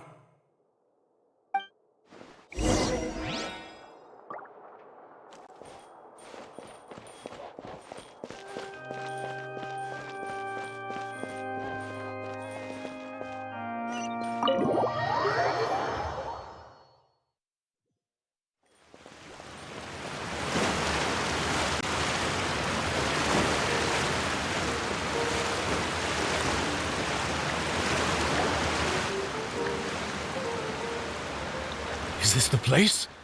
You said she's here, but what do I need to do to see her?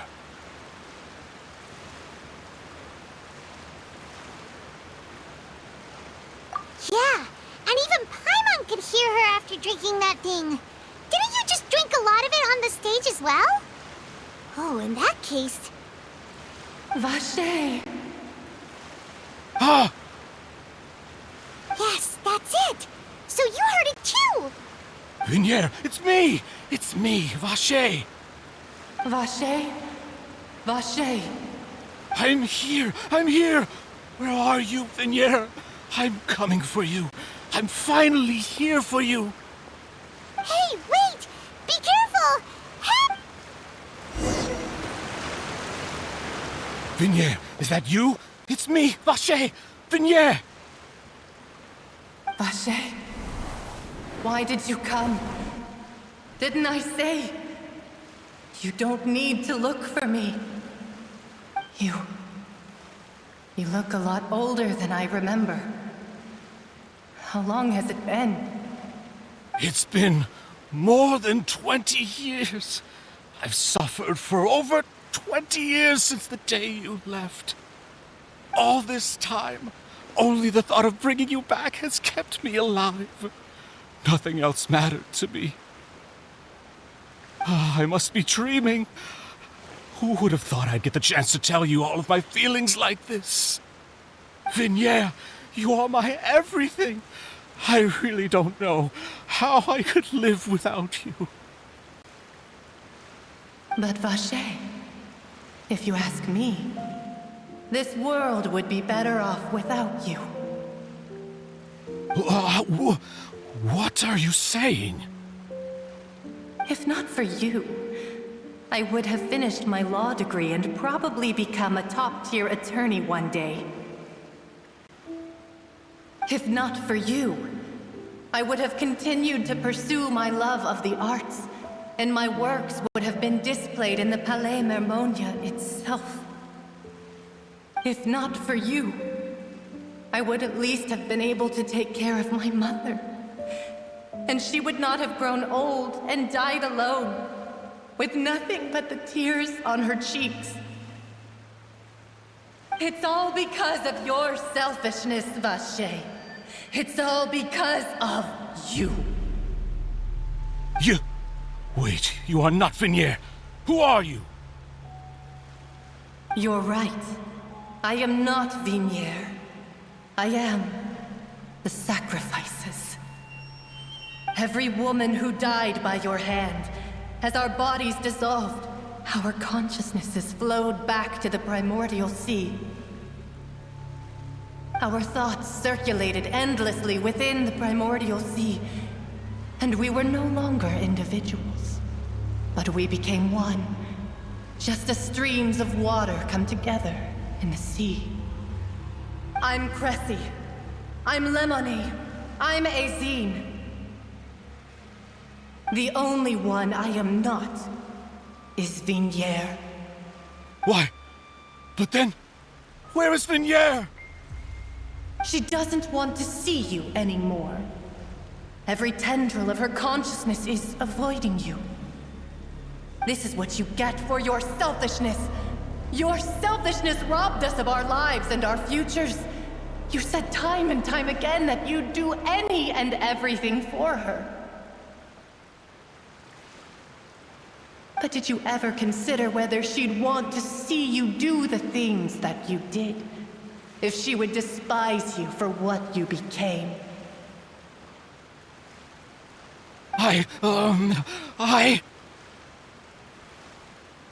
You are a liar, a heartless murderer, and a cowardly narcissist. The only thing you are not is Vignier's beloved.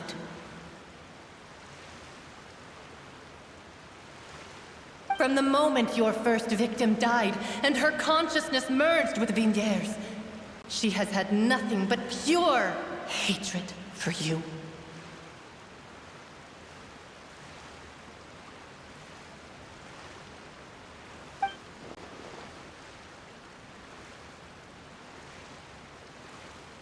No! Vignier! She can't hate me. Let me see her, please. Have mercy. You still don't understand. When I said don't look for me, that came from the real Vignier. She really doesn't want to see you anymore. But on top of that, she also said that because it's her final drop of pity for you. She said that because she knew that if you did come here, we will show no mercy to you. Vache. Vache? Vache? Vache? Vache? Vache? Vache? Drown.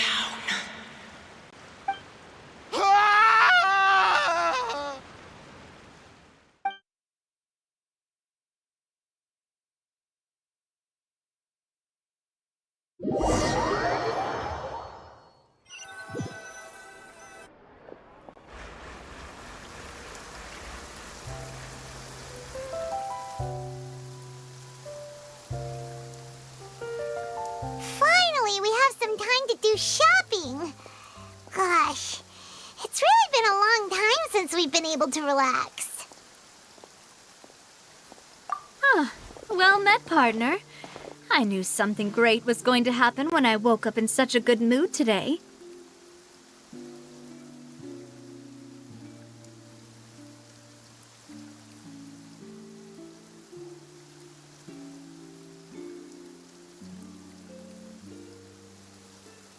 Even this weather can't put a damper on the demoiselle's mood.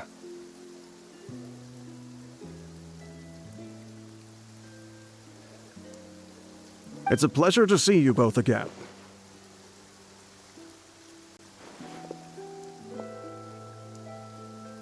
Oh, hey, Navia!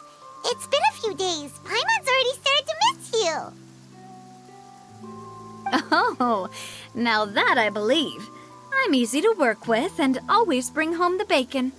Who wouldn't treasure having a partner like me? Sounds like you're really enjoying life these days, Navia.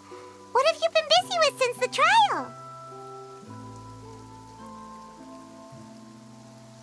trial? It's just been one thing after the other. I've been making non-stop trips between Poisson and the courts in Seine.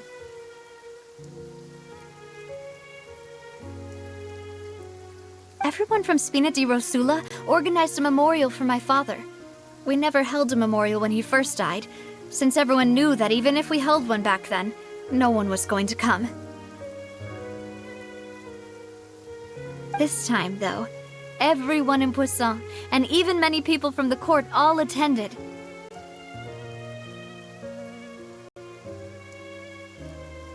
So his name's definitely been cleared now. That's what we like to hear. It's been the dearest wish of Demoiselle all along.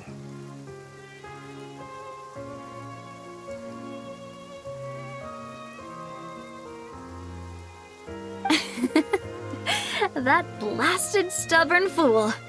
I was right to put my faith in him. I'm so glad I didn't give up on the case all those years ago.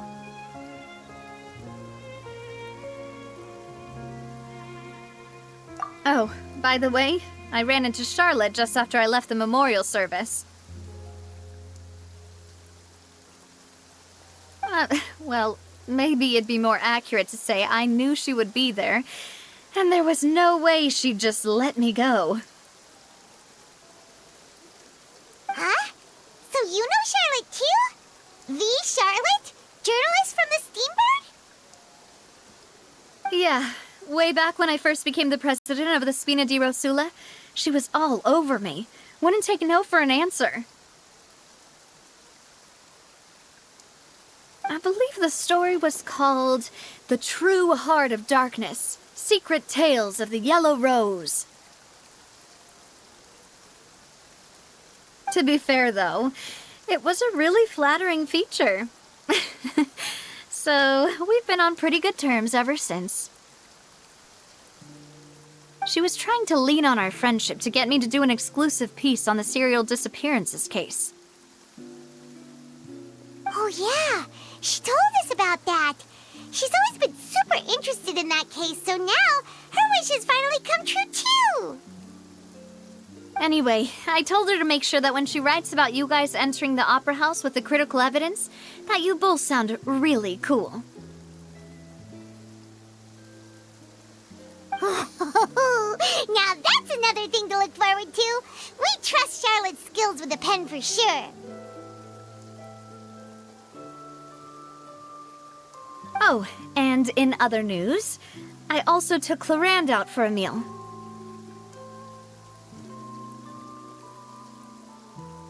Oh, are you two on better terms now?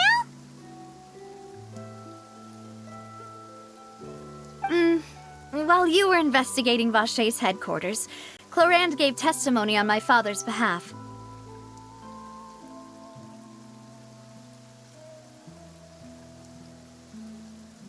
It was thanks to her that we were able to turn the tide.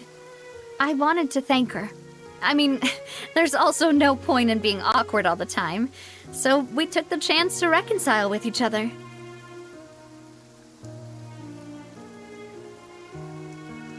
Oh, that's great. Paimon also thought Clarand wasn't actually a bad person. It's always good to have more friends. Anyway, now that the case has finally been solved, perhaps it will slowly begin to fade from the public consciousness.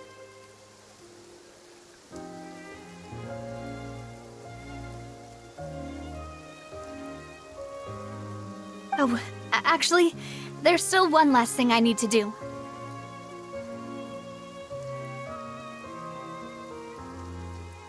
What is it?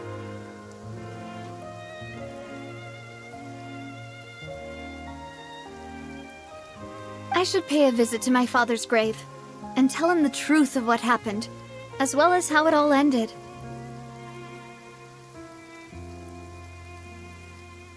And on top of that, just how much people still look up to him, to this day.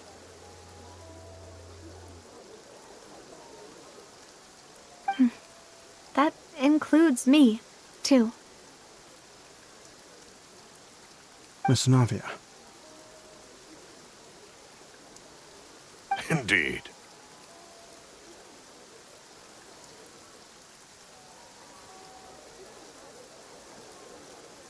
We want to go too! We also think Callus is a really admirable person. Sure thing. I'd like you two to share the moment with me. After all, without you, there might not have been such a positive ending. And in that case, everyone, let's be off. Considering the recent weather, we'll be lucky if we can reach Poisson before dark. Yeah, you're right. It's been raining non-stop for a few days now.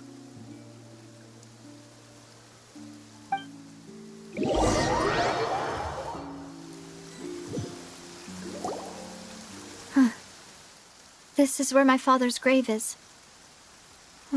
To be perfectly honest, even I haven't been back here for a long time. Huh? There's someone there already. Wait. That figure. It can't be... Isn't that Nervalette? Why would the Chief Justice be here? Huh? Navia?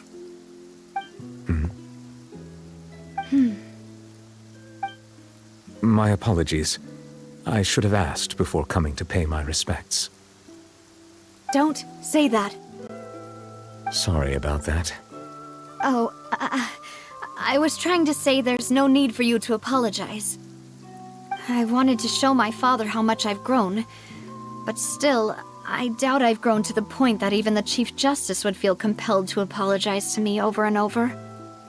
In that case, I will stop apologizing for now. You really could use some pointers on understanding human emotions, Monsieur Nervalette. In any case, why did you come to Poisson? Well, ever since that day, I've been turning a question over and over in my head. Just what is justice anyway? There was once a time when I didn't want to believe that there could be anything more important to humans than life itself. Oh, rather than that, it's probably more truthful to say I didn't believe humans were capable of resisting the most basic instinct of living things. That they could rebel against their own nature, or consider certain things to be more important than their own lives.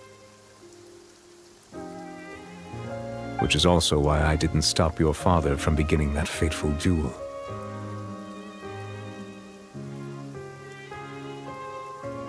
I believed that a truly innocent man would never throw away his life like that. That there was nothing, should have been nothing more important than one's own continued survival. But Mr. Callis proved me utterly and decisively wrong. If not for his sacrifice, the serial disappearances case would have remained unsolved to this day. Mr. Callis made the choice he did for his daughter, for his associates, and for many people completely unrelated to him. And in the end, from a certain perspective, one could say that he did it all for the sake of justice. A justice that's higher than life itself. So, you asked me why I came here. I just wanted to say my apologies to Mr. Callis in person. I should have noticed all of this much sooner. This regret has filled me with a sadness that has haunted me for days. That high and mighty chair in the Opera Epiclese indeed insulates one from many important things. Spina di Rosula, thank you so much for your hard work and perseverance. I'm sorry for being mad at you before. So, you're actually one of those types that's cold on the outside, but pretty thoughtful on the inside. Sorry about that. Self-expression is not one of my strong suits. Didn't I just say you don't need to apologize? Ah, so Navia and Nervalette seem to have made their peace as well.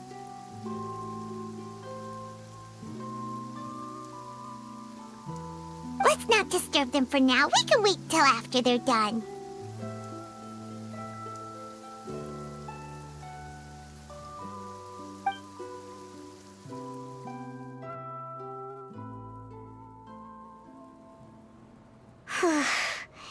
Paimon's never paid respects at someone's grave before. Did Paimon do anything rude there? Huh? Oh, Paimon didn't know that was a thing. But Paimon doesn't know what she would do if she can't fly.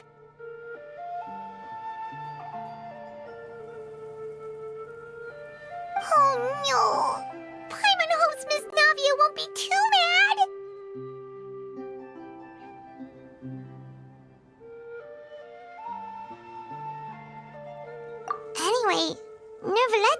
standing around there. It's not often that we can catch him alone like this, so why don't we go talk to him for a bit? If we can't talk to Lady Farina, we can at least talk to him, right?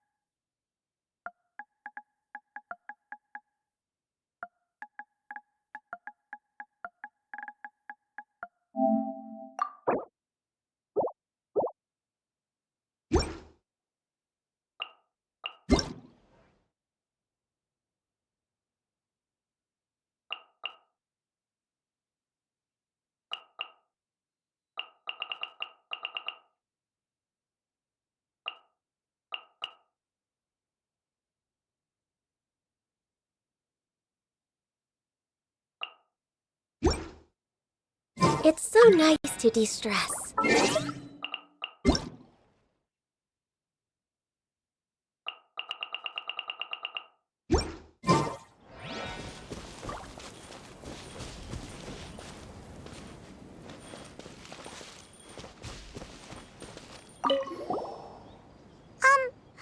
Paimon's really sorry, Navia, but Paimon did something pretty disrespectful just now. What are you saying, Paimon? I don't think I get it. Well, aren't you not supposed to fly around someone's grave? Huh? Who told you that? Hey, Traveler! Why did you mess with Paimon again?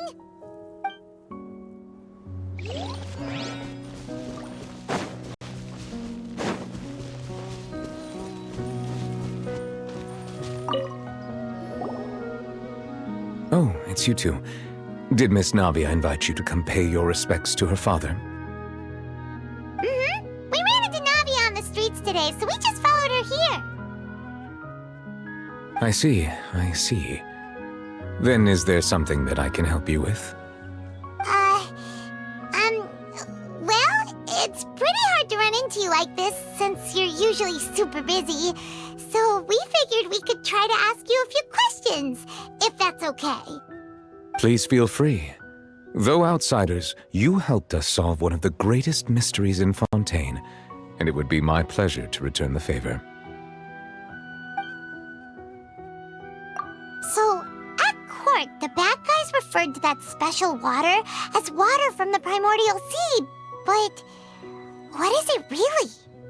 Truthfully, that name is already quite accurate. I can only surmise that Vacher and his ilk only learned of its nature and existence after extensive research.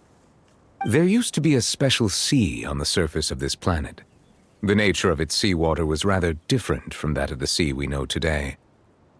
Most of Tevat's life forms were first born in that special sea. You could say it nurtured much of the life on this planet. Huh. So it really was where everything began. It makes sense to call it primordial then. But today, the primordial sea no longer exists on the planet's surface. What Vacher discovered must have been some kind of special case, or a remnant from a truly ancient age. Huh. So that's how it is. Oh, you really know everything, Monsieur Neuvillette. But if that's the case, then why would people, at least people from Fontaine, dissolve in that kind of water? Indeed. Why would the primordial sea, which was known to engender and nurture life, suddenly reverse itself and devour life instead? To be frank, that also doesn't match my understanding of this world and its laws. There must still be some unknown secrets around the people of this land. Is there anything else you'd like to ask me about?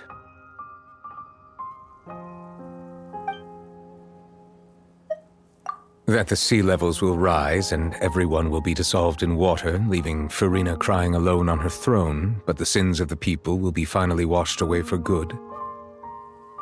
Does that appropriately summarize the version you've heard? That's right! It was Linny that told us back then. And that about covers all the main points. Yes, up to the present, I think we reached a point where we have no choice but to confront this prophecy directly. Rumors have it that this prophecy is rooted in the last words the former Hydro Archon left to the world before she passed away. A prophecy? Of the former Hydro Archon? Wow. This is the first time that we've ever heard of it. 2 parts of the prophecy have already proven correct. The rising sea levels and the ability of the people of Fontaine to be dissolved. We should be more vigilant and stay on the watch for further signs.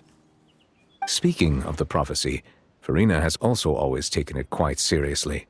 Indeed, she has been collecting information and intelligence from across Tevat for this purpose.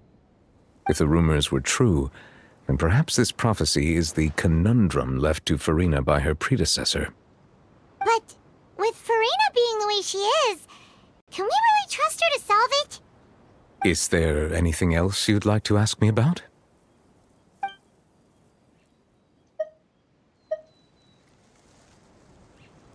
My apologies. My investigation has still not reached its conclusion.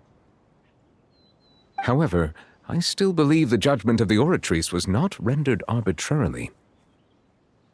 Huh? But you also said you thought he was innocent.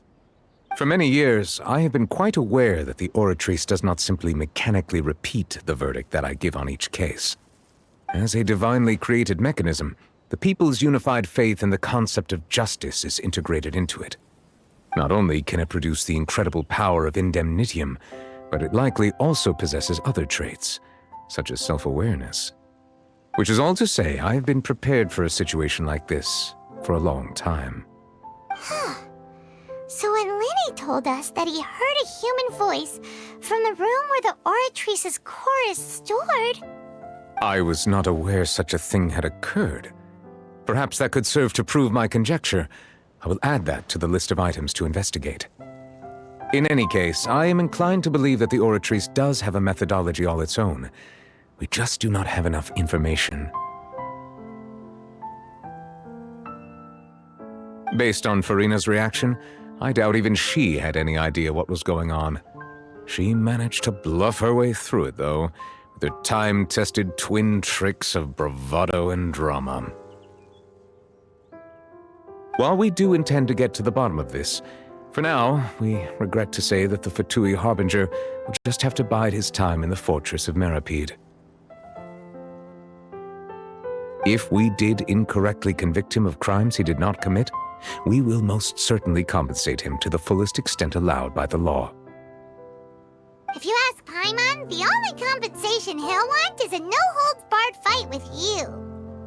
Is there anything else you'd like to ask me about?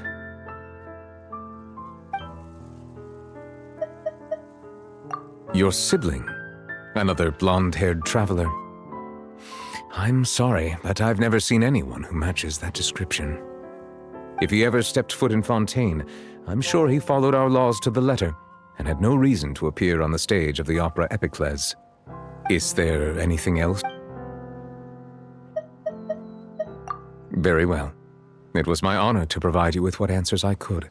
I very much enjoyed conversing with you. It will soon be time for me to leave this blissful tranquility behind and return to Palais Memornia.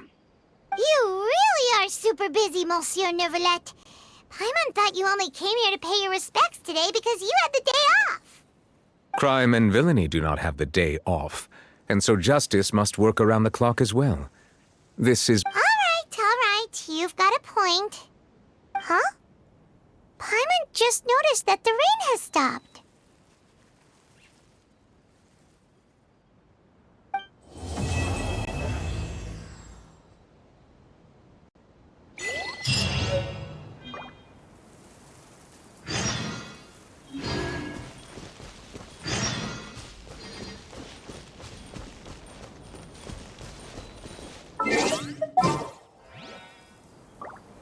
We're way behind schedule.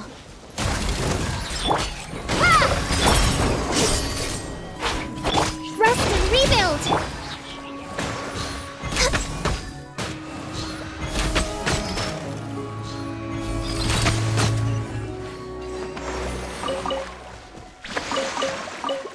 Next on the agenda...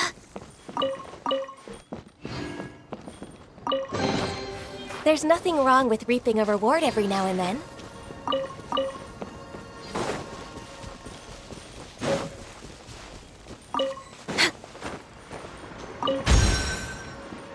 Next on the agenda...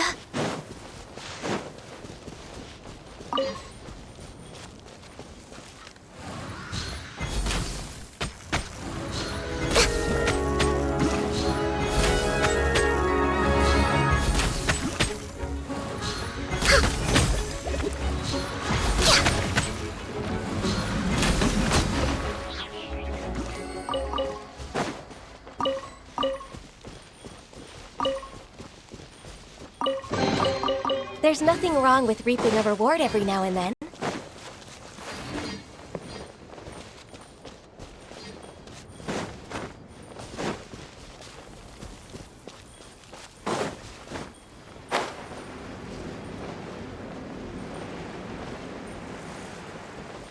I only bring in things that have a name.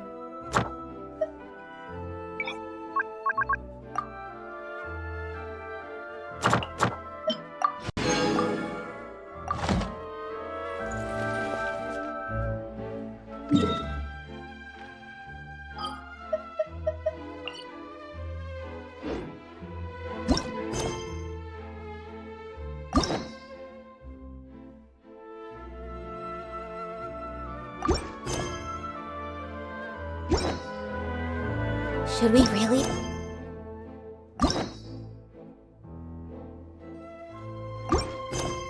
You off work this early? Still a lot left to do.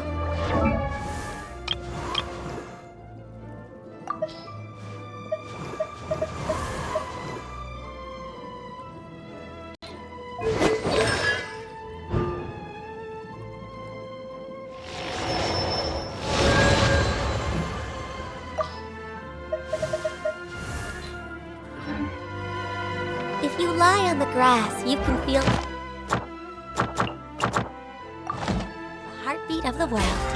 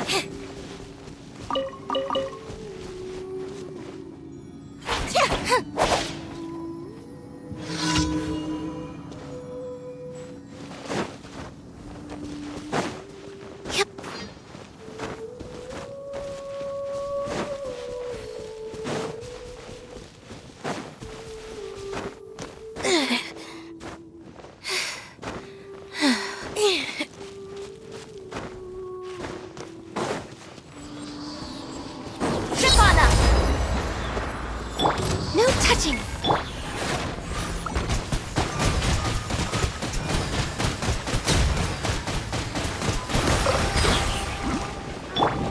Hold the line! Born of ice and frost.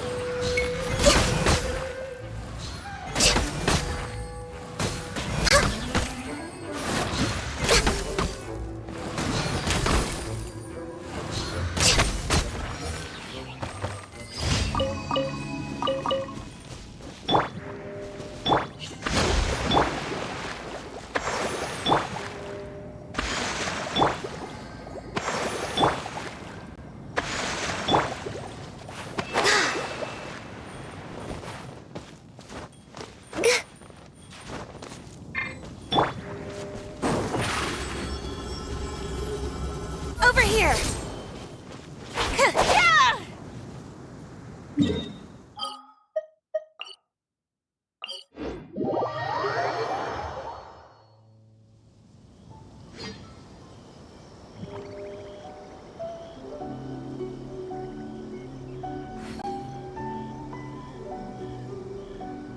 Seems Linny is saying some strange things again. It's really worrying.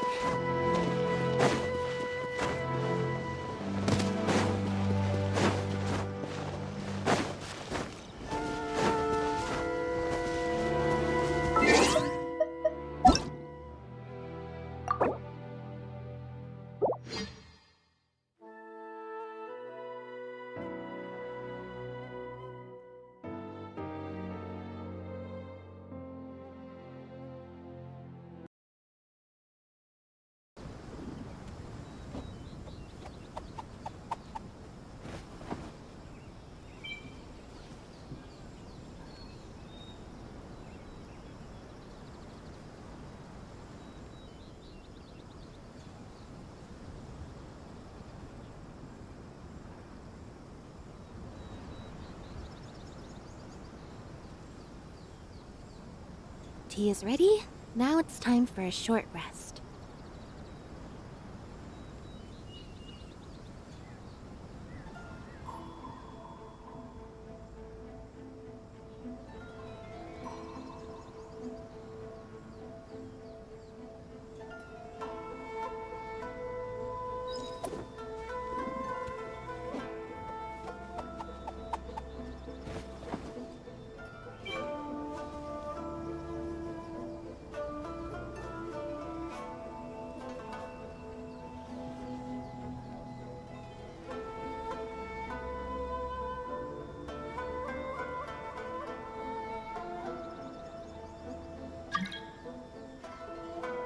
Seems Linny is saying some strange things again.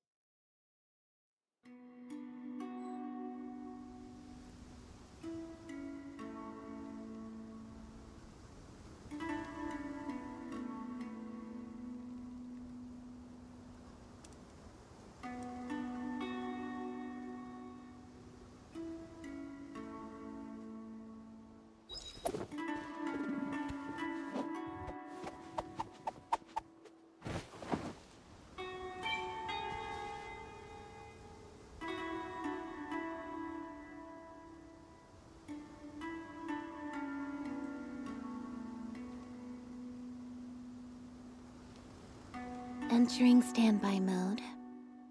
I hope nobody disturbs me.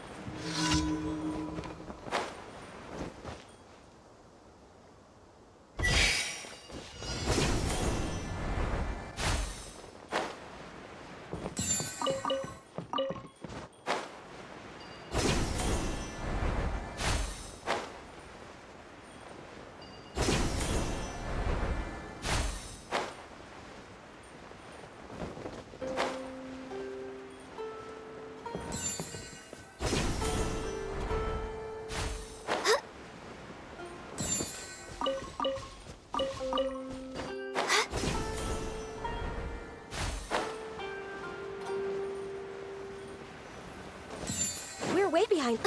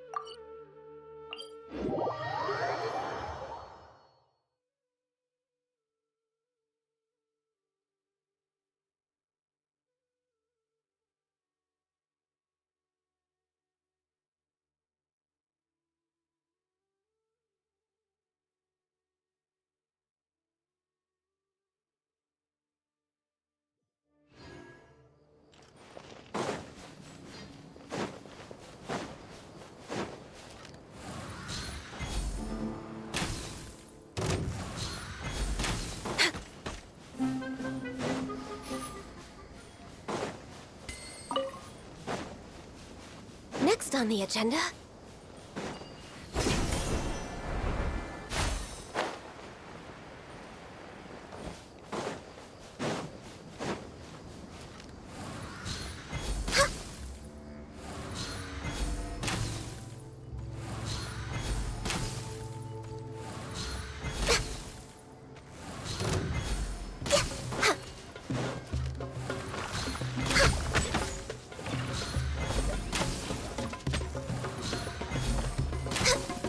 We're way behind schedule.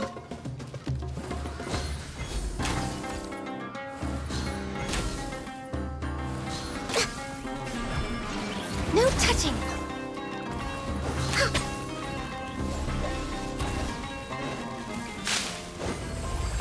Next on the agenda... We're way behind schedule.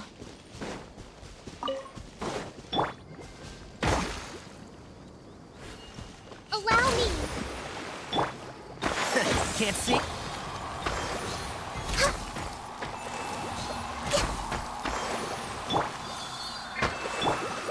Over here!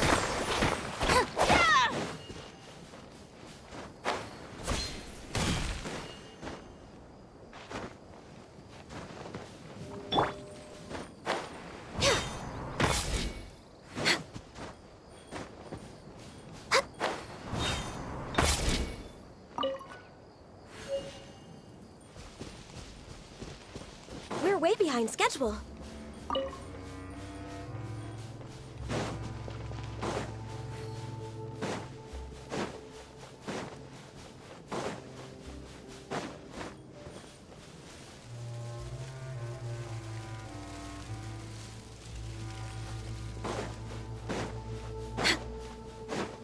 We're way behind schedule. Next on the agenda...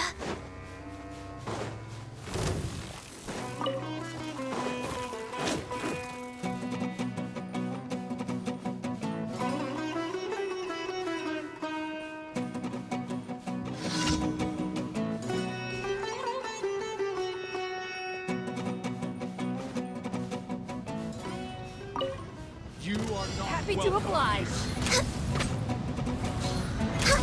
How heartless. How heartless. How regretful.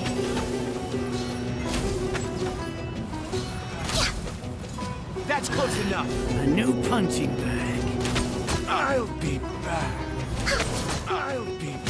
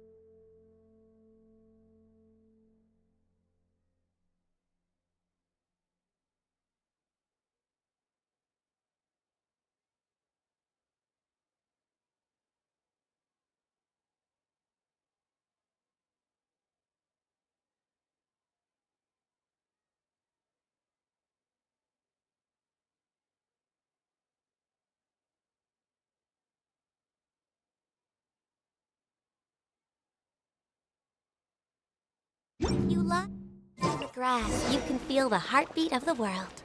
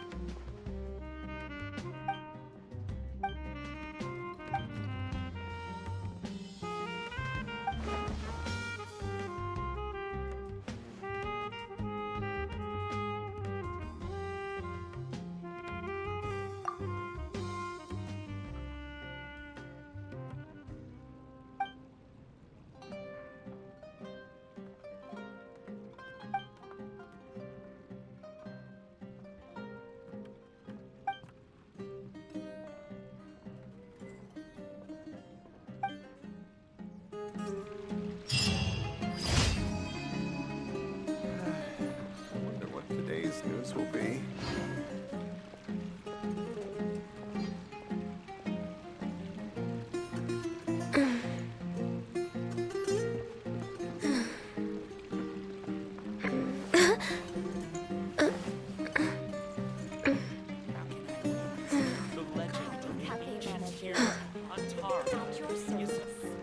Hey, where's everybody going?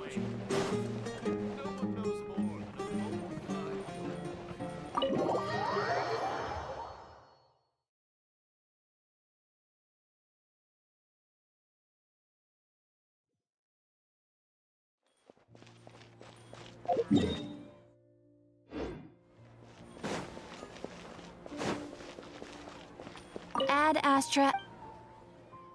Thank you for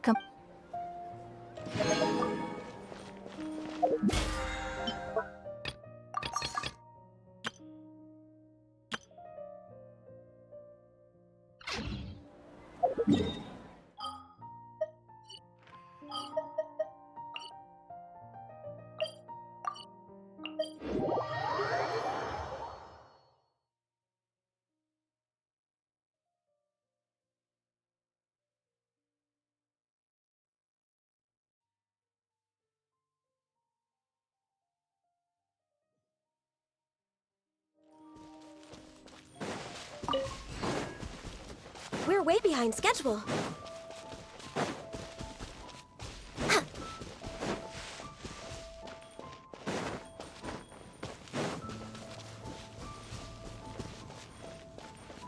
Next on the agenda...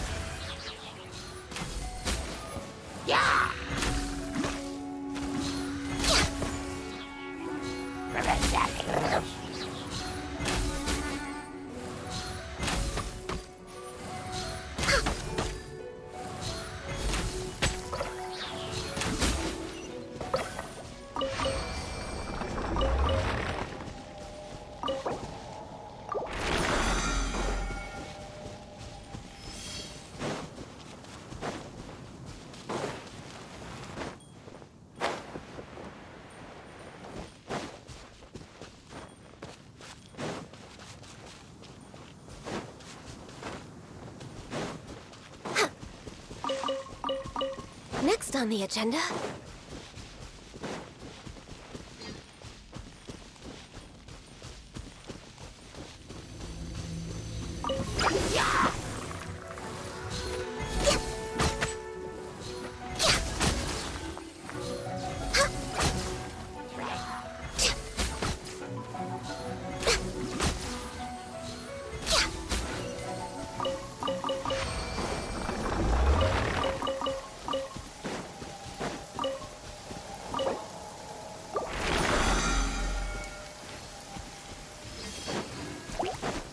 Access denied.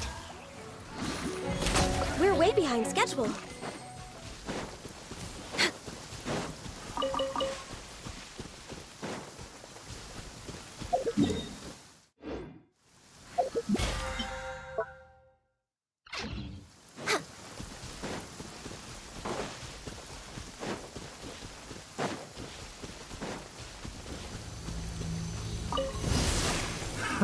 Another test subject. We're open.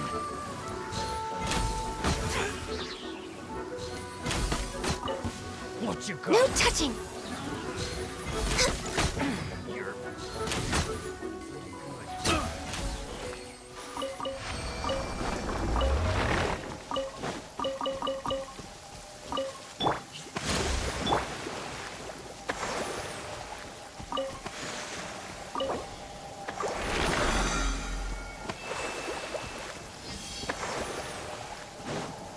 Next on the agenda...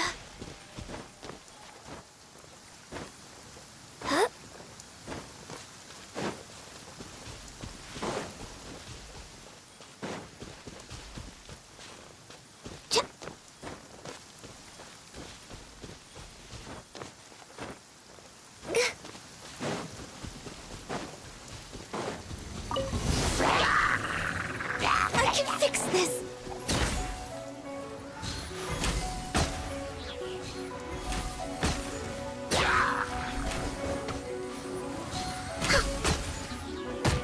Next up, born of ice and frost.